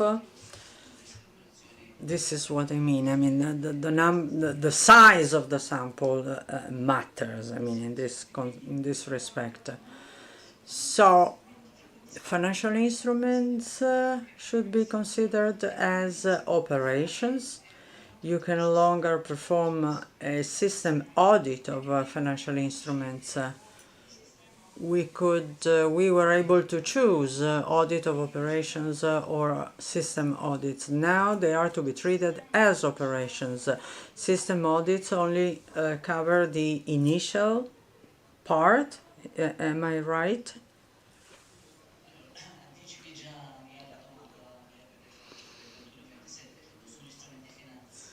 You put a question on financial instruments in 21-27. Now the requirement says that you need to conduct a system audit of financial intermediaries. Of course, when you declare the expense, you will have an advance payment to establish the fund and the end beneficiaries as eligible expenses. So, your sample should include all of these elements, advance payment if declared, and any declared expense by and beneficiaries. We already have a package for 21-27. The audit authority took a sample of only 3 out of 32 beneficiaries to draw conclusions, but this is a normal, regular expense with and beneficiaries. I hope I was clear enough. Sorry, I couldn't understand. I didn't understand. 21-27. 2 financial instruments were certified and they are worth 50 million. They were certified in December. At the time of sampling, this will be treated as we did in 1420. But it's not clear to me. Shall we perform a system audit anyway? This will be clarified later during the Q&A session. In 21-27, the way to declare your expense will not be the same. First, you have an advance payment, same rules as in the previous period. If it is sampled, you have to conduct an audit of eligibility terms, ex-ante evaluation, and the other conditions. So this is identical. For 21-27, the second payment is no longer an advance payment, it is the eligible expense. So investment for final recipients. Second payment, therefore, is considered an operation like any other operation. Subsampling also follows the same rules.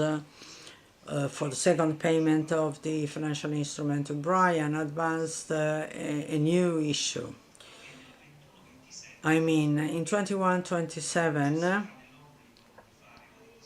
it is mandatory to conduct a system audit of managers of financial instruments. They will be subject to a system audit, including the new bodies that manage financial instruments. In this respect, we'll have new system audits of bodies. Nothing to do with verifications of the first advance payment, because I think you were making reference to this. These are this is another story. For 21-27, we have a new requirement, a new obligation, system audit of those that manage financial instruments.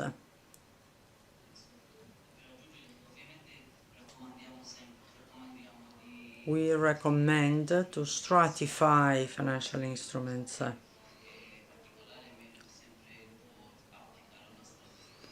So do apply a stratification.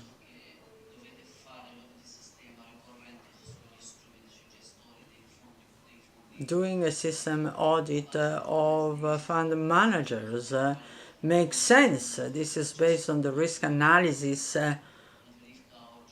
If you perform a verification today and you get a figure, you don't need to repeat this after 1 year. It makes sense. You will select a sample of final recipients based on your professional judgment, but when you take this sample of final recipients, you are sure that the system works. You will select your sample on the basis of the residual risk. The sample may be larger, which is logical. In 21-27,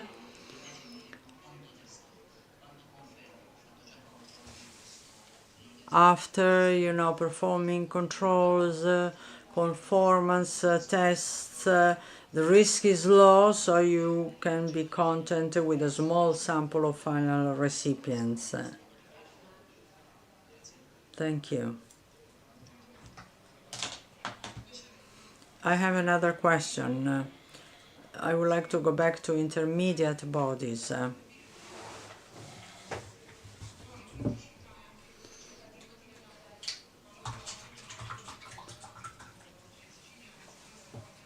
What if programs entail a large number of intermediate bodies? In 21-27 we will probably have more than 12 intermediate bodies. Shall we check them all with a system audit? Because it means a system audit of everyone.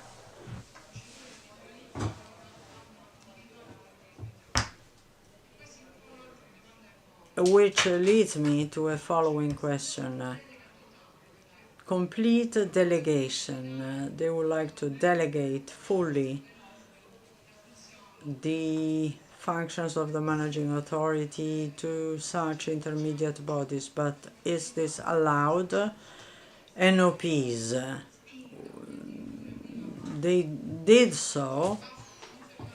They began by, selecting beneficiaries, then implementation of the measure, declaration of expense declaration sent to the commission, so reimbursement application through the certifying authority from the intermediate bodies. I'm quite confused. I'm just wondering, after a number of meetings with the managing authority, is this complete delegation effective? Does it make sense? What type of residual controls are left with the managing authority and also the audit authority? Second level controls, what shall we control with respect to such intermediate bodies? This is something for audit authorities. Ok. Siamo alla Grazie, ok, ti rispondo. Basicamente. Well, basically, so you need to carry out your risk analysis without covering all the intermediate bodies the first year. So you've got your risk analysis, and you have, let's say, a time schedule for how to cover all these bodies. So we have a number of national programs, have we not, Pasquale? So every year, for example, he carries out a certain number of systems audits based on risk and covering them at least once during the programming period. And in case of a higher risk, a second or third audit may be needed.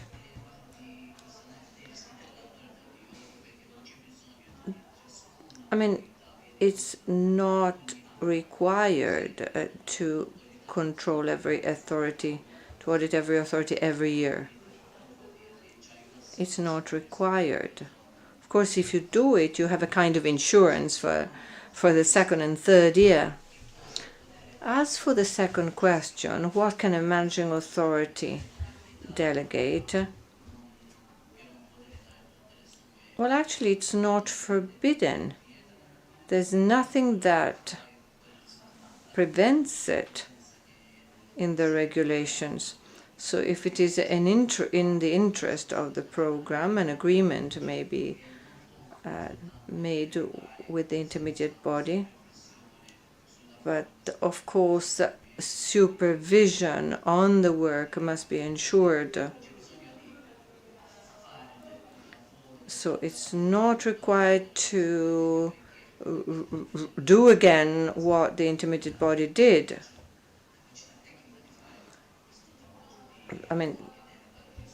Probably they will not have all the technical, let's say, expertise or capability to do all the delegated work. However, you have to know what to control, how to do it, and not just a sheer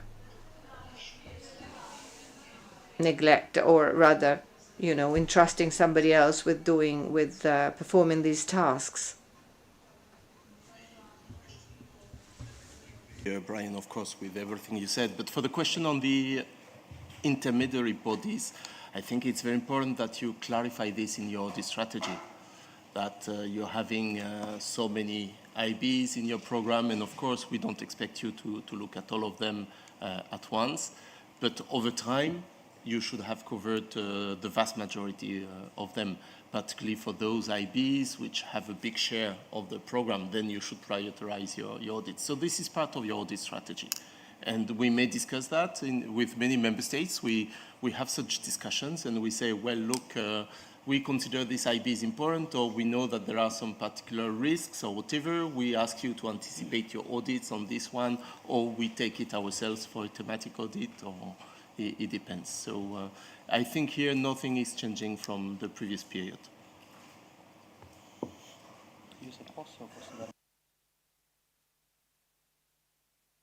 Sì, grazie per proprio in risposta. Yes, thank you. Yes, so following on your answer, we can share with you a national program where we have various types of delegations, ranging from the complete delegation of selection, management, verification, etc., to bodies entrusted with let's say, more limited tasks. However, we found that the supervision, let's say the oversight by the managing authority was lacking, because the responsibility remains, lies in the managing authority that has to have in place a good monitoring system, must verify the CGECO of the intermediate body, that must be approved by the managing authority. So we reiterate once again, the responsibility lies in the managing authority that must therefore monitor the operations entrusted to others. So it can legitimately delegate all its functions, but in parallel, it must have in place an effective monitoring system.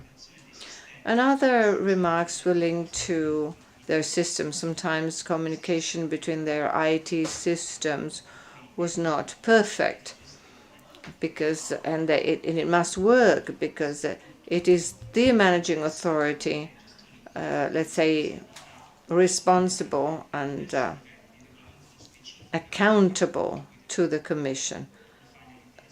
So delegation, various tasks may be delegated up to 100% of activities, selection, verifications, etc. But everything then goes back to the managing authority that must ensure that everything worked.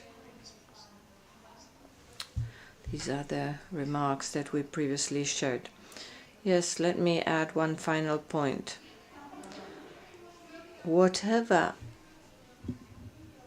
body delegating tasks to another one must put in place measures to monitor their work. And this is what the managing authority should do every year, checking let's say, the tasks and functions delegated to intermediate bodies. Was referring to is a national program, a case where we're having regular problems. And we know very well that because of a lack of supervision on the IBs, there is problem. So delegation, yes, fully authorized under the regulation, but supervision remains.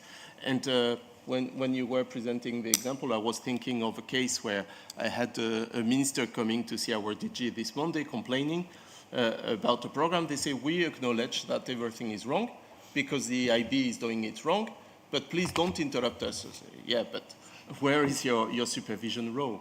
What have you done? You know that it is wrong. You know that they don't respect the selection criteria, and you didn't take action. So you have to insist always on this ultimate responsibility of the managing authority. It is not just a black box to pass some documents to Brussels. Thank you.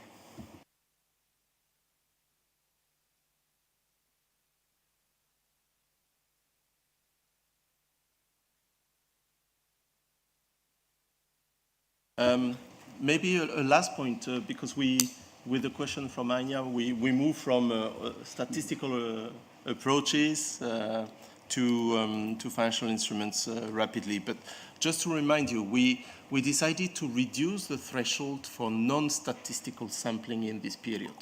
But I think that Brian insisted on that.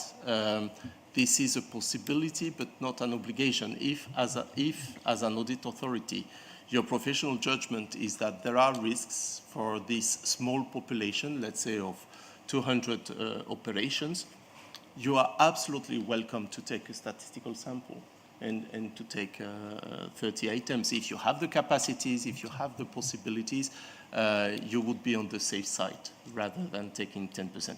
The reduction was really to avoid the fact that in the past the threshold was 150, so 10% of 550 was 15, and with 151 you had to move to 30. So there was a kind of a strange gap. Now 10% of 300 is 30, so there is a continuity, I would say. But I would say with 200, 250, you're already fully entitled to go for statistical sampling. Let's not forget that we had a couple of programs in 14-20 which used non-statistical because the populations were always very small, with crazy error rates, because with 3-4 items, if you have a hiccup, you can have an error rate of 54%. And then you enter into a whole litigation with the managing authority. So I think we need to find this balance between our capacity, our administrative capacity to carry out more audits, the results, and the tools which are at our disposal to carry out this work. So please don't take the non-statistical as an absolute rule, and you cannot move further. You can always do more work, and this is always appreciated. Thank you.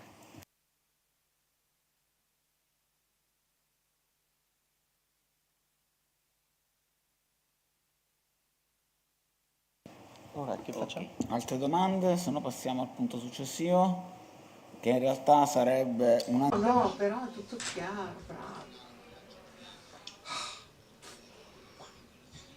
Net corrections, we got questions on them. Brian, please do merge questions together. This is the last presentation, number 4.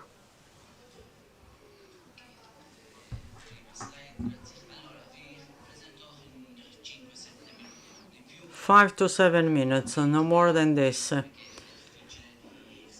It's very difficult to explain this item without remembering what this is about, because this is a new aspect in 21-27, and I'm talking about net corrections that were already present in the previous period. Suspension procedures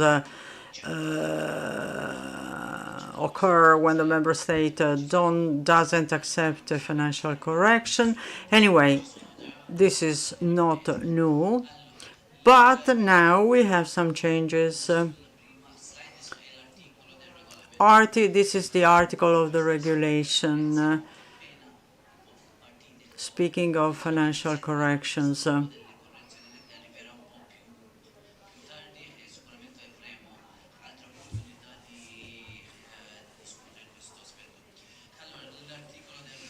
Article 104 of the regulation says that the Commission will apply financial corrections in specific cases whenever there exists a serious deficiency that jeopardizes the support of funds already paid in to the program.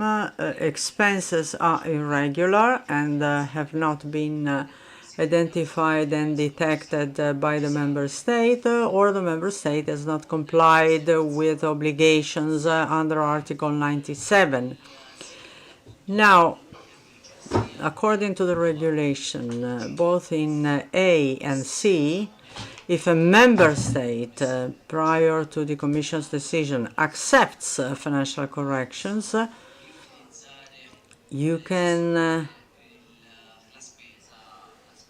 replace the expense as it happens now. The key point in the new regulation, the new point, is point B of this article. It is specified that when financial corrections are net, it says that net financial corrections are all irregularities contained in accepted accounts that have not been detected by the member state but have been identified through audits. This entails a net financial correction. It is important to detect and submit and communicate such irregularities to the Commission. This is what we mean by net financial corrections. Corrections are net irrespective of the following elements. A member state accepts or implements the correction after acceptance of accounts, the nature and seriousness of violation of the applicable law and financial implications for the European budget, date of the pre-correction letter. Also, the date matters.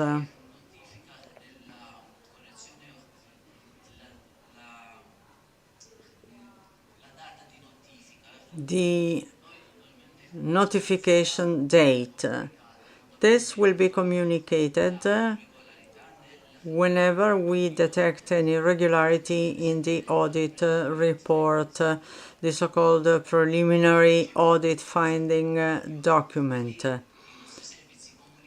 Our services in that case will tell you that we have identified an irregularity and we explain exactly when, the date of detection, and any other detail important for a member state to understand what has occurred.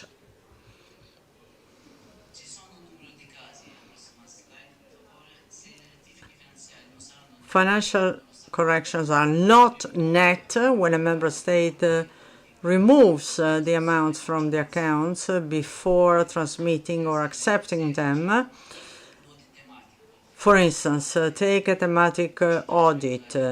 Criticalities and irregularities have been detected by the managing authority or by us. We perform a thematic audit. We find an irregularity and accounts have not been accepted yet. In that case, the correction is not net because this has not gone into the account. The key sentence in this article is irregular expenses in the accounts. If the expense has never been declared, you will not have a net correction. And this is also important when a member state has identified an irregularity, even though the irregularity has not been treated properly in the accounts. One of your questions about net corrections is: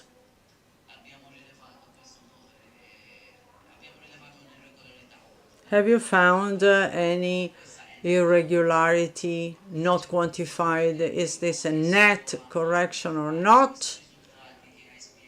I checked before. Anya told me that these are outcomes from the final reports where irregularities have a financial impact, but there are also irregularities with no financial impact. In the first case, an irregularity can be quantified as 5% and we quantify it as 25%. In that case, there is an irregularity, it has been detected and communicated from the member state. Second case, there is also an irregularity that has not been quantified let's say that we quantify its impact at 2 or 5%. Well, this has to be analyzed on a case-by-case basis because they can actually cases where a member state in a transparent manner demonstrates that the irregularity has been detected and communicated, but has not been properly corrected. It's very difficult, of course. Every case is unique. This is not something that can be applied consistently all the time. Every case is unique. We also have to talk to our lawyers. There are times when specific rules apply to this specific type of errors. Prima che apriamo un po' la discussione, è che è importante la buona capacità di individuazione degli errori, sia dalle verifiche di... So of course it's important to be able to identify errors, so first level checks and controls should be strengthened. Tomorrow we'll see that we are asking the DG to carry out fewer risk-based controls. And there is this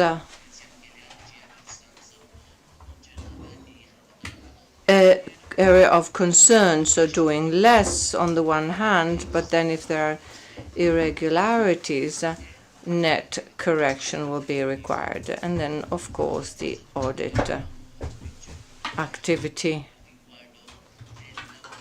We got a third question from you, which was as follows. Since the managing authority carries out risk-based audits, and let's say did not control this operation, then the Commission and the Court of Auditors come in and find irregularities. If that irregularity has already been accepted by the Commission, it becomes a net irregularity, whether it was controlled or not by the member state.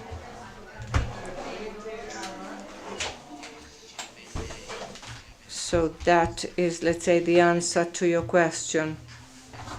Of course, based on our thematic audits, we usually take samples of the audit authority to see how the first level controls are doing. And we do the same with audit authorities. We take a sample of what you have audited. However, maybe we have controlled something that the IDG has controlled, but then there's a third operation in the population with the same irregularities because it comes from the same call. So every irregularity in accepted accounts not found by the member states is a net correction. By procedural aspect, we mean what we will need to do. We will group all the cases which follow, so the completed cases from a contradictory procedure on an annual basis. Thank you very much. I expect a number of questions. It's a new area. And of course, we take the opportunity to see what's missing, let's say. Let's give the floor to Anya.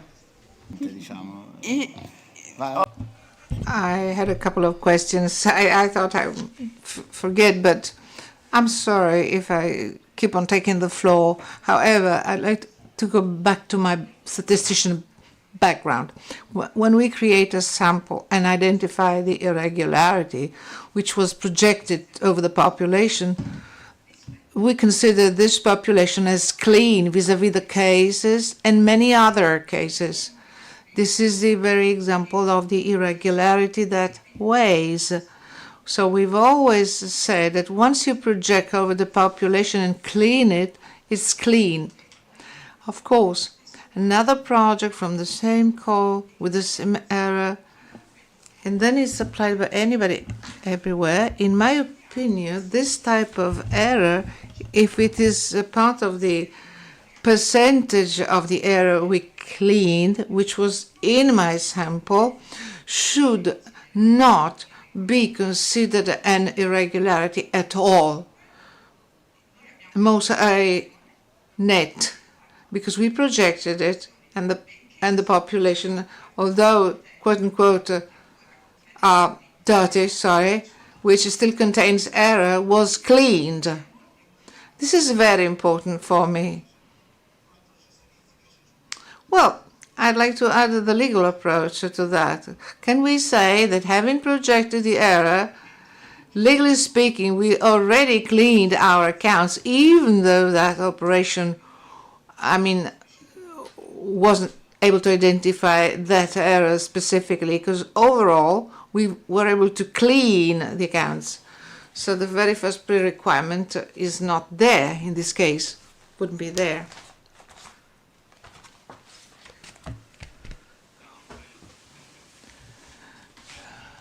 I agree with your approach. In case you have an error rate above 2%, you have extrapolated, you have done extrapolated correction. So whatever additional error one could find is covered by this extrapolation. The problem here is more a problem of finding problems in your sample, where we have to recalculate error rates, possibly raising the error rate above 2%, in which case an extrapolation will be needed, and this one will be net. But I think that you, from the legal point of view, you're raising an issue which is interesting. I'm pretty sure that these provisions will raise lots of legal interpretations. We had the first round with our legal service, which allowed us to conclude as Brian presented today. But I'm pretty sure that when the case will come, I wouldn't enter into possible legal interpretations today. But when we'll have some cases, indeed, we'll have to examine all these issues. Another issue which the Court of Auditors is currently auditing us on financial corrections for the previous period, for 14-20. And they consider that the Commission has been very bad at financial corrections, that we should have been made many more, in particular net corrections. Everything should have been net. Contradictory was a way to negotiate with the member states, and I really oppose this way of seeing things. This is against a basic rule of law concept that the auditee should have the right to put arguments on the table, and the auditor has the obligation to take these arguments into account. It's not simply for the sake of it.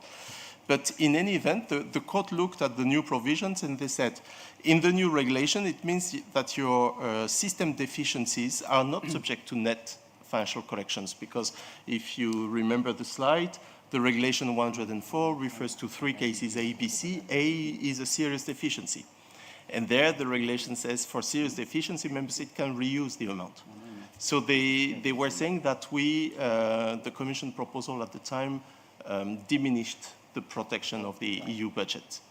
And personally, I don't agree with this argument, because we'll have still to see whether the serious deficiency had expenditure incurred into accepted accounts, or if we speak about other expenditure in accounts not yet accepted. Just to illustrate that there are lots of legal nuance with this article, which is not so easy. But I can reassure you on the fact that if you have done a sample which is correct, that we can trust the results, and that you've done your job properly, meaning detecting all necessary irregularities in your sample and projected correctly, there is no reason for us to come with net financial corrections. That's for sure. It will be in other cases where we find either problems with your sample or problems with non-detected errors within your sample. Se posso aggiungere quello che... I would like to add to what Frank said so well. Usually, when we audit at the audit authorities, we take a sample of their sample. If our audit confirms, let's say, 5 operations, that all of the 5 operations are good, the event cannot occur because we would simply confirm your error rate in the program. So it may, of course, happen that the European Court of Audit, which will visit the managing authority, checks 4 operations, and in a population that was subject to a lump sum correction to reduce the error rate below 2%, that operation, technically speaking, has already been covered by this lump sum approach. Looking at the experience of 1420, we, especially in Italy, we didn't have a flood of corrections to reduce the error below 2%. We had a number of cases. However, there should be a special situation whereby we can show, we can demonstrate that the population was corrected. In some cases, I don't know, there is an operation of 50 millions. You saw it, you judge it as a regular one.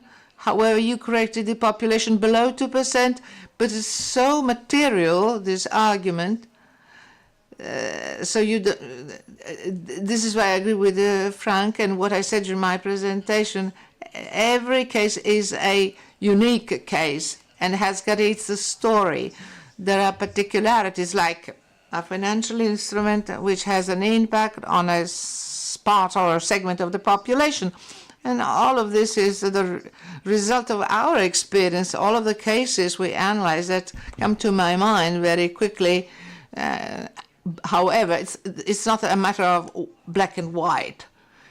I mean, this is a meaningful kind of concept, that of correcting. However, there might be cases where you had a 2.5 error rate and 1 operation checked and controlled, and we conclude that even though the population is 18-19%, so everything is quite legal, and we analyze the situation on a case-by-case.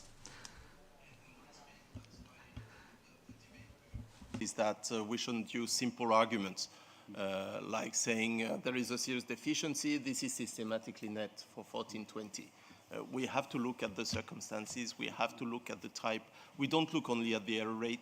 Sometimes you have a very serious issue linked to one specific stated issue which led to an error rate above 2%.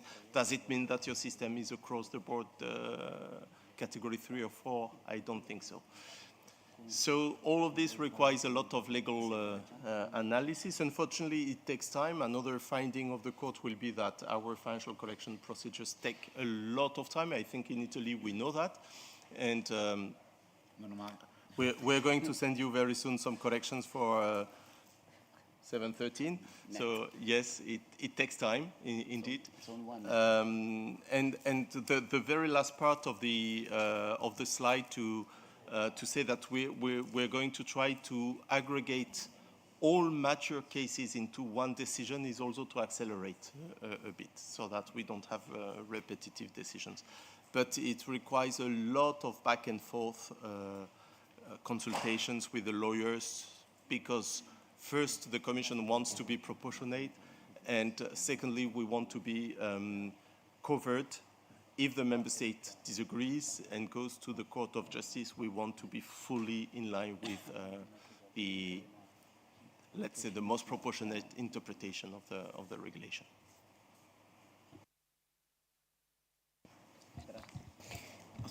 C'erano io con una cosa prima, non ero prenotato.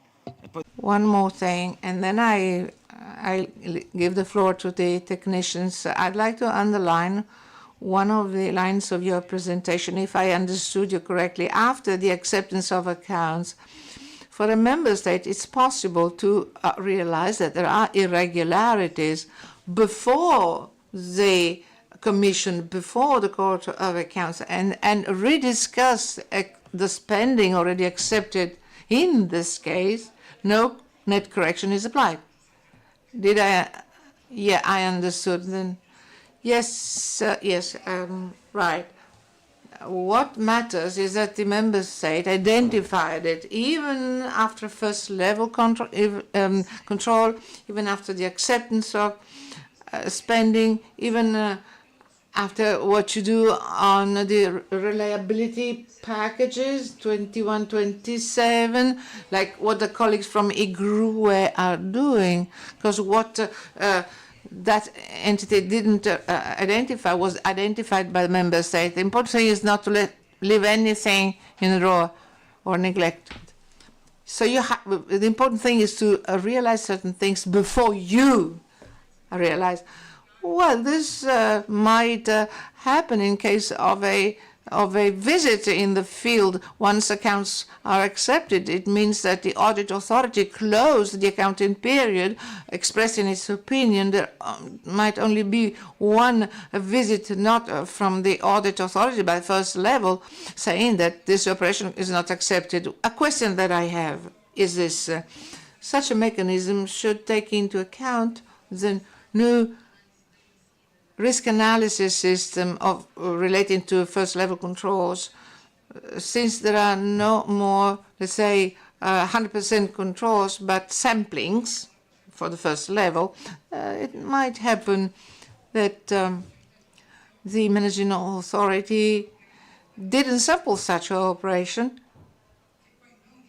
which is not even sampled by the audit authority, however, sampled by the Court of Accounts or the Commission. In this case, we can add another assumption to what Anya said. In fact, the audit authority, when cleaning the action, applying a systematic cut to apply to the whole of the operation. In case of the managing authority, in case they identified an error, we know they do not project, but they simply increase the verification.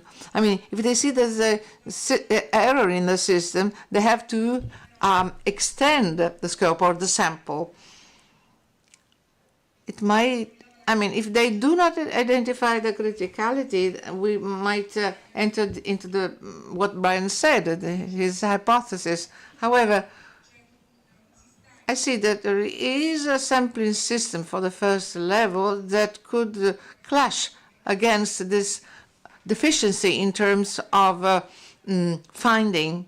And who's going to pay? Eventually, it's the program. Even the sampling control of the first level, I don't know whether it was clear enough. The system gets more complicated. Why? Because there won't be any more 100% checks. We won't be able to criticize the managing authority not to have control, because indeed samplings can be done. However, the irregularity operation might escape from this sample. Aspetto l'interpretazione che finisce.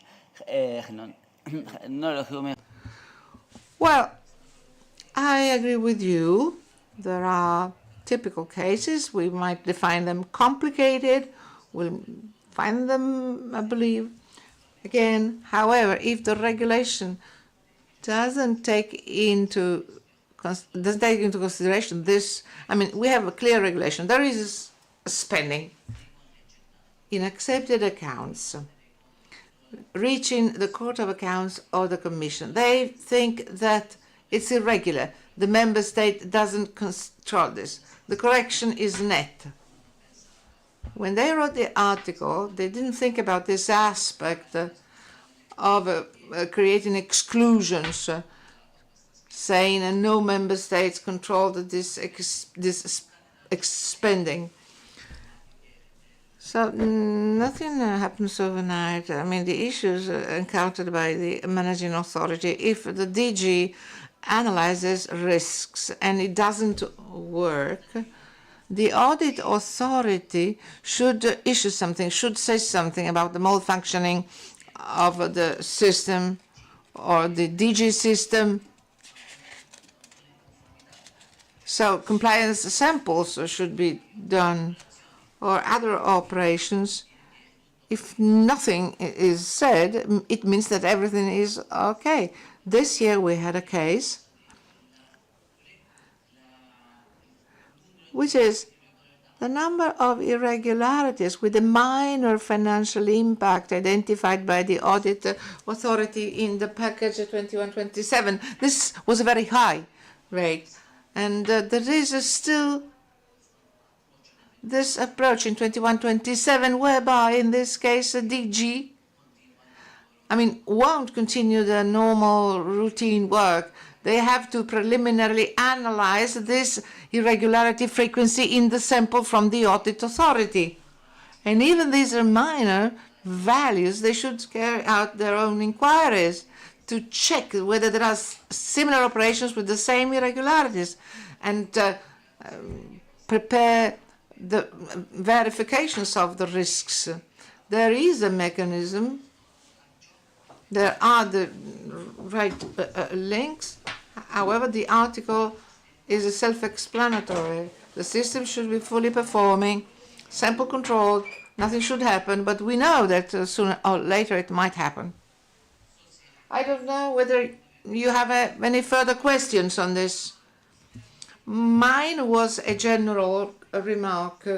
Whatever is linked to the law and statistics, well, this should be taken into account. We have pushed for a change in the mindset, in the approach for the first level, which is the risk analysis. It's a big change. Clearly, such a rule has got its own effects, and it might create the risk of going backward. This is quite evident from the point of view of the organization. What do they say from the DG? Well, if this is the possible effect, then we could do what Grazia said. We had indeed the same problem inside our organization. We do not deny this. Quite understandable, kind of natural, organic. And over and above this, I won't enter into the criticism and this rule has got huge effects being so new and the way it was represented. Probably we should, test it before reaching conclusions. So you have to prepare your own ground before being able to proceed stepwise. Otherwise, you're under risk and clash against certain bottlenecks or possibly create trends that are not good for anybody. Second remark, second consideration, it possibly produce an increase in the number of disputes. Clearly, wherever, on a case-by-case basis, or whether you can see black and white, this is something we should be fully aware of, this new approach. And this is what I want to say as a general remark. Clearly, we now have to test it. When you create so strong rules, well, the rule of risk analysis with this rule seem to clash one against the other, like the possible high number of litigations or disputes that might arise from this.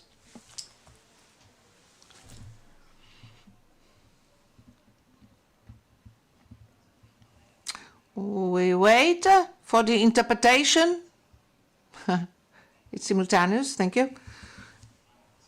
Mauro and Frank will reply. Our question, in case of a reperformance on the audit work by the Commission, if irregularities identified by the Commission, not by the audit, are below 2%, the irregularity, or rather the possible rectification, is it considered as below 2% also? Yes? Yes? Because the article, if you read it like that, Well, what kind of irregularity is in the accepted accounts that wasn't identified or detected? It's net. It's item B. It's really straightforward. Once you have a straightforward and clear, transparent rule, of course, you could not interpret in very different ways. Of course, we'll test it in the field. Yeah, Frank? As for the verifications that will increase the controls, this could be a reality. They should justify this because there'll be more controls. This could be a motivation justifying it. In Rome, I think in the annual meeting already discussions on that. The provisions on net financial corrections seem extremely simple, but as we just discussed here, they will be certainly subject to legal interpretation with the first cases, because point B, letter B seems to indicate that every single euro, not 2%, every single euro which was not detected then is subject to a net correction if detected by the court or by the Commissioner Olaf. However, I take on board also your remark that the purpose is not to say that we go outside your sample and then we find something and we say this is net. This is not the purpose. The purpose is really everything that we find in your sample which was not detected by you, as from €1 is net. And that's why we have all this action plan also to increase the detection capacity, including of audit authorities, because it's extremely important that your results are fully accurate, because we know very well that any compliance audit by the court or by ourselves will lead to net financial corrections. That's a given. Now, in relation to management verifications, where the managing authorities are requested to do risk-based management verifications, we see already today that many of them want to be on the safe side and want to go for 100% verifications. But does it solve the issue? I don't think so. Because we note through our audits that the management verifications are not good enough. Even if they do nowadays 100% or under 1420, it's not good enough. They don't detect all the issues. So it's not by increasing the number of verifications that we solve the problem.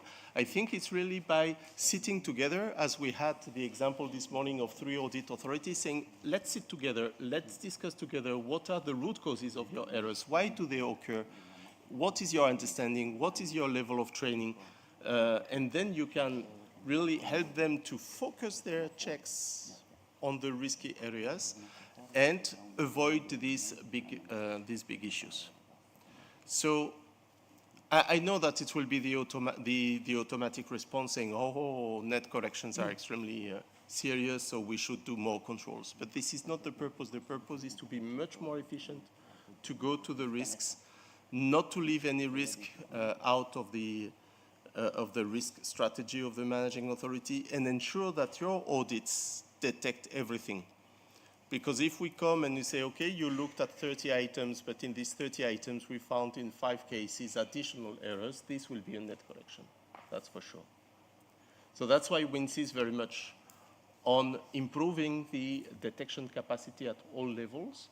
We are not obsessed by corrections. It's not our best file. We don't want to do corrections, but we have to do. The regulation says the Commission shall make financial corrections. It's not a may or has the possibility to envisage. We shall make financial corrections. So it's absolutely clear.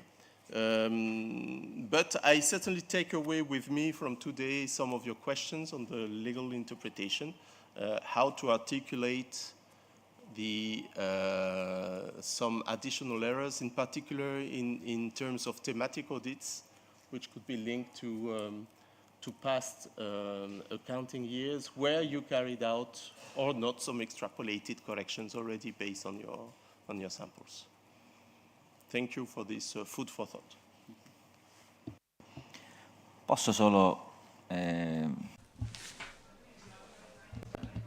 giustamente è molto stringente, no? Ogni singolo euro.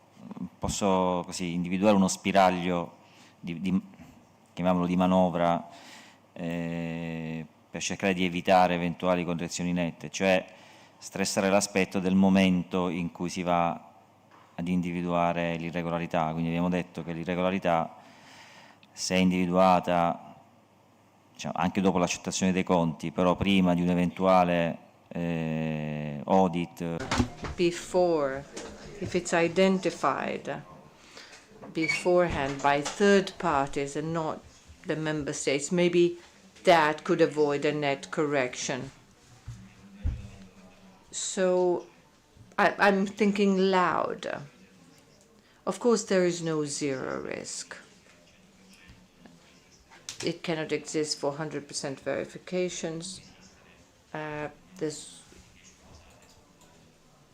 It is not the case either with risk verification. So the likelihood of something escaping first and second level controls is there, and also that the problem is detected by a third party. Well, it's a possibility, and there is no escape from that. Even below 2%, if you need a correction, the impact will be very strong. So maybe the only escape, besides, of course, improving our detection capacity, that's very relevant. However, the only ray of hope, let's say, is about the time. So when to step in, maybe also after submitted the account, so as to avoid future problems. A little bit of far-sightedness, let's say, even after submitting the accounts. That might be the only, let's say, possible way to avoid corrections. Well, considering that your samples, the samples of the Court of Auditors, may, let's say, detect non-controlled operations, financial irregularities related to the unsampled operations are the result of a wrong assessment by the managing authority, so a wrong risk assessment, and therefore the possible financial impact of this may be covered under point 1. So if the member state accepts to implement the corrections stemming from a wrong risk assessment, so the errors are the result of that, pursuant to point 1, they may be, the financial effects may be, let's say, exchanged with, let's say, a spending replacement or substitution.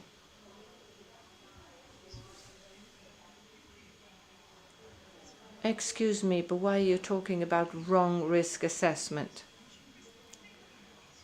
Well, risk assessment says that this category is at risk, and therefore for the first level will take samples within that category. If the Commission controls a project which is not part of those of the sampled ones, well, it may have been a correct risk assessment because in their sample that type of project is there, but instead of being project A, it's project B, and in project B, the error will be found. So what kind of projection is due by the first level after finding that error? To be correct after detecting an error, should it, let's say, broaden to 100% or not? when you have detected an error and you could correct the error, maybe in project B that was not sampled but which is still at high risk, maybe in project B there is an error. So it may not be due to an error risk, a wrong risk assessment. Well, if an error has been detected by a third party, it means that the managing authority did not find it. So an irregularity, a detected irregularity may help in not turning it into a net correction. So through a correct interpretation of the regulations, we could correct the financial statement of the union, but without penalizing the managing authority because of that irregularity. Well, Brian, you said it, but I'd like to clarify it further. Let me give you a practical example. If the Commission or the Court of Auditors detects a systemic error, will the net correction refer to that operation only, or will that have consequences on the action because it leads to a systemic error? For example, the Commission finds that the size of the company had not been reported, or in a controlled operation a connection had not been seen, had not been detected. So something did not work because that requirement had not been fully checked. So the net correction will be 500,000 euros, or will apply to on an action of 100 million euros, will have further consequences. You certainly said it, but I'd like you to repeat it or to clarify it even better.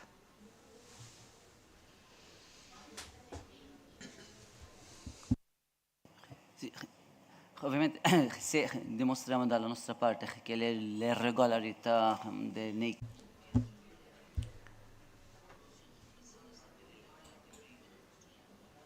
If the irregularities had not been found before, they lead to net corrections. Well, we gathered some experience in the past few months about the previous programming period when we had to apply net corrections.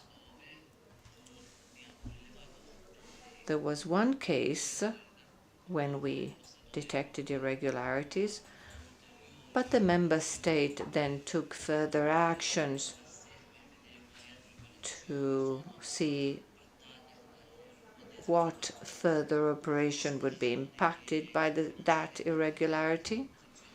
And so we took a position with our lawyers as follows. What we found leads to net correction. What the member state did is not net. So we did gather some experience in the past few months based on a number of financial decisions. However, it's really to be decided case by case.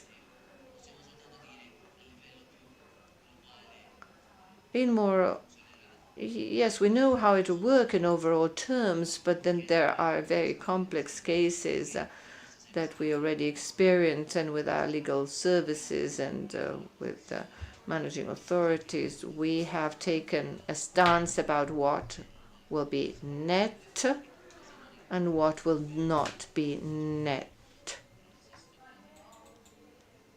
instead of putting it all in the same pot. Well, this helps already, because that would entail a small correction. It would be much worse if, for example, so you haven't audited all the operations well, and the correction could be broader. If only an operation will be corrected, it's okay. It's a problem, but it's a little problem, let's say. We found criteria in the Commission where to go for net and what part is net or not. And of course, as you can imagine, the court considers that all of this is ways to avoid net financial corrections, and they consider that we should always have net corrections in all cases. So I will have difficult times in Parliament with this report, that's for sure. But thank you very much for the debate. I think we have to move on because it's already quite late and there are lots of very interesting questions raised. I'm pretty sure we won't have time to do them all. So I propose we start, and we will certainly continue tomorrow because there is a program, Marisa, afterwards, I understand, and we cannot be late to that program too. Yeah. So we start with, cominciamo con la collega. Let's begin.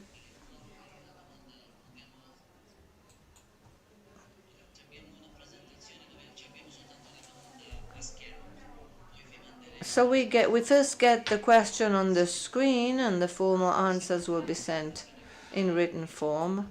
Shall we move to the first question? Mauro, can you ask the question, and then we'll try and give you the answer you wish. Well, I would invite the colleagues who presented it to do so. In the case of the single audit, then I would ask Monia. Yes, this is a question that we asked because the principle of the single audit was already applying in the previous programming period. We just wanted to be sure to having correctly interpreted the evolution of the principle, conscious of the fact that the very European Parliament in a resolution of 2023 highlighted the importance of a harmonious application of the principle in the member states, a homogeneous one too, so as to ensure simplification and load reduction for the beneficiaries. It has an impact on our work both when assessing the composition of the strategy in the sampling, during the sampling, and also at the audit stage. And based on what has emerged today, it may have an impact not only when we control the beneficiaries, but also when we apply this principle to the managing authority, and also to the role of the managing subjects, the SIFs. So we'd like to understand whether the audit authorities, based on the interpretation evolution of this principle, should base their work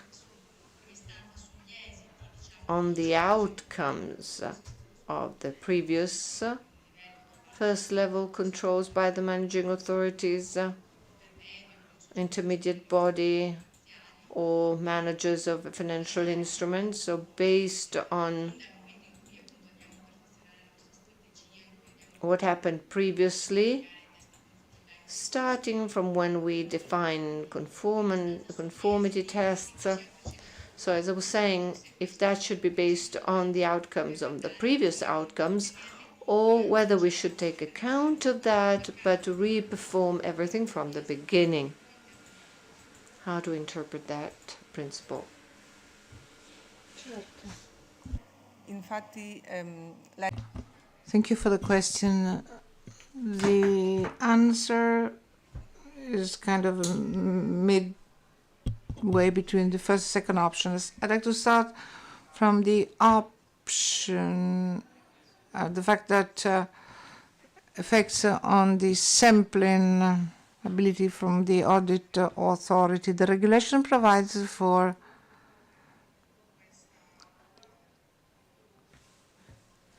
this audit principle, single audit, thus excluding a few operations already controlled based on Article 80, paragraph 3 by additional audits.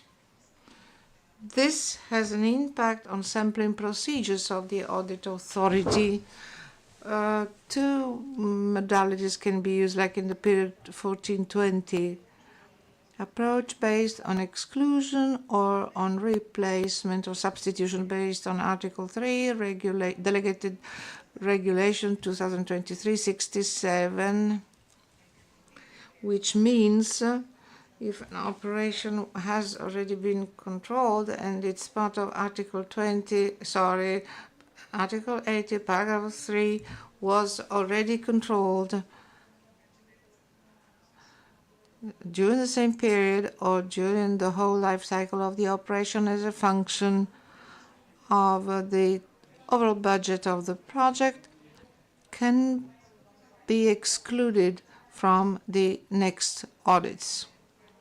However, in any case, in case of replacement or exclusion, the audit authority is in charge and has to make a decision on what should be done and describe and write in the audit strategy its decision under Chapter 3, based on their expertise. They could and should adopt one or the other way to proceed.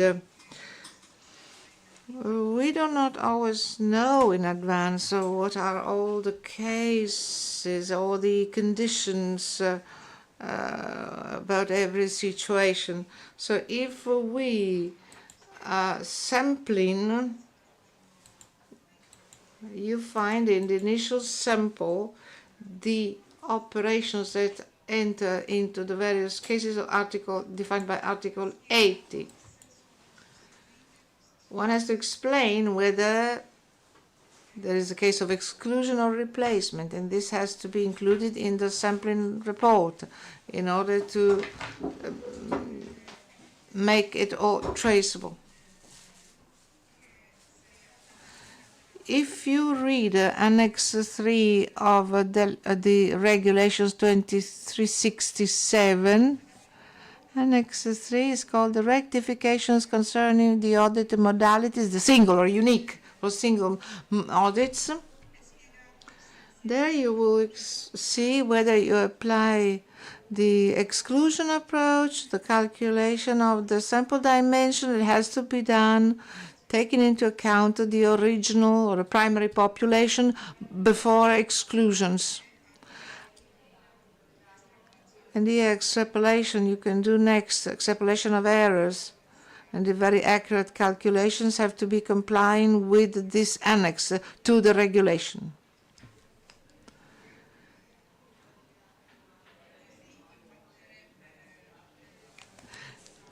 This is the impact of Article 80 on the sampling. I hope this is nothing new to you.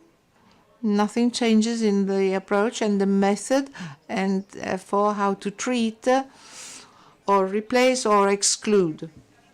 As for the results of the outcomes of management verifications, this is possibly more important to describe now. One always applies the single audit principle, so the spending was selected and verified by the managing authority. ADA will use, first of all, the outcomes of management or managing verifications. In case it didn't select, of course not. But I'd like to draw your attention on the text of paragraph 3, says the speaker, Article 80, which refers to the fact that the ADAs will use all the information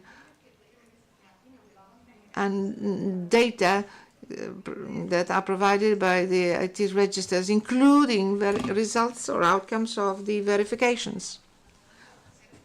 If necessary, additional documents can be required to corroborate their outcomes, which means, based on the documents available and the outcomes of management verifications, if they were carried out for a given operation, the others should formulate their own audit conclusions.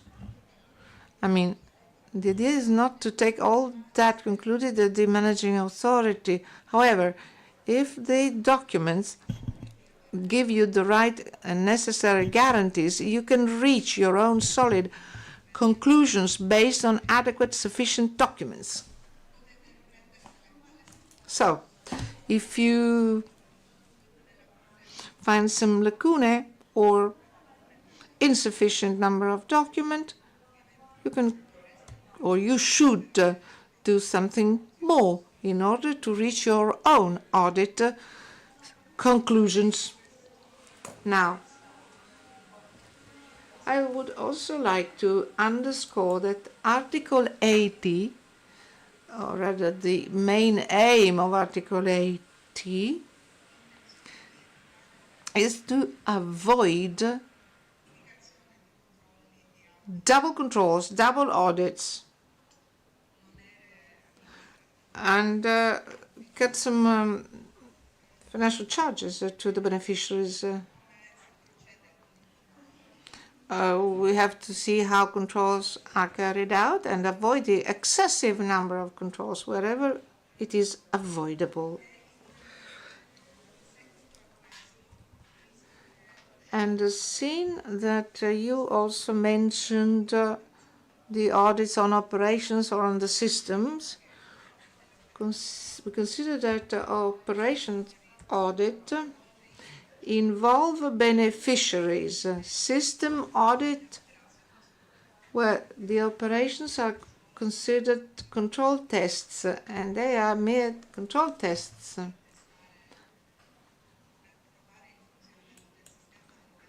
To test the way the system is governed. These control tests are considered beyond the field of application of the Article 80.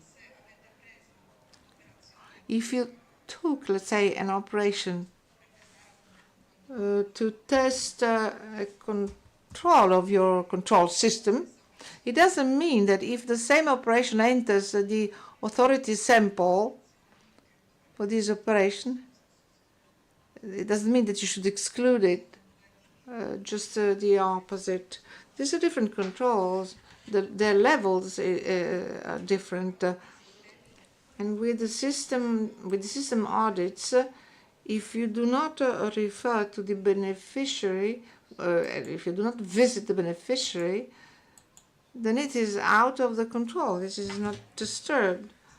So there is not such an administrative burden for this beneficiary.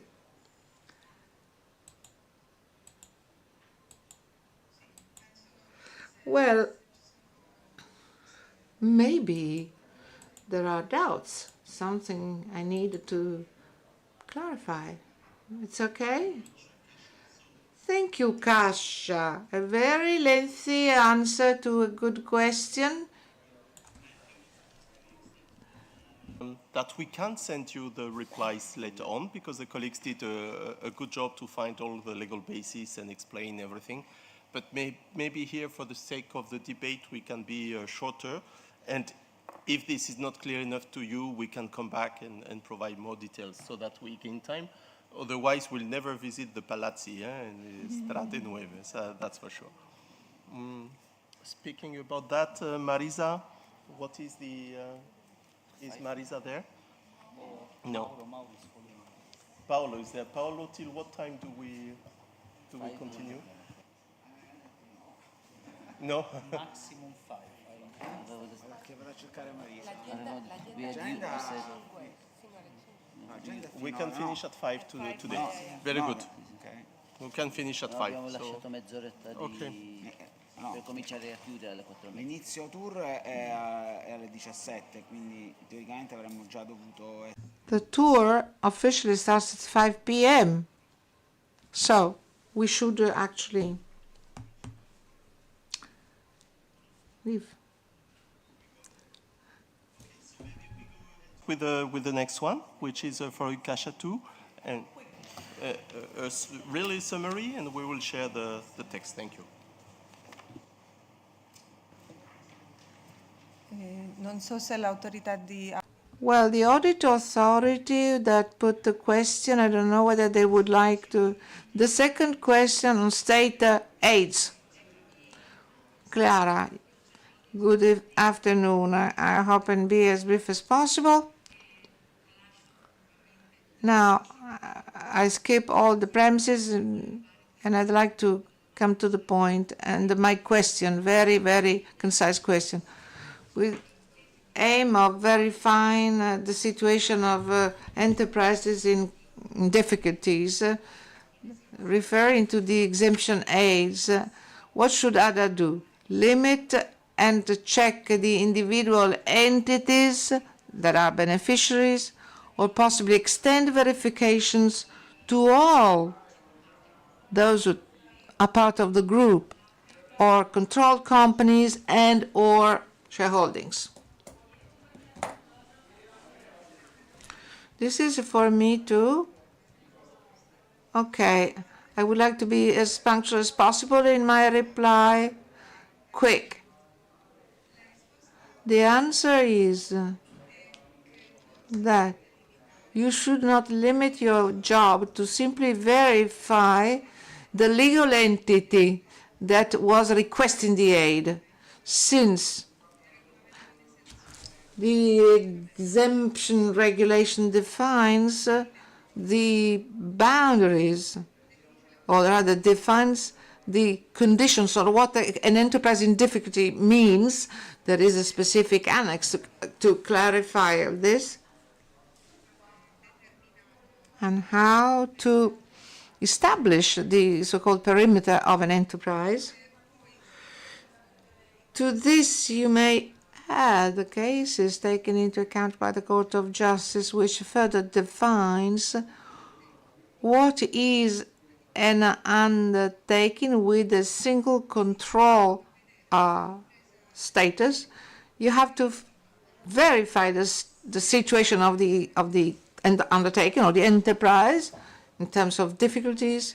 If it is a part of a group of companies, you have to check the group based on consolidated financial statements, if there are any, or based on the individual documents of the various undertakings.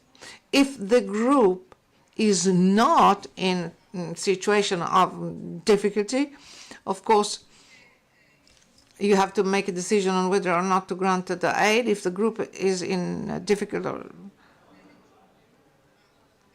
the aid is not readable. But you have to extend the control to the notion of undertaking with a common control source. Enlarged, extended. And I add, if you Mentre che se trovate che l'autorità di gestione... If you think the managing authorities do not perform such verifications correctly, we suggest to create a control system in place and tell the beneficiaries that they are compelled to do something. First of all, to explain the concepts. Request the beneficiaries that request the aid to declare that they are not in difficulty, and then receive the confirmation by the group and from the group. Citato. Dunque, questo se andate all'autorità di gestione e trovate che questi controlli non sono stati fatti. So the idea is to verify very in-depth all of the controls done.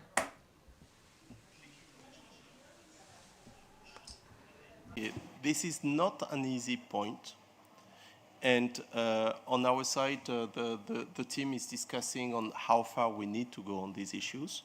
Kasia made clear that the case law refers to the need to go further. You cannot simply look at the entity which received the state aid. You have to look at the group. But Barbara Abruzzo explained also this morning the difficulty, how far you can go if you have this company, this entity being part of a group in Brazil and you don't have these statements, how far you can go. So that's where I think we have to find also some reasonable balance. You have to stop your audit at some point, and you cannot go forever. It's more complicated for an SME status, because there you have to be sure whether this is or not an SME. For the issue of enterprise in difficulty, I think we need to obtain reasonable assurance at some point, but we should stop at some point. But still, I do encourage you to go beyond the entity, because if you look only on that entity that receives the aid, the state aid, maybe this is not enough, and this entity was created to hide some problems in the group.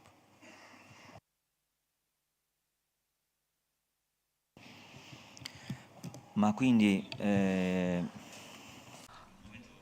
Well, I may yet to understand, and possibly I understood, that the possible extended verification on a group is necessary only in case of a negative, let's say, when the enterprise is in difficulty, then I check whether the group is a solid one. So to avoid, no, even if the individual entity is not in difficulty, anyhow, I have to verify, to check whether the group is in good health. Well, we have to be sure that we have to define the enterprise, the undertaking. If the undertaking covers several legal entities, more than the one which is applying for the state aid, in this case, we have to be sure, we have to verify all of the perimeter where the group is. And we have to respect the rules of aiding an enterprise which is not in difficulty. Foreign companies, we are not aware of their financial statements in certain cases, so we should really understand the concept of being sensible and reasonable. If I investigated the group and I checked 10 companies, but there are another 2 in Brazil, well, I write this in the notice and I say, well, if I'm not sure about all of the 20 controlled, you won't take the money from the EU, or rather, if I haven't investigated on a good percentage of the companies belonging to the group, even if I'm unable to analyze them all, if I cannot, let's say, read and understand the Brazilian financial statement, I can consider that just one company doesn't create a situation, an unbalanced situation. Well, it is difficult to answer such a question upon an example which is just an assumption. We haven't read any documents. Well, you can analyze the DG competition from the EU. They are questionnaires. And there are questions from various countries. And verifications are necessary to cover the whole group. If it is a subsidiary which is, let's say, whose impact is negligible, we do not need detailed data. But to give you a general answer, I would say that you cannot exclude such participants to a group, even though the fact of retrieving such documents can be difficult. We realize that. May I draw some conclusions on this difficult question? First of all, proportionality is key in terms of verification done by the managing authority. We have to analyze upstream. You have to check with the managing authority when they select the operations, whether they put these questions to the beneficiaries. on the calls they prepare, the beneficiary knows what to show. It isn't after that such checks have to be done. You have to refer to the beneficiary. You cannot go to the beneficiary 5 years later and say, this company is controlled or not. You have to go upstream and remember that there is such a case, series of cases, that there are judgments from the European Court of Justice, and everything has to be reflected in the cause to make sure that beneficiaries, their applicants, really have proven that they have no different interest. All of this is going to be assessed, evaluated, and upstream you'll have all of the elements that are necessary already issued by the managing authority. Now, we now have 5 minutes for a last question, and then we... sorry, I'd like to respond to reply. This is an input for the managing services. Since we are, let's say, loading a beneficiary with administrative burdens, for example, we ask to submit documents.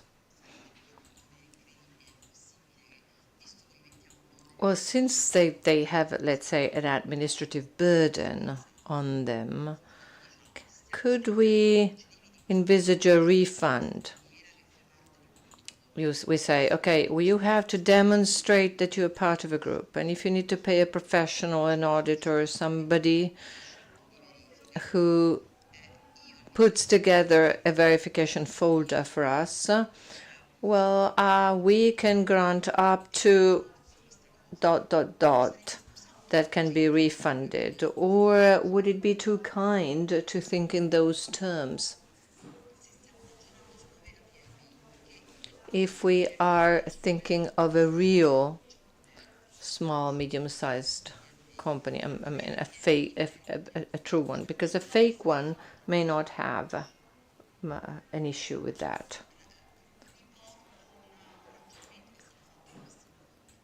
Yes, I'm reporting something that we discussed during this meeting.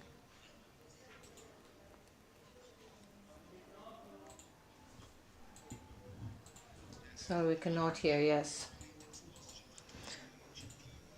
So there was a call for an incentive, and then at the verification stage you would add it afterwards. No, what I mean is different.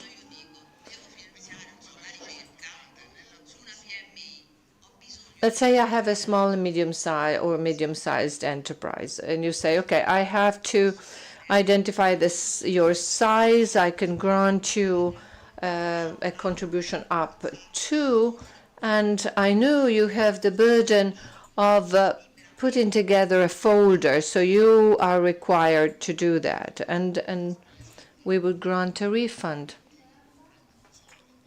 Well, the incentive, let's say, call would envisage not only the investment, but also the administrative costs of the company.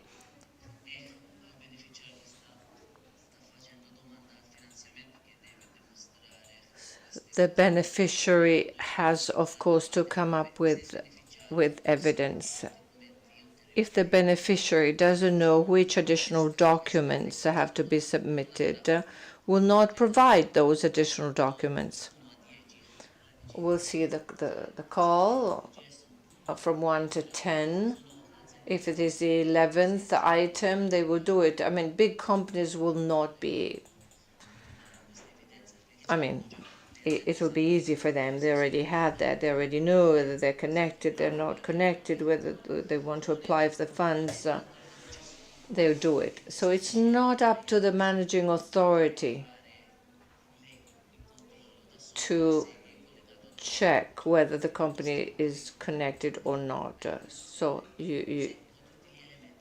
so the managing authority, if it has all the elements to finalize the verification, it's a yes. If all the elements are not there, it's a no. I will not take upon us that burden. So on a proportional basis, you must ensure, I mean the managing authorities, you must ensure to get the complete folder from the beneficiary, because you are not supposed to ask for this after the call. It would be very difficult. In your sample, you may have 2 operations out of 30. ADGs have hundreds. So if there is a problem, they have to correct it in all the subsequent cases, in all the other cases, and so it becomes very burdensome. Yes, thank you very much. We had thought of that, actually. Shall we continue tomorrow? Yes? Very well. In summary, recapping, so we'll meet in 5 minutes? Yes, we'll meet at the ground floor to leave for the 3 tours. Find your own tour. And that's all.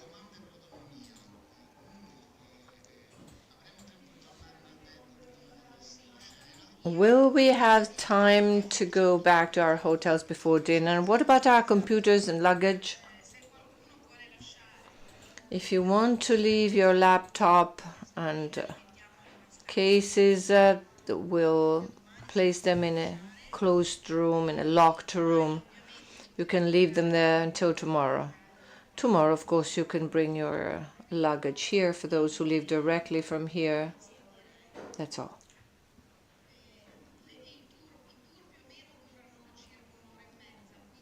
Tours take 1.5 hours. So I think you'll have time to go back to the hotel. For those who have the aquarium, there'll be a shuttle. I can't remember the exact time, but it'll be around 7 o'clock near Palazzo San Giorgio to go back to Sprignole. For the others, since their tours stop in Piazza de Ferrari, hotels can all be reached on foot. Thank you.